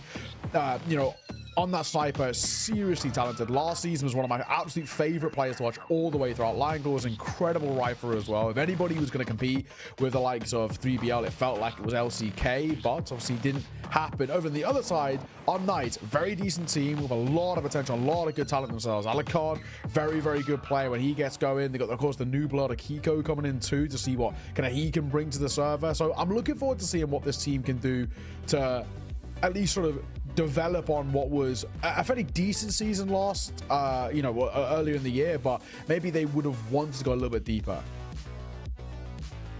Yeah, potentially. I mean, look, when I sort of look at this LCK roster and, you know, you're talking about the players that you kind of keep an eye on, I think they're in that same kind of conversation as 3BL in that, yeah, I mean, maybe you look at Lionclaw and Spoxy, but I've seen great stuff from Dezane and Flex. I kind of consider, you know, in a similar sort of vein as Horus for 3BL, where like they can be very clutch players as well. Like if they really get the ball rolling, or if they get that opportunity. Obviously, Flex is one of the most experienced members in this competition as well. So you can go down the list, right, with LCK. You can't do that with every team, but 3BL and LCK kind of feels like those teams you can really do it for. I don't really quite get the same sense with unKnights. For me, a lot of it comes down to Alucard and what he's going to be able to do. So anyway, we'll see how things go here. Ankara is going to be the first map, and it is going to be unKnights starting off on the blacklist side. Already setting themselves up outside of A pretty quickly, with Kiko working in through that mid connector as well. But on the other side of the map, you do have Lionclaw, who's having a bit of a look aggressively outside of B as well. We'll see, but yeah, I think you're spot on. I mean, where we've been, or what we've seen of the early part of this year with the first season. I mean, LCK just looked like he's a little bit more well-rounded side. I mean, you mentioned Alucard. If he gets going, my God, what a player. But maybe at times consistency can elude him individually. And of course, I guess this team to a degree. unKnights are scary on paper, but haven't always been in terms of every single official they had in that first part of the year. Heads to the start, though. LCK taking some damage in the hands of Spoxy. But of course, with the sniper, it doesn't really matter all too much. So you can turn over towards Pietro. Flash is going to go forward, but Lionclaw not having any issues with that one at all. LCK standing tall to start the map off. It is Pietro round the back, though, that catches Spoxy. He had way too many angles to cover. Right back into the swing of things. unKnights bouncing back into this as quickly as they attempt, at least, to make their way into that B bomb site, though. Lionclaw is really having a great round here. He's got 4 kills already. It could be the ace to start the map from him. In the position to do it. HCZ down low, and Lionclaw wants it. He'll get it as well. The ace, 5 kills on round 1. LCK will be very happy with that as a start. Yeah, not bad, not bad. I kind of mentioned his name, right? You know, last season, Spoxy was one of the most talented players, and with the sniper and with the rifle, Lionclaw on the other side, and well, he showed exactly what he can do. Beautiful, beautiful work. Question being, and I keep that consistency across the span of this map, this series. I mean, Lionclaw's a very talented player. Expecting to. unKnights have got to try and find a way to shut him down. Flex Sniper zone. I mean, LCK are actually, from last season as well, one of the only sides that regularly bring out the double snipers. A lot of teams kind of primarily keep it on one and don't really try and kind of dip into that double sniper setup all too often. But it's something I actually really like that the LCK side do.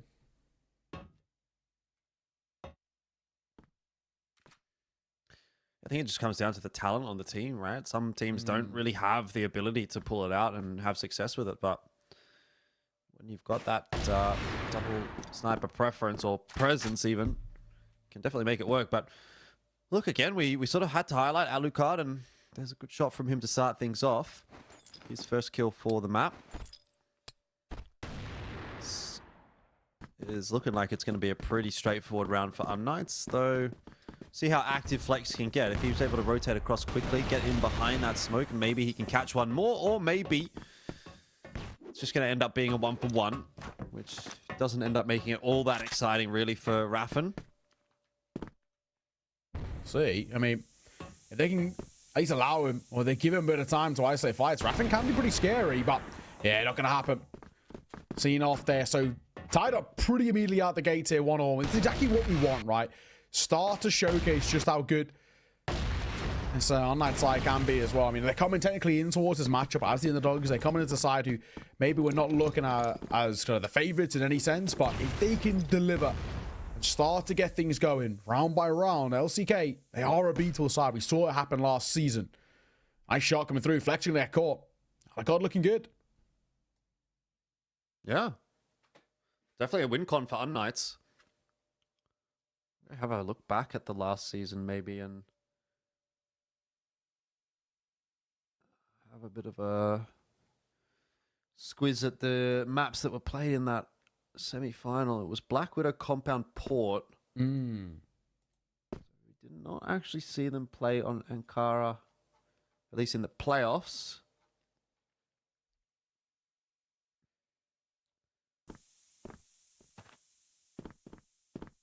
2-0 for LCK in the regular season to start things off. That was Eagle Eye Black Widow.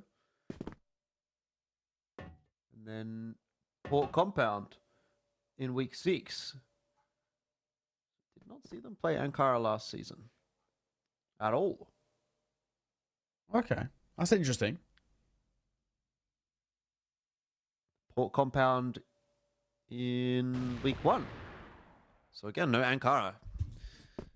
Been a little while, been a hot minute since these teams played Ankara against one another. Trying to change this up. There was a lot of compounds in there. There was a few ports in there, but no Ankara. And well, LCK might not have a bad read on this. Spoxy in a great spot to have a difference made, and that is going to be the pistol pulled out as well. Lineclaw takes the distraction and runs with it for another kill. And they think about that player advantage that unKnights had, and well, that was a long time ago now. HC is going to bring one back onto the Zane. They still got to get into this bomb site. It's going to take 30 seconds. You're going to have to get past Lineclaw as well, which is not the easiest of tasks. Good headshot, though, from Kiko. And it's on to Raffen, 1-on-1. Maybe doable, and yes, it will be. Kiko, nice work from him individually. You know, a guy with decent amount of experience and talent as well, but you know, coming towards this roster has to try and elevate them towards that next level, has to basically try and make this team competitive with the likes of an LCK, make them that kind of top level. And decent little round there individually, crisp work, has to be said. 2-1 unKnights with a lead in their favor. They can guarantee one at the turn of the half as well. Will give them the good foundations to work with. That potentially could be enough. LCK are a side that can spiral kind of negatively at times too. Can you utilize it against them?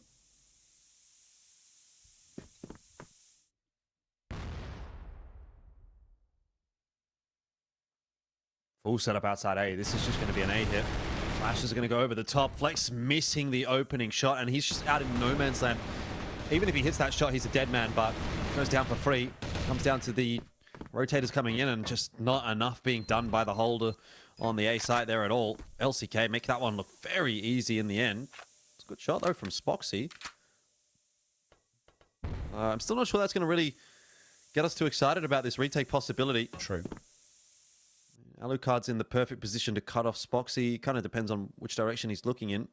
Seems to be expecting the rotate to be coming through from spawn side more so, but does check in the end, and so that'll be Spoxy for free. And Lineclaw's been pretty good on this map, it has to be said. He's up to 8-2, but he's the only player that's really causing any problems for UnKnights at the moment. In general, UnKnights with an across-the-board performance are certainly outperforming Lineclaw. When you look at Raffen having 0 kills, to Zane being 1-4, and even Flex like missing that shot at the start of the round, like that's pretty uncharacteristic. It's not looking like a particularly hot night for LCK to at least start this map. Unless your name's Lineclaw. It's true. It's true. Don't go to Lineclaw. Yeah, just avoid him. But, you know, it's easier than done. He's got to double off the rip. And let's change things a little bit. I mean, Lineclaw is one of those things where, at least individually, a good performance out of him, but you know, the point that you were touching on, if the rest of the team don't step up, this is still going to be an UnKnights kind of showing of pretty damning nature. Lineclaw could get another here, depending on how he takes this fight. He opts to kind of passively dip back. He doesn't want to overextend. It's pretty smartly played. Step swing in the corner. Lineclaw one more. Hold on the spray. Oh, he's going to get yet another. On for his second ace, Lineclaw, as he isolates 2 separate 2v1s.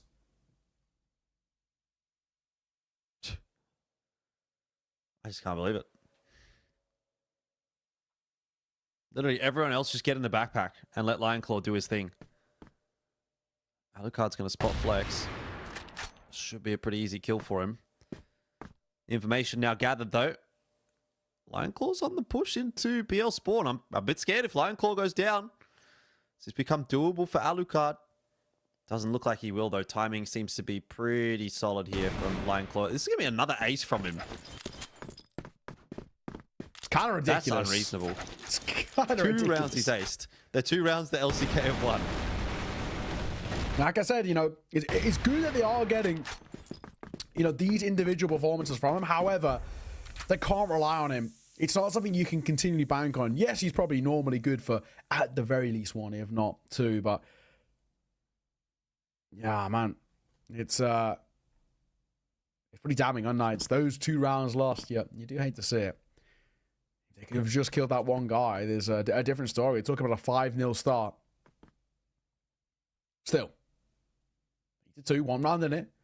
LCK off the back of Lineclaw's heroics. This might be maybe where we see them finally wake up a little bit. Spoxy. They have crossed. I don't think he might not realize as well. Oh, close. First. Looking for the second as well. Pistol pulled out. He's going to find it.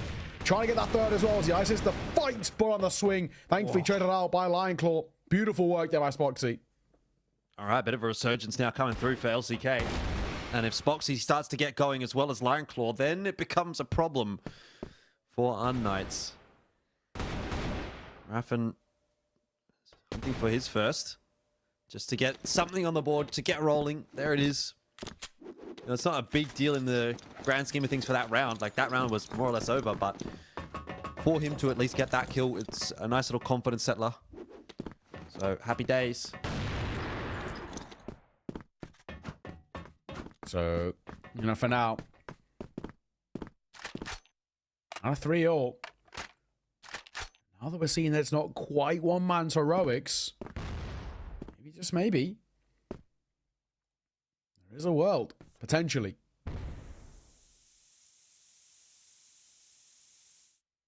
Flex playing anti. Killed in the charge, got HGZ behind him. I'm going to start to wrap in via mid. And they actually will be tested here, in all fairness. UnKnights have actually been pretty loose in terms of their mid control. Sort of quite happily letting this UnKnights side kind of rotate between the 2 sites, or at least the kind of the early entrance possible to 2 sites. They're playing sites themselves rather than anywhere in and around mid. A lot of teams like to focus on that quite heavy mid control, fighting via the window that HGZ's just around the corner from. And it's something which LCK are kind of more than happy to give up.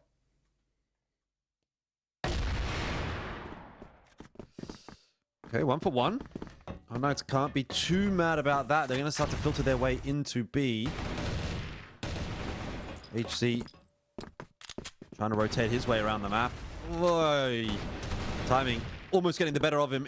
In the end, though, he catches Flex off. And Zane wrapping in from Hotel is going to be smoked. Kept at bay by that one. Raffin and Dezane. I'm not sure that you really have a huge amount of faith in the two guys that are going 1 and 4 to make the retake happen here, but someone's going to have to give it a crack. Timing on the push from behind for HC is too much for Raffin, and Dezane knows that he's up the creek without a paddle now. He's got nowhere to go. Tough one. Good work though from unKnights. Another pretty solid round where I think for unKnights again, still showcasing for the most part. And in terms of the team play, they are a better side thus far. I mean, LCK, looking maybe, I don't know, a little shakier than I think we saw them at least last season and so far this season. You know, they're yet to pick up a loss, but the way they've been playing at the moment, it's not exactly a stalwart performance of a side who are trying to topple the Titans that are 3BL, trying to at least keep up with them. Doesn't feel like it. Yeah, it's actually quite a tough week for LCK. This is like it's like a super week really for LCK, you know, because they play unKnights today and then they play 3BL tomorrow. Both of those matches are the last match of the day. Those are the two most difficult matches that you're going to have this season, and they're both on the same day. They did a pretty good job of it in their first meeting against unKnights, you know, going 1-1. I think that's okay. They go 1-1 with 3BL as well, right? So if that's how you perform against the top two teams in the league, if you can go 1-1 against 3BL and unKnights, yeah, maybe you consider unKnights a little bit beneath you just in terms of how they perform overall. But 1-1 against them, 1-1 against 3BL, and then make sure the rest of your matches are clean. That's really what you kind of have to be hoping for. Yeah.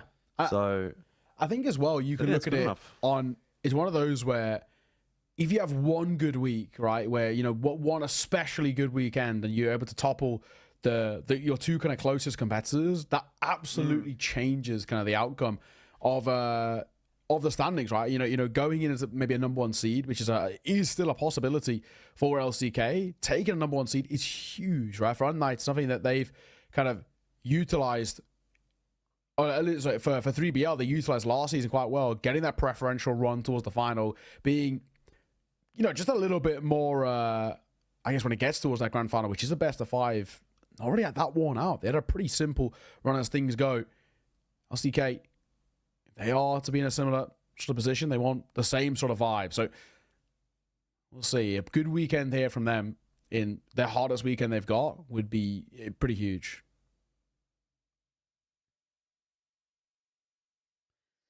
Looks like it might be a tech pause, I would say. Just getting some issues sorted. Hate to see it. We've had a few. There's no two ways about it. Today's been a pretty long day, that's for sure. And I would say I think this matchup is going to be a pretty long match as well. So I don't know that the end is necessarily in sight yet. Let's have a look back at some of those maps. 10-6, 13-12, the last meeting between these two. So that's a fairly long series, right? Anytime you go into a tiebreaker, it's fairly long. True. Maps in the playoffs, 13-10, 10-8, 10-7. So that's about as close as it's going to get, man. I mean, you cast that with Kyle. You must remember that being a pretty long series. Yeah, that was a bit of a marathon, I have to say. Yeah.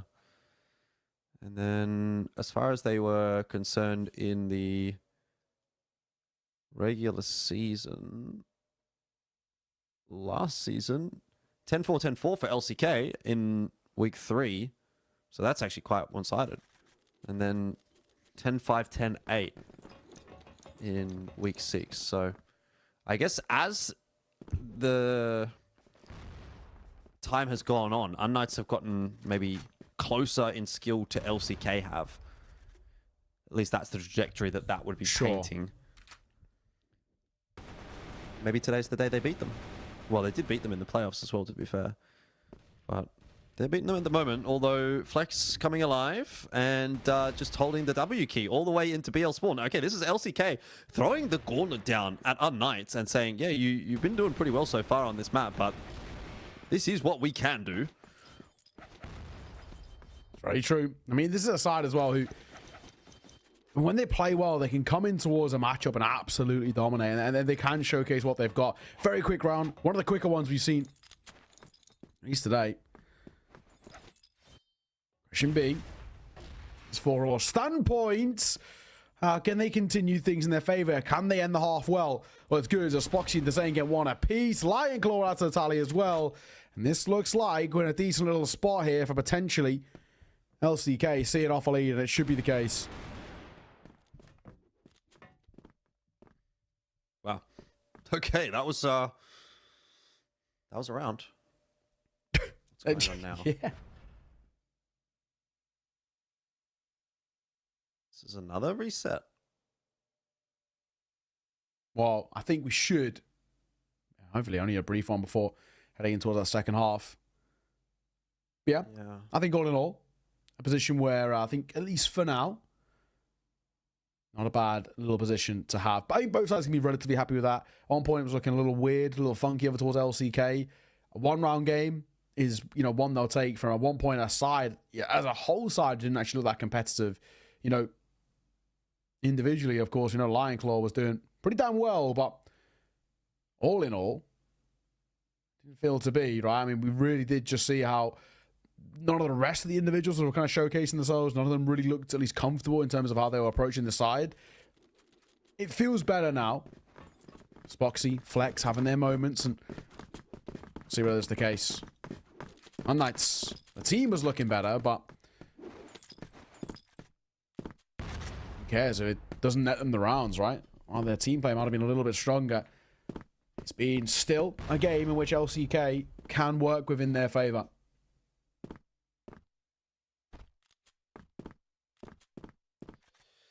Yeah, we'll see how much that side swap shifts the needle as well.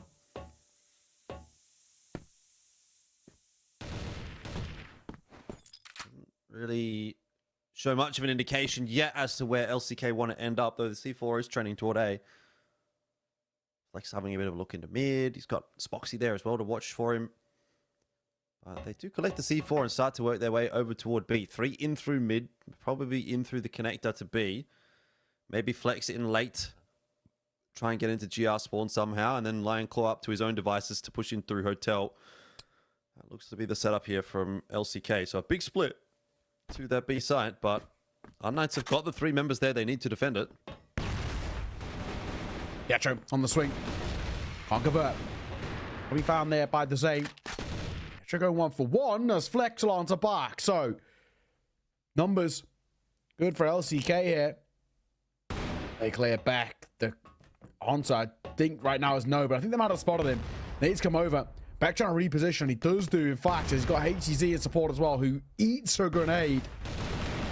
Flash is good. Only goes 1 for 1. Running out of ammo for Beck is not going to help. Down he falls on LCK. Extend their lead.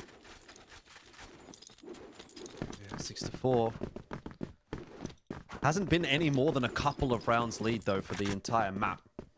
So we'll be expecting to see unKnights bounce back with some gusto in this one. Fast smoke into A main. Flex is going to try to take advantage of that by pushing very quickly up into the mid connector again. This is not quite a mirror setup, but it's a very, very similar setup from LCK. And now it starts to look like a mirror setup. Even the C4 sort of in that bottom left corner. With Raffen just watching. And then Flex going back and forth between mid and outside of A. Until whatever decision is made is made. Again, it'll be 3 players in through mid. Flex up into potentially GR spawn.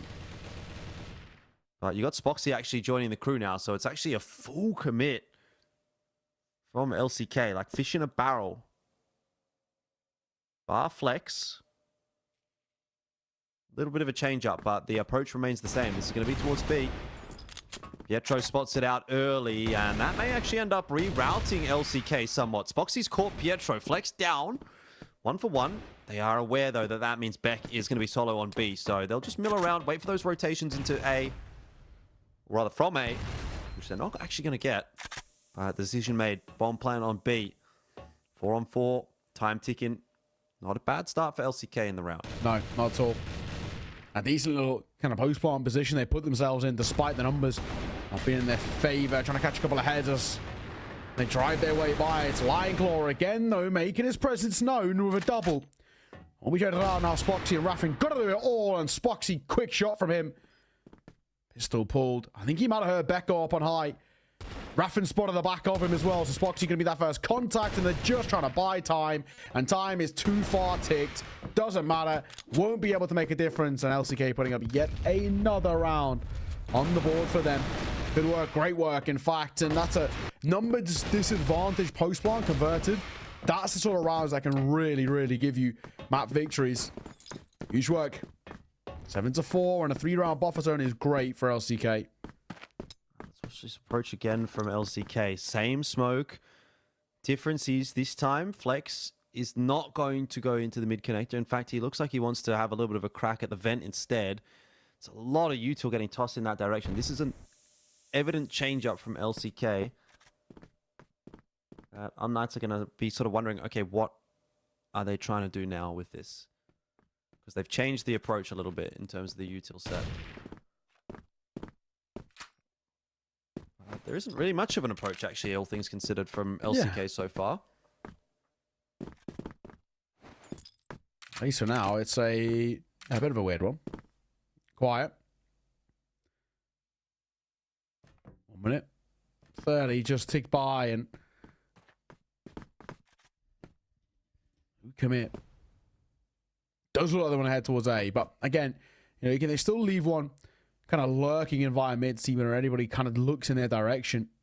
Still not the case thus far. They are going to commit towards the A side in just a second. 3 players here to meet them from unKnights. Spam is good, util good as well. This might be a little bit harder than they would have wanted. Gotta go though, boys. I mean, under a minute. They'll start to make a move. In they come. HEC only give one. Bounding around that corner as Lycon gets one of his own, but it's going to be Kiko's double. That could be huge. However, Flex has come through alongside Raffin, and they've given themselves a bit to work with. In this 2 versus 2 alongside Spoxy. There's a chance here. Yeah, gotta get that plant down pretty quick. Smart. They're a little scared, though. They don't know exactly where this setup is from Alucard and Pietro. I wonder if Spoxy may have been spotted out there by Alucard. Either way, he'll get the plan okay. You have to be worried about GR spawn right here, and that's what Raffin's watching, but that's actually going to be a bit of a bait. Spoxy set up well to deal with the push from Vent, but he also has to kind of keep an eye on main, and spots the player out in main. Doesn't know that Pietro's crossed in Vent. The timing is awkward here for Spoxy. Very awkward indeed, but he's managed to make it work. Flash pops in his face, misses that initial shot. So will be brought down by Pietro. It's onto Raffin. 1-on-1. His position known. Defuse on. Pietro? No. He's gotten off it, but somehow Raffin just doesn't hit those shots. Yikes. It felt like the prime opportunity as well there. Gets off the C4. Should have maybe converted that a raw laboured spray, which you absolutely hate to see. Round which, I mean, they'll happily take. It's a very weird situation we kind of find ourselves in, when neither side look all too comfortable, but 2 rounds being the difference. It's pretty decent for unKnights, at least for them. So a little bit of leeway. At least enough to go off the back of. Only pop shot. Doing all too much for Spoxy, but confident he'll kind of continue moving his way forward. Flex on looking towards mid and actually giving this control again. Spots the header back, but he's able to hit the shot.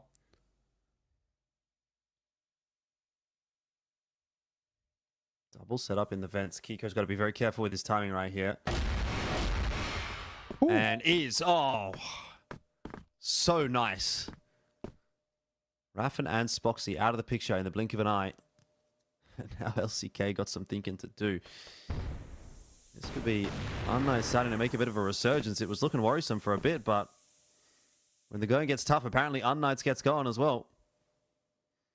That's good. Not a bad spot. They're in right now. I mean, 3v5 is not completely out of the realms of possibility, especially if they can get a C4 down, but it's not easy. Gonna move this. I would have heard at least a step there. Alucard, I'm gonna say, might have spotted one, and actually does. Takes a pop shot, doesn't quite connect with it. A messy fight that Zane's trying to take it. 50 seconds though. Still got a bit of time to work with, but they've got to try and bound their way in somewhere. If they can get a C4 down in a post spawn, there is a chance. Yeah, especially with Flex in this position. He could easily get himself one on a timing, but just goes a little bit too early, and Pietro will spot him out. It's an awkward fight to be taking with a Orm in hand. So now the Riflers have to get it done. Dezane and Lionclaw. And again, who's to say Lionclaw can't manage to make some magic happen here? He's already caught Pietro. He's on that wrap in toward mid. All it really requires now is maybe Dezane to get one more here quickly and keep things looking interesting. Lionclaw, though, caught off by Kiko. Time, not really a big problem for unKnights, and they will catch Dezane in the back. It'll be another one for unKnights, and I imagine another pause here to come. Yeah, I mean, to be honest, the conversation needs to be had. I mean, LCK letting this one slip away just a tad. At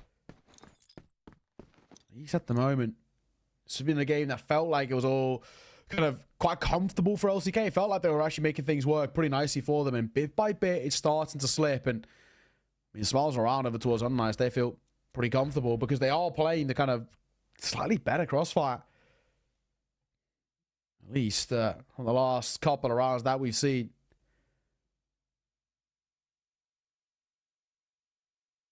However, LCK still not in a kind of troublesome spot just yet. They've still got plenty of time to work within this map.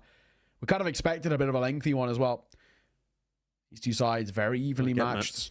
They're very, very solid when they get going as well. And we kind of are seeing them dip quite deep in towards the strat book.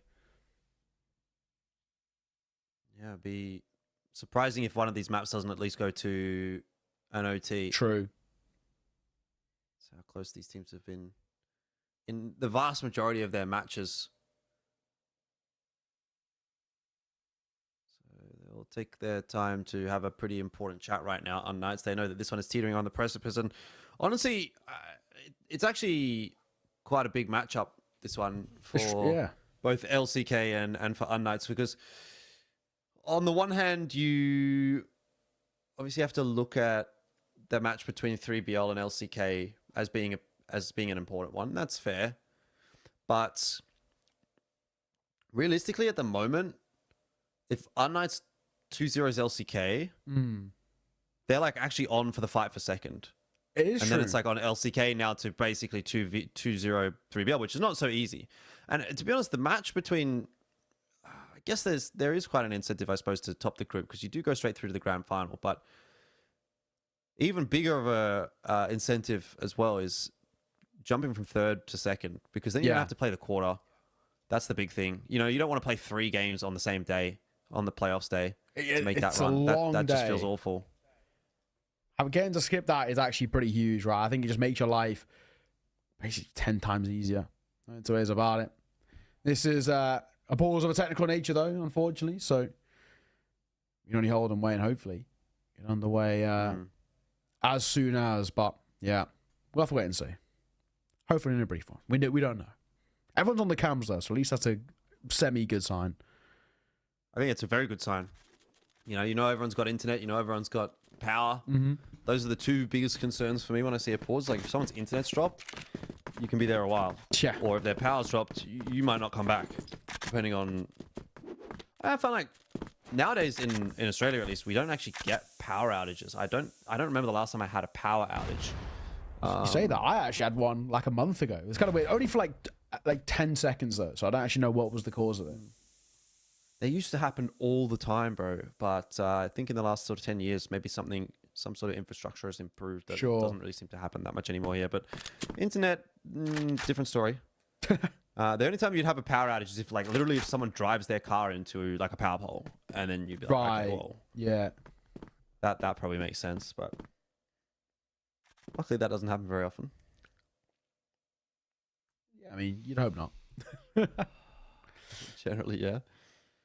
All right, let's see if unKnights can grab this round, though, because this will be the equalizing round. Bring it back to 7-7. Gone for a bit of an aggressive hold. Beck and Pietro pushed forward. Beck was smoked off, but he's pushed in front of it. He spotted there's not a whole lot happening. In the meanwhile, Pietro about to be isolated. Lion Claw to take the first peek. Flex for the trade. That's okay. 1 for 1. Third. It's doable, maybe. Alucard getting aggro, gets a leg. Maybe potentially could do some damage here. Could get himself a kill. Only damage on the board, but it's not bad. Alucard holding, finding, and he actually managed to get away as well. Not bad. And a beautiful little setup here. Alucard, HEZ coming through. It's Flex all that's left, and well, realistically, I'm not really expecting all too much from him. This is a tough 1v3. Does have the C4 though. Timing not too bad into mid, and the call to go to A is a great one actually. HC's still kind of got to watch and see what's happening there in mid as he rotates his way across. Can he get that plant down? That's the question. HC, oh, he gave him a bit of a tickle on the way out, but Flex is not shying away from this fight at all. He wants to take the 1v1. Hasn't been given it. That's wise from HC. But rotating his position, changing things up. If he gets the timing right, oh my, it would have been something from Flex. But not the case, not to be. And unKnights continue their march to that equalizing round, 7-7.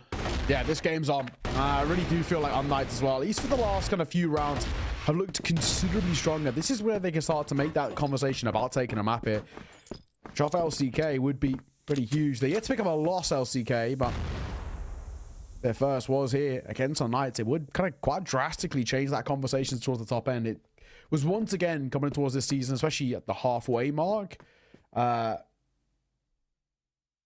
Yeah, it kind of felt like, you know, we were looking at this and saying, you know, it's once again kind of the 3BL LCK show and everybody else kind of playing catch up. If unKnights take even a tie here, it changes things, but especially if they can take a win, that would be massive.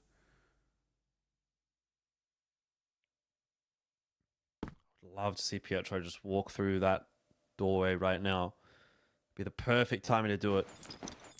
But he's not going to. It would be a bold choice to make it 7-7. Would be a map-winning play, though. Instead, LCK going to be given the run of things in through mid. There's a bit of fate util being tossed over toward A to keep those A defenders honest. But the flash in mid should kind of give the game away. The question is, where do they go? Do they go towards B? Do they go towards A? Well, pick over on the B side of the map. They're going to head in that direction. Alucard, though, to get past, and Spoxy punishes him for re-peeking the exact same line. Meanwhile, Pietro did end up pushing, but it came through way too late. Yeah. Well, Spoxy holding. I'm going to chance it 3 seconds on that timer. Just under now. First, for free. No trade, no fine. Looking for a second as well. And actually got a decent spot for it. Pop shot misses. Pistol pulled out. Up close. He will fall, but the trades are coming back and forth as Kiko left all alone. You know where he is as well, because they've just seen him get a fight of his own. He will get one. Hang on, surely not. C4's planted open. Tap on towards it. Lion Claw doesn't fall for the bait. He might. At time, it's pretty damn close. Oh my God, he doesn't quite get it, but it goes right down to the wire. Yeah, Kiko knew he didn't have it. You could see on his face. So close yet so far. It was a good attempt. Did everything he could, really. Perfect headshot, but there's only so much you can do when the time is working against you. And now unKnights trail again.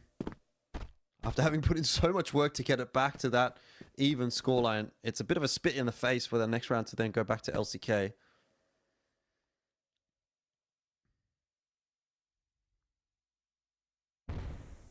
Another patient setup, though, from LCK.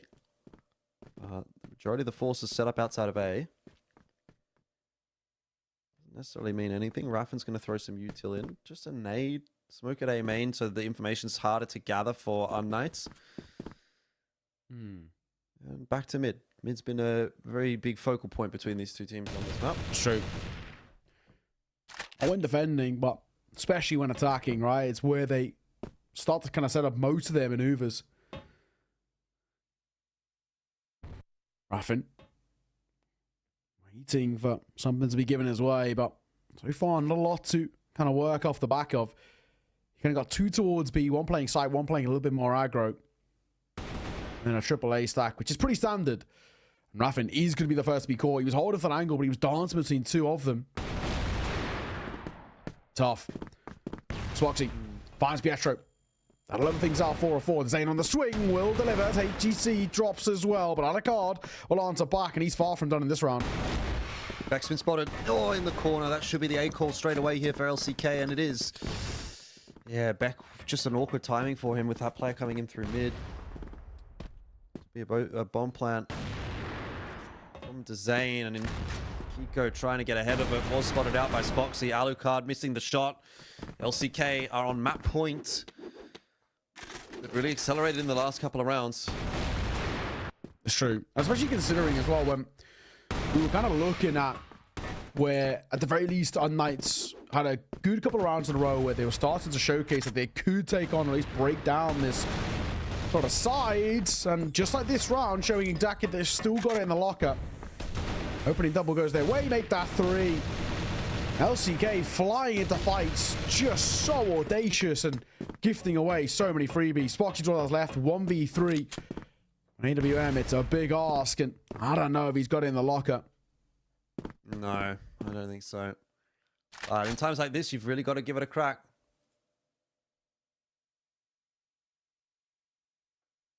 Could be a big round. It's 5-2 since the reset, so he's not been having a bad time of it. Yeah, LCK tried to throw something a little bit different in the mix, and unKnights do say you've got to respect us. Maybe get Kiko for free in the back. Depending on the timing here from HC. Doesn't look too good now for Spoxy, having given away his position, waiting for that peek from HC. It's not going to happen. He's trying everything for a quick scope. Pistol. Oh, first shot was a good one. Hang on a minute. 2 bullets left. Ooh. It's too few. 9-8 unKnights. 1 round away from forcing us through to another tiebreaker this evening. Might potentially. He needed a few more rounds. As unKnights far from done in this one. We kind of said at least one of these maps would probably head this way. Might be the first one to kickstart things. Well, it takes us one hiccup from unKnights, and maybe, just maybe, they close it out in as many rounds as possible in regulation. 8 over in that corner. Smoke out in front of kind of front 8. A little bit more aggression coming through from the defensive side, as unKnights are looking for fights via B, but nothing really being given to them. They're kind of poking and prodding for information, but there's not a hell of a lot to work with.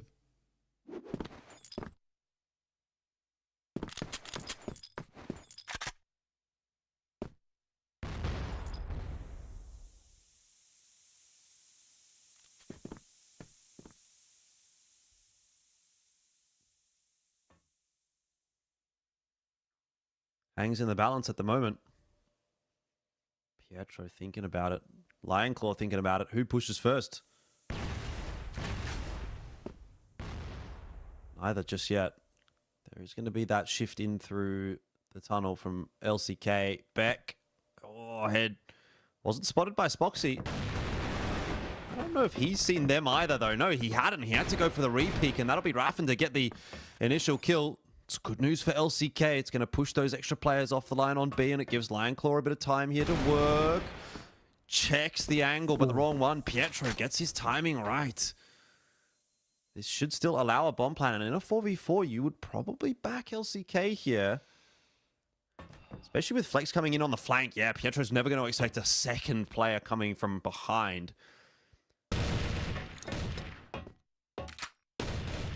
Flex, let's go. Utonhan repeats, doesn't quite work out for him. HGZ could be in trouble here, taking a lot of damage. Alucard still delivering. Zane trying to do it as well as he can on the swing. Alucard makes it a chance, but Spoxy just got to buy time, like you said.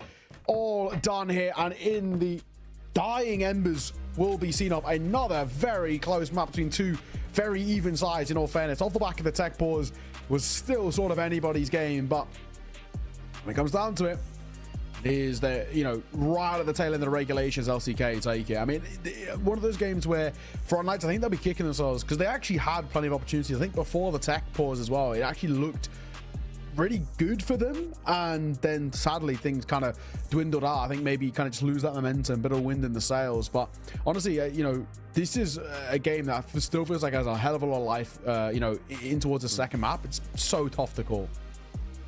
And it's going to be the nature of the beast with a matchup that ends up being that close. You're going to feel that there was no shortage of opportunities there for unKnights to maybe get another round here or get another round there. And, you know, it comes down to clutches, it comes down to individuals. They're going to be going through that in their mind, wondering, you know, if I would have done this instead of that, could that have made a difference? You know, a bit of a ripple effect. If I get this one kill, we win that one round, you know, do we get to OT or do we go on from a bit of a snowball there? Either way, look, not the case. Obviously, LCK, they have to probably give Lionclaw a bit of their thanks because he got them through a couple of those early rounds when things weren't looking too good. And look how important those like 1 or 2 rounds that they did get when it was a bit of a rough time actually end up being with how close that map ends up going. So Spoxy, I thought, came online at the right time as well, and Flex too. Flex had a couple of really impactful sort of timings too. So yeah, you know, it's the usual suspects really for LCK. And for unKnights, just didn't really have the X factor. Yeah, I think you're right. I think, you know, as a team, we saw them really kind of step up in decent ways across the board. But yeah, it's like, you know, didn't have that 1 or 2 individuals in the way we saw with Lionclaw. I mean, Lionclaw is such a talented rifler, kickstarted the entire map where we looked at it and said, okay, great work, Ace coming out the gate. And then when they're actually dwindling in the rounds, I think it was a 3-1 scoreline when he picks up a second one to once again keep them in the conversation. I mean, we talk about needing a hero and one stepping up for them. It was massive moments where they were able to kind of fall back on an individual, and it's good, right? You know, we said they can't rely on it, but it's always nice to have somebody like that where they can say, this is kind of a super solid thing that you can say, at least we've got a player like this. And Spoxy, Flex, both on the snipers looked good at times. And this is where LCK becomes such a scary team because they just have these raw individuals that are, I mean, incredible. I have no two ways about it. Kiko had some good moments there as well, but super backward and forward, bit of a roller coaster of a map. I have to imagine that's going to be the case as well for our next map too. I mean, just look at how long these highlights are going for. Yeah, it's there's no shortage of options. Everyone was really getting in the mix, to be quite honest. That round from Kiko, you know, if he has an extra half second on that defuse, maybe he wins that one. If Bet gets a pick there rather than getting picked off on the timing, just every little intricate, tiny little moment that could have made such a big difference that didn't. And who's going to take away the MVP? That's going to be the big question for now. I mean, Lionclaw 2.18, that's pretty hard to go past, but Spoxy came in with a fair amount of impact as well toward the latter stages, especially. I think just based on numbers alone, it really does have to be Lionclaw. 1.3 kills per round. That's pretty insane, and 2.18 KD is, yeah, like I said, pretty tough to go past. But 10-8, he drops 2.18, and they only win 10-8. Yeah, it's kind of wild, right? It just shows, I mean, where they actually needed him. There's no two ways about it. I mean, if it wasn't for it, we really could have been sitting here and saying that this is already, you know, unKnights taking map the one. They actually desperately needed a player like him to showcase how good he can be. You know, we've spoken about it, and across the board, Flex 0.69, 0.54 for Raffin. I mean, it's kind of ridiculous. If you look at that scoreboard and think kind of how at times it was as close as it was, and at times you were talking about unKnights on the other side potentially winning it. We've got to look on the bright side. I mean, Kiko looked very good over towards unKnights. They had, as a team, their systems are very solid, especially on the BL side. The thing for me is, can we see this side coming towards map number 2 and actually steal a map away here? Can they make it, you know, a somewhat competitive showing, or is this going to be LCK getting another very good win under their kind of belt and, you know, keeping the pressure basically on 3BL? That's kind of what you got to be looking out for at the moment. I guess if you're LCK, you know, every chance you can get a 2-0 now, but unKnights, if they want to stay in the race for second, it does need to be a 1-1. Sure. And even if you do get a 1-1 here, it's kind of hard to sort of make the argument now that you'd be able to overcome that 5-point deficit that they have going into today to catch up to LCK. You'd be relying on LCK. Well, they'd have to lose to 3BL tomorrow, which is possible, I suppose. That's definitely a factor, but you'd really be relying on LCK to have a pretty poor run toward the back end of this competition, and then you need to pretty much clean house. And knowing that you've still got 3BL to face in the final week, that's a bit of a question mark, obviously. But the rest of the matches actually for unKnights, like TBI, SG, Lazarus to play, and GV tomorrow, like that's definitely doable for unKnights to clean sweep every single one of those matches. The thing is, though, you're sort of then relying on LCK to lose to TBI. That's not going to happen. Lazarus probably not going to happen. Yeah. SG probably not going to happen. I just don't really see it. I mean, maybe they could lose to Anubis in the final week if Anubis keep that positive trajectory going. I'm not sure, but sure. Yeah, we'll have to see. We'll have to see. We actually are going to be going straight in towards that second map in just a second. It seems like all the players are more or less ready to get going in just a moment, which is good for us, of course. We can get right on the way. We've had a very long day of crossfire action. We've had the tech issues. We've had this, that, and the other. So, speeding things up, we're not going to complain with at all. But, when I look at this as well, I mean, for unKnights, this is probably where I think at the very least they can have the sort of their best sort of way of coming into this. I think they actually looked very decent at times towards that tail end. They want to come into this and kind of have no sort of breaks. They have decent momentum as well. But LCK, if their individuals can keep that kind of raw mechanics on the level that they're at, they're so difficult to stop. I mean, finding a way to shut down, especially Spoxy, who warmed up. He had a bit of a slow start to that game, but if Spoxy comes out the gates and towards map number 2, that's where I'm a little bit worried. Of course, map number 2 being Eagle Eye, this is actually where, at least last season, LCK, this was their pocket pick. This was the map in which they were just kind of unreal on. Every time they played against teams, they would kind of just batter them. And a lot of it came down to this double sniper setup where they were very scary. Yeah, I mean, I was going to say, first of all, Eagle Eye, very sniper-centric map, so there's that makes a lot of sense. It's got a lot of long sight lines. It's a map that can be really controlled by the Orms, especially early in those rounds. You can lock down those lines. The other thing is, it's just not a map that gets played very often. So if you do have it as a pocket pick, if it's a map that you're comfortable on and nobody else is playing that map, then yeah, it can be a fantastic one to go into. And, in this case, if that's where we're going to head, LCK is feeling good on it, and maybe unKnights haven't had a huge amount of practice. They're not feeling super confident on it. I would say there is definitely a 2-0 on the cards today. Obviously, we'll have to sort of see how things go when we get in there. But I don't think, like we were talking about this earlier. I was thinking I don't think I've actually cast a game of Eagle Eye in CFWL last season or this season. So I'll be looking forward to that. I've only ever really watched like the Chinese and the Brazilian teams, because the Chinese and the Brazilian teams, when they play internationally, do sort of angle towards Eagle Eye as like a bit of a, like you say, a bit of a pocket strat. Like it's not the go-to, it's never anyone's favorite map, but it's in the pool. And if your opponent doesn't play it very well, you can float it.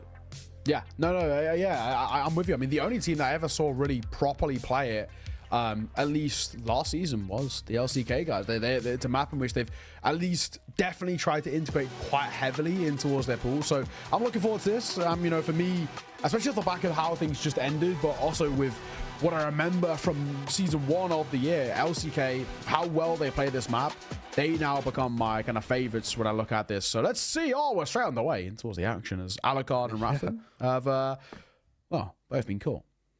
Well, there's that double Orm setup. You've got Flex and Spoxy both having taken that at the start of the round here on the GR side. It is quite a big map. And like we said, the sight lines are very, very long. So a lot of value out of these Orms typically. This is already quite a lot of forward presence on the GR side from LCK holding the B lane. Remember as well from last season, Lineclaw in and around this house is just an absolute menace to deal with. Very, very good player. I mean, the big highlights on I think the 2 separate occasions that I casted LCK specifically on this map, Spoxy was kind of a bit of a walking highlight reel, and Lineclaw just put up some pretty bonkers numbers. So it goes without saying that you highlight these two, but I mean, they have some serious confidence on this map. I'm expecting big things, but all a little quiet. One of the maps as well that I caught, Raffin had a pretty decent game too. Of course, he kind of already out for the count here, but we'll see. Already a great start from LCK. Kind of nuts already, isn't it? Yeah, I mean, those two combined, like, oh, okay, well, there was not even really much of a contest in that one, was there? LCK talked about the Orms, Flex getting such a clean, easy kill with this one here from Pietro. He just got to go floating across, and then Kigo tries to trade, but Zane set up to wait for that trade to come through. It, like, worked exactly the way LCK would have wanted it to. And now we're back to square one. We run it back. unKnights need to find an answer, and they need to do it quickly. I just don't know whether Eagle Eye is really in the wheelhouse. Haven't seen him play it. Well, Lineclaw playing around that smoke.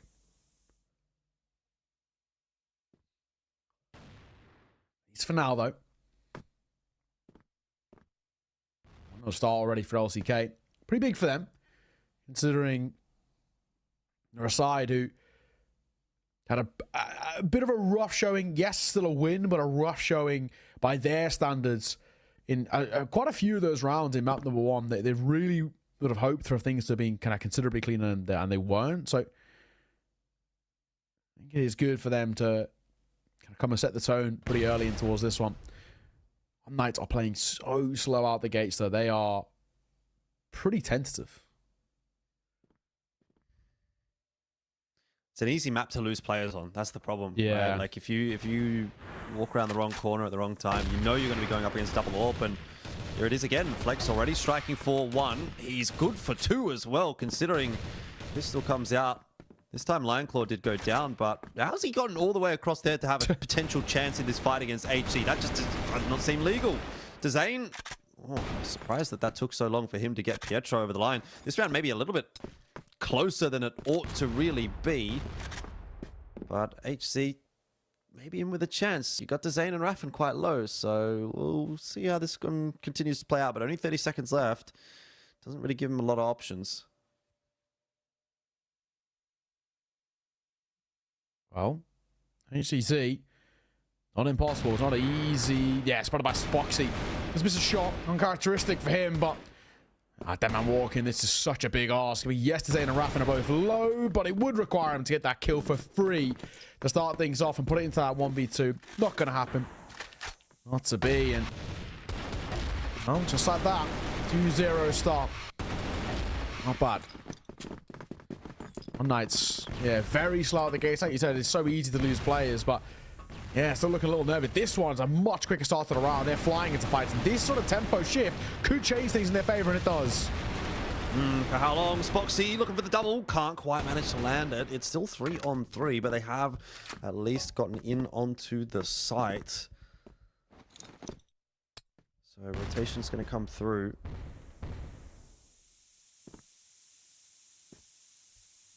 Little bit slower from LCK. They're going to give one of those members a bit of time to head towards A long and see if they can find an angle, find a timing. It's certainly not going to work out. Alucard gets to Zane. Pietro got Flex, and that's that. unKnights with their first on the board. Good for them to take that as well. You know, coming towards this much quicker round, just showing a bit of that confidence. This is a side who we know can play at that top level and do. At least effectively, HGZ on the swing. This is a much better tempo. I'm liking this. This is actually probably the best way to approach LCK. When they're in their setup, they're difficult to break down. When you're fighting them like this, however, you kind of love to see it. So confident. Beautiful work. Still not done. Raffin trying to get him behind. We'll get one. Alucard's up close. He would have heard that as well. He's waiting for the fight. Alucard posts on the angle. He's got the support as well. And they double swing it with ease. And a miss from Spoxy. Probably should see the round off.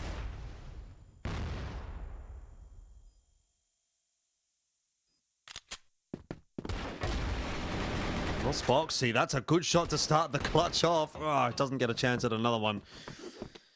I was wondering for a second if maybe there was something on there, but as is ever the case between these two teams, you think one's going to get ahead for a little bit, and then all of a sudden we're back to an even scoreline. So it did look like it was pretty dominant to start things off for LCK, but unKnights aren't going to be left in the dust for very long.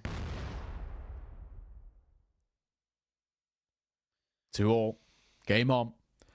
These quicker plays are, at the very least, pretty fun to watch. I mean, kind of relentless aggression like that coming out from unKnights roster is something that we're not going to complain at all. Slow around once again as they maybe, they sort of trained LCK that they've been going a little bit quicker, and now they say cut the noise, pump the brakes.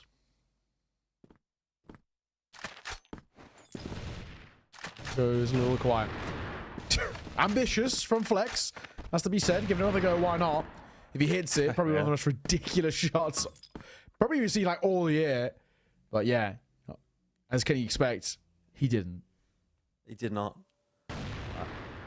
Sometimes you gotta risk it for the biscuit. You're gonna miss every shot you don't take. So yeah, true. If he doesn't fire it, he definitely doesn't hit it. If he does fire it, yeah, there might be a 0.0001% chance he's gonna hit it, but still higher than 0. Anyway, 1 minute left on the clock. So unKnights are gonna get a bit of a wriggle on now. Where do they end up? Is it towards A? This can be a split, really. It can go either way. It's 1-for-1. Flex gets himself just the first before he goes down. Dezane decent for the trade onto Lion Claw, but he himself will fall, and unKnights are in for some business. Another bomb plant down. The numbers advantage favoring them as well. HC doesn't actually need to do anything because Alucard has that angle covered apparently. Raffin's going to give it a crack now as well. Pre-fires around the corner. He's got 2. Hold your horses. If Alucard misses a shot, this is Raffin on for it. Just going to sit the defuse. Flash to try to keep Alucard at bay. Timing is there for Alucard. But it was close. It was. For a second. Second, it was there. So well, but they're on the board for unKnights. They'll happily going to take just a little lead to work with. This is really good confidence, though, it has to be said, I think, for unKnights. When they're setting the tempo, setting the tone here like this, it does show just how good this side can be. Sometimes they can, at the very least, sort of overthink a couple of these situations and scenarios. This one, anything but. Really, really nice.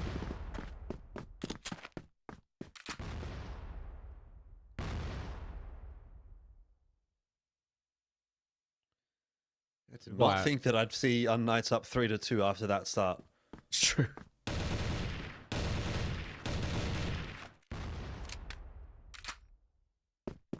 Oh well. 1 minute 30 and basically little to no fights being taken.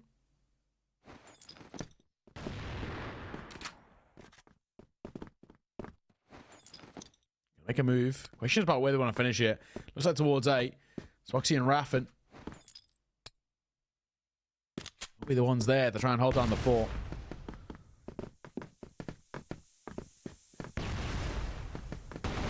Yeah, true.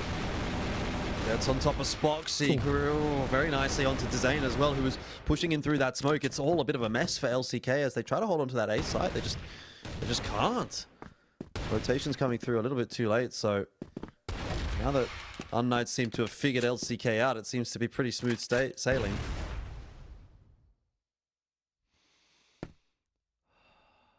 Flex, looking in. Spots a pixel there. Alucard, but it's not enough for the fight to go in his favor. Looking still for it, but on the swing, Alucard delivers. Beautiful. Beautiful work. And even jumping off just to really showcase the celebration. 4-2 though. I mean, unKnights look really good. This is meant to be such a good pocket pick for LCK. Looks anything but, and Flex will get caught off guard again. Alucard looking so scary. Yeah, that said, this can be quite a streaky map, so I wouldn't count my chickens before they hatch. Even if we get a 7-2, it's not impossible for LCK to do that right back to unKnights. But it's looking better and better for unKnights at the moment, isn't it? Need indicates that maybe unKnights have a little bit of an idea that Raffin's around the corner here.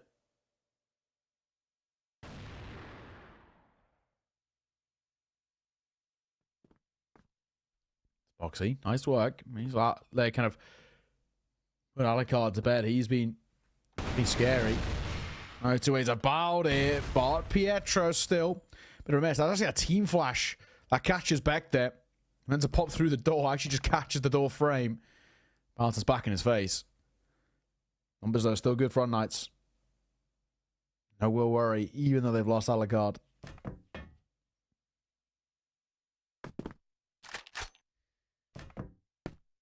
Time ticking away. Spoxy's not really spotting anything.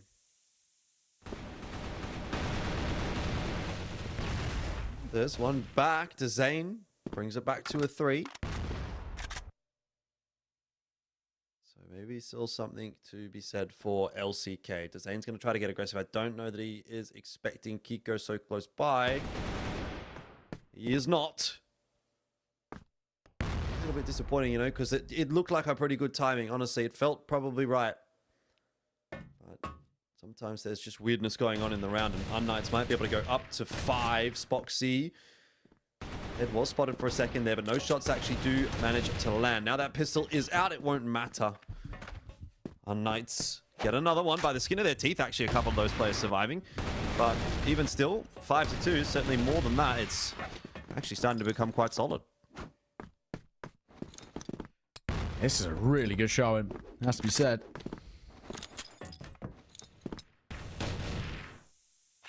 Well, as we said though, with LCK, and you kind of mentioned it, quite a streaky map. They're looking for hopefully one of their own, but I mean, right now, it was anything but.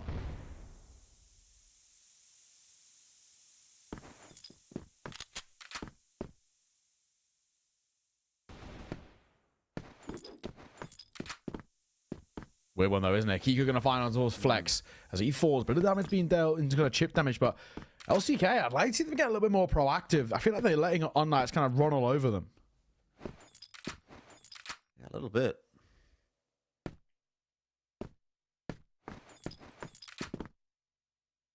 They've retreated back into their shells a little bit, LCK. Then, you know, they're looking for this double orm setup to work, and they're putting all their eggs in that basket, and it just doesn't seem to be happening.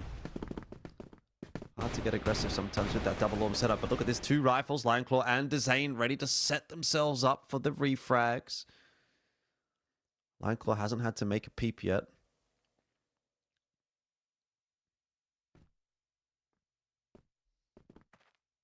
unKnights back to the 4-on-4, so all that hard work that they put in at the start of the round has dissipated.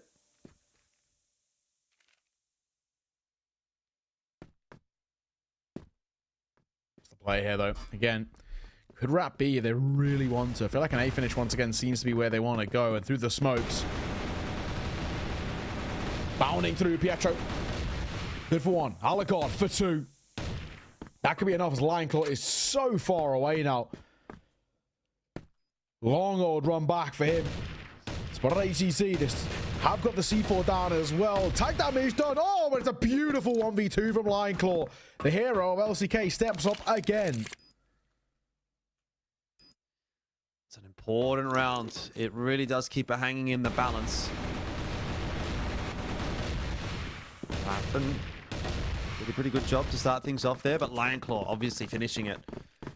And maybe LCK can get themselves a 4th here, which would not end up being too bad of a half considering how things were looking.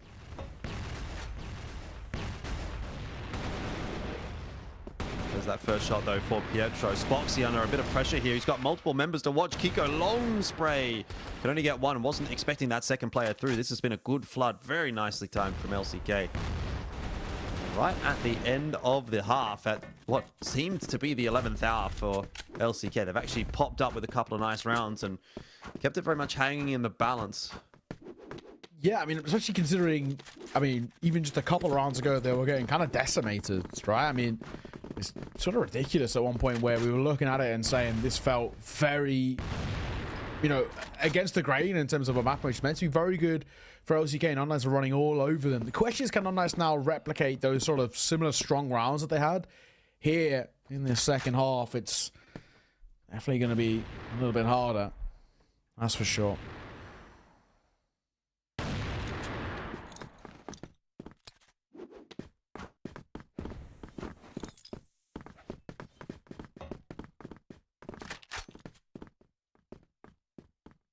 See how the dynamics change now that we've swapped sides. It's going to be the double orm from unKnights. And Flex.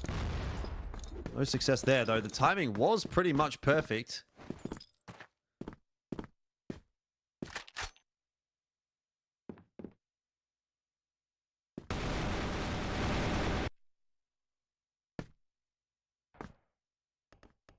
Starts it nicely onto Raffen. Maybe unKnights will continue their good run into this second half. With this setup though from Kiko and Beck, this will be a pretty big start for LCK. If they can get this one over the line, they can really start to make their comeback happen. That bomb plan's going to go down on B. Flex catches Pietro. It's perhaps all said and done for the round now as Alucard drops and HC last alive against 4. That is just not happening. I think you're right. I think you're spot on. I mean, it would be a big ask. And this now changes things once again, right? We got LCK tying this game up.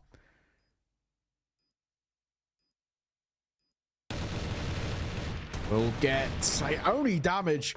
Unfortunately, not to get the kill there. Spoxy just surviving on a sliver of HP, but doesn't make too much of a difference. It's 5-all and well now. Not a bad little spot at all. LCK can't take their turn as well. Setting this tempo on the attack and showing just how good they can be.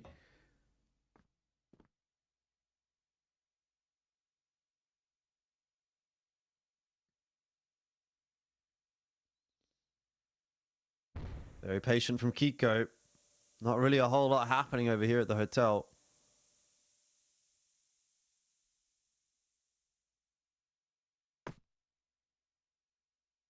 Flex has gone back over to the rifle, so this may change things up for LCK. They decide they want to play a little bit more fluid, a little bit faster. Looks to be. Lion Claw has been dropped. That's a very nicely timed flash as well. It's going to keep Raffen at bay for the moment. Flex looking to activate in through mid. We'll throw it. That was towards A long. But either way, gets the job done. Brings it back to 4-on-4. Opens the door up a little bit more for LCK. And with a minute on the clock or so, he's going to now switch his position up into mid. See if he can catch HC potentially on a timing. Oh, HC, what the right idea at the very least is Flex around that corner. Swing from Flex is a beaut though. Oh, it's fine, he'll get 2. So, in a matter of moments, this has changed. Alucard, one of his own, there's only 1. He had to get a double if he even wanted a chance. Because if Kiko alone in a 1v3 on this retake, which is bound to happen in just a second. Big ask here. Smoke down Nate coming on the corner. And all the Zane has to do is just get information. Jumpy can actually manage to spot him. He now definitely has this. Jumps across that door frame. Beautiful work. From LCK, who just have to bide their time to see off this round. Beautiful. Really nicely done. And they can start continue to extend their lead now. This is good work. Gonna get a little pause coming through here as well. No word yet as to whether this is attack or attack, but it would be about the time now where attack could come into play and be a pretty good idea.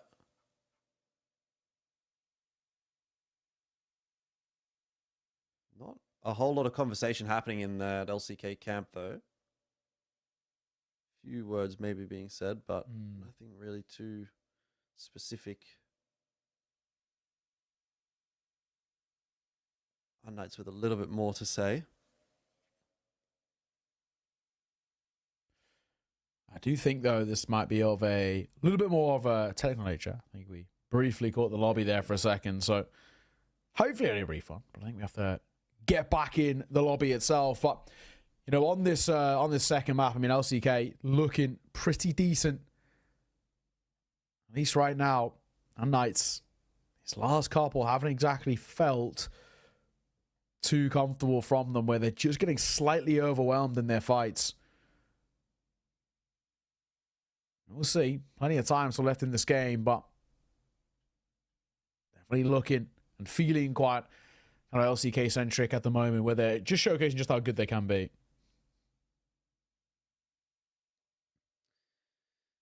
Yeah, I mean, it's getting to be a pretty long game as well, so a lot of that mental focus for these two teams starting to come into play. But in saying that, they're quite used to it. These guys have been around the block a while. Yeah. Shouldn't be getting particularly stressed out about a game, a regular season game at home. It's not really a huge concern. Be interesting to see which of these teams manage to make it to a lot of the various international tournaments that are going to pop up towards the back end of the year. That's sort of how it normally works for CrossFire. Obviously, you want to be making it to CFS. Yeah. Heard that one might be quite good. The big one at the end of the year, but then you've got the Summer Championship as well, which will be in late August, early September, I believe. True. In Hanoi, that one's been announced, and it should be 2 teams from the CFWL that are going there. And the teams, to my understanding, qualify via points. Yes, now, so it's 3BL and unKnights currently who are ahead. 3BL, in total, their points so far from Season 1, and then they get the default points of just being in Season 2. You get kind of 50 points just by default for just being here. So far 3BL are on 200 points because you get 150 for winning Season 1 and then 50 just by default for being involved. Then you get points, of course, on top for depending on your placement. unKnights 125 at the back of Season 1, obviously the second, and then they got 50, so they're 175. LCK not too far behind though, 160. So honestly, it really does feel, it feels for the most part like 3BL kind of feel like a bit of a guarantee to be there on land, but that fight for second place is pretty hotly contested. And GV are only on 145, so they're not exactly far behind either. It's pretty hotly contested at the top end, but whoever's going to be that second team on LAN from the CrossFire West League, who knows? Who knows? unKnights, LCK are the 2 teams that are favourite. Only 15 points separate them, which is basically the difference between second and third in the standings. Good nades onto Kiko, but he's still actually able to get that 1 kill. So he's done what he needed to do. Back to the 3-on-3. I think it'll slow down a little bit here. Yeah, I'm actually interested to see, like, obviously unKnights get the points for second last season, and the LCK get the points for third. What happens if unKnights come third this season, LCK comes second? They get the same amount of points I can see from Season 1 to Season 2, and they just swap positions. They'd both be on the exact same amount of points. What's the tiebreaker there? Just do like a best of 5 straight match between them two. Yeah, maybe. But the way things are going right now, LCK, they might be about to 2-0 unKnights tonight. They're looking like they'll get the 7-5 lead, and they're progressing pretty nicely on this BL side. Oh, well, seen off and LCK extend their lead once again. I'm actually looking at the page now to see if they have kind of like a little rule book about it, but I honestly I can't quite see. So that would actually be quite interesting if LCK are able to finish at, if they finish second, for example, and unKnights then finish third, then they go tied on points. That would actually change the conversation, I think. It would be quite cool. I don't know whether does it then become maybe head to head. I feel like that's a default that a lot of games do, head to head. I don't know, weird one, but yeah, could be. Bit of weird, yeah, bit of a, or they could just kind of like add up all the matches overall and see the round difference, I guess, something along those lines. But who knows? Who knows? It's all speculation. Either way, what we do know is the realistic one is that so far LCK map under their belt, are 3 rounds away from making it a 2-0 and a win here against unKnights, so which will be pretty huge for their kind of continued surge to keep up with 3BL.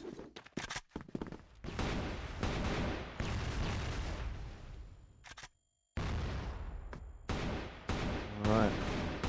This is a fairly bold attempt there from LCK toward A.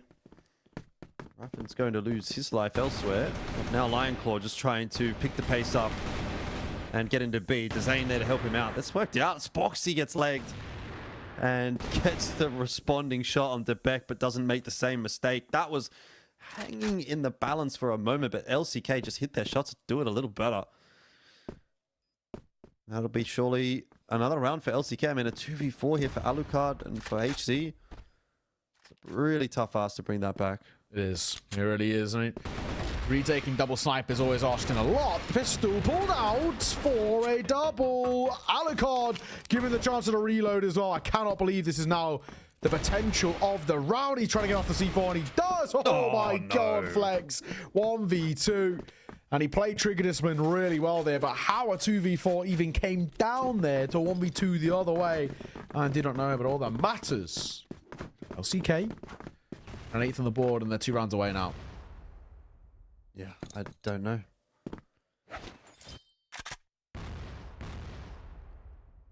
But 8 is indeed the scoreline here for LCK, so it's starting to get a little bit out of hand for unKnights. I'll be feeling a little bit worse for wear.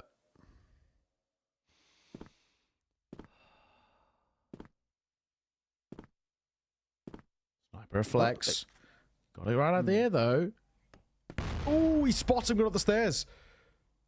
Oh, yes. Don't peek, Alucard. That's so risky. Oh, my God. Missed the shot. Yeah, you got to be taking it 1 round at a time right now as unKnights. Can't be focusing on the bigger picture just yet. And they should be relatively aware that LCK is not really up to anything too quick in this map. It's a full set execute out on the A side. Those flashes and smokes getting tossed out all over the place. And Flex has caught Alucard early.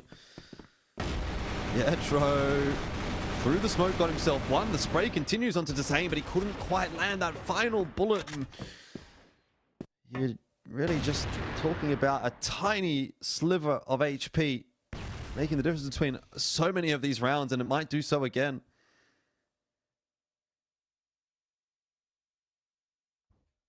Flex. Yeah, just holding down the fort like a turret. Tunnel visioned in, then it worked wonderfully. Back all that's left. 1v3 retake, and he will get Flex, who does maybe overfire a little bit. On the corner, missed shot though. And that is going to be LCK 1 round away now. Seeing this off. I mean, fair. At times on nights, it looked like the better side on this map, but the second half hasn't been the case. Certainly not. LCK have really accelerated once going on to the BL side, which I suppose was to be expected. But how confident they were on this map. And Flex, oh, he could have doubled down with a little bit of a cleaner shot initially onto Pietro. If it would have taken maybe half a second less, he might have gotten in there for it. All said and done, though, 1 for 1. That still opens things up nicely enough for LCK, and they seemed pretty confident in that B take earlier, so no doubt they're going to give it another crack here. Spoxy around the corner early, spots out Kiko, gets that one done. Clean as a whistle. Desain in as well, and it's now a 3-on-2. Numbers advantage favoring LCK. Plant yet to come. We'll be going down by default. Tough one. ATZ gonna try and lead the charge. They want to deny this map, and series slipping away. It's not looking good.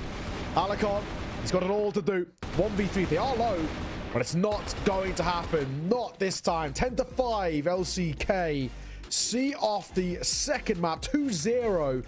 And they keep neck and neck with 3BL, both still yet to pick up a loss, and both, of course, picking up a win today as well. So that fight for number 1 at the top is still absolutely anybody's game. But yeah, really good work from LCK. There was a moment there in towards map number 2 where, you know, they looked a little rough, right? They were kind of getting ran all over by unKnights, who were playing this very quick style of play, but thankfully they're able to kind of recover and just showcase why this is sort of the LCK map. This is their map in which they've always looked very good on, and, you know, we're seeing exactly why. It's kind of their pocket pick in this region.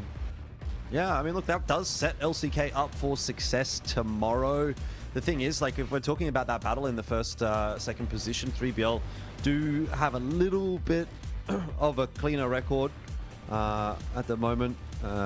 So, I don't know. I think head-to-head, I'm sort of backing 3BL over LCK, but sure, you know, if you can keep yourself at a 1-1, kind of keep that discussion happening, then there's obviously a discussion to be had. When it comes to LCK, though, big explosive day tomorrow. I think they're going to need more than what they brought to the table actually today against unKnights, though, against 3BL. Like, as we've been saying throughout the entire day and throughout the entire season, it's 3BL and LCK that are on a bit of a different level to everybody else. And yeah, unKnights is like kind of the team at the top of the pack that's kind of chasing, but yeah, it feels like they're more at the top of the pack rather than in the next echelon alongside 3BL. Yes. You know what I mean? Like they're at the top of the next pack rather than at the bottom of the top pack. They're the best of the rest rather than the worst of the best. Yeah, everyone's playing catch with the 3BL is basically fundamentally what we're saying here. And of course, it makes those head-to-heads between teams like LCK and 3BL all the more important, basically. And of course, you know, that flawless kind of factor that both of them have got at some point has to break, right? It's as simple as that. When they do end up playing against each other, that is going to be the difference maker. We can take a look at how things ended in that one, 10-5, pretty simple stuff. Only one player that are a la carte over towards unKnights who finished positive in terms of the KD. Over on the other side, 1.6, 1.67, 1.75 for Flex, Zane, and Spoxy individually. Lion Claw wasn't even called upon that much. Nope, certainly not. But you have to take a look at the standings overall, and yeah, there you go. It is 21-21, 3BL with a slightly better round differential than LCK, so they have been a little bit cleaner in their matches thus far, but it really will come down to that head-to-head. Obviously, if there's a 2-0, then there's a 2-0, but if there's 1-1, then it still kind of continues with this shenanigans that we've been seeing for the last couple of seasons, and down towards the bottom end, I mean, GV are really starting to go for a slip and slide down the standings. TBI, you know, they've overtaken obviously Swamp, but they still have to catch up to GV. Maybe they can make it into the top 5. Like for TBI, that would be fantastic, I think. So it would. A lot of things that we can talk about tomorrow. But for today, that is the end of the show. It's been a long one, and I think we all need to go to bed or do whatever it is you do wherever you are in the world. But for me, it's 6 a.m, so I'm going to go to bed. And I'll say, I look forward to seeing you guys tomorrow, because that's where we will be. We'll be back again for more CFWL. Same time, same place. We'll see you then.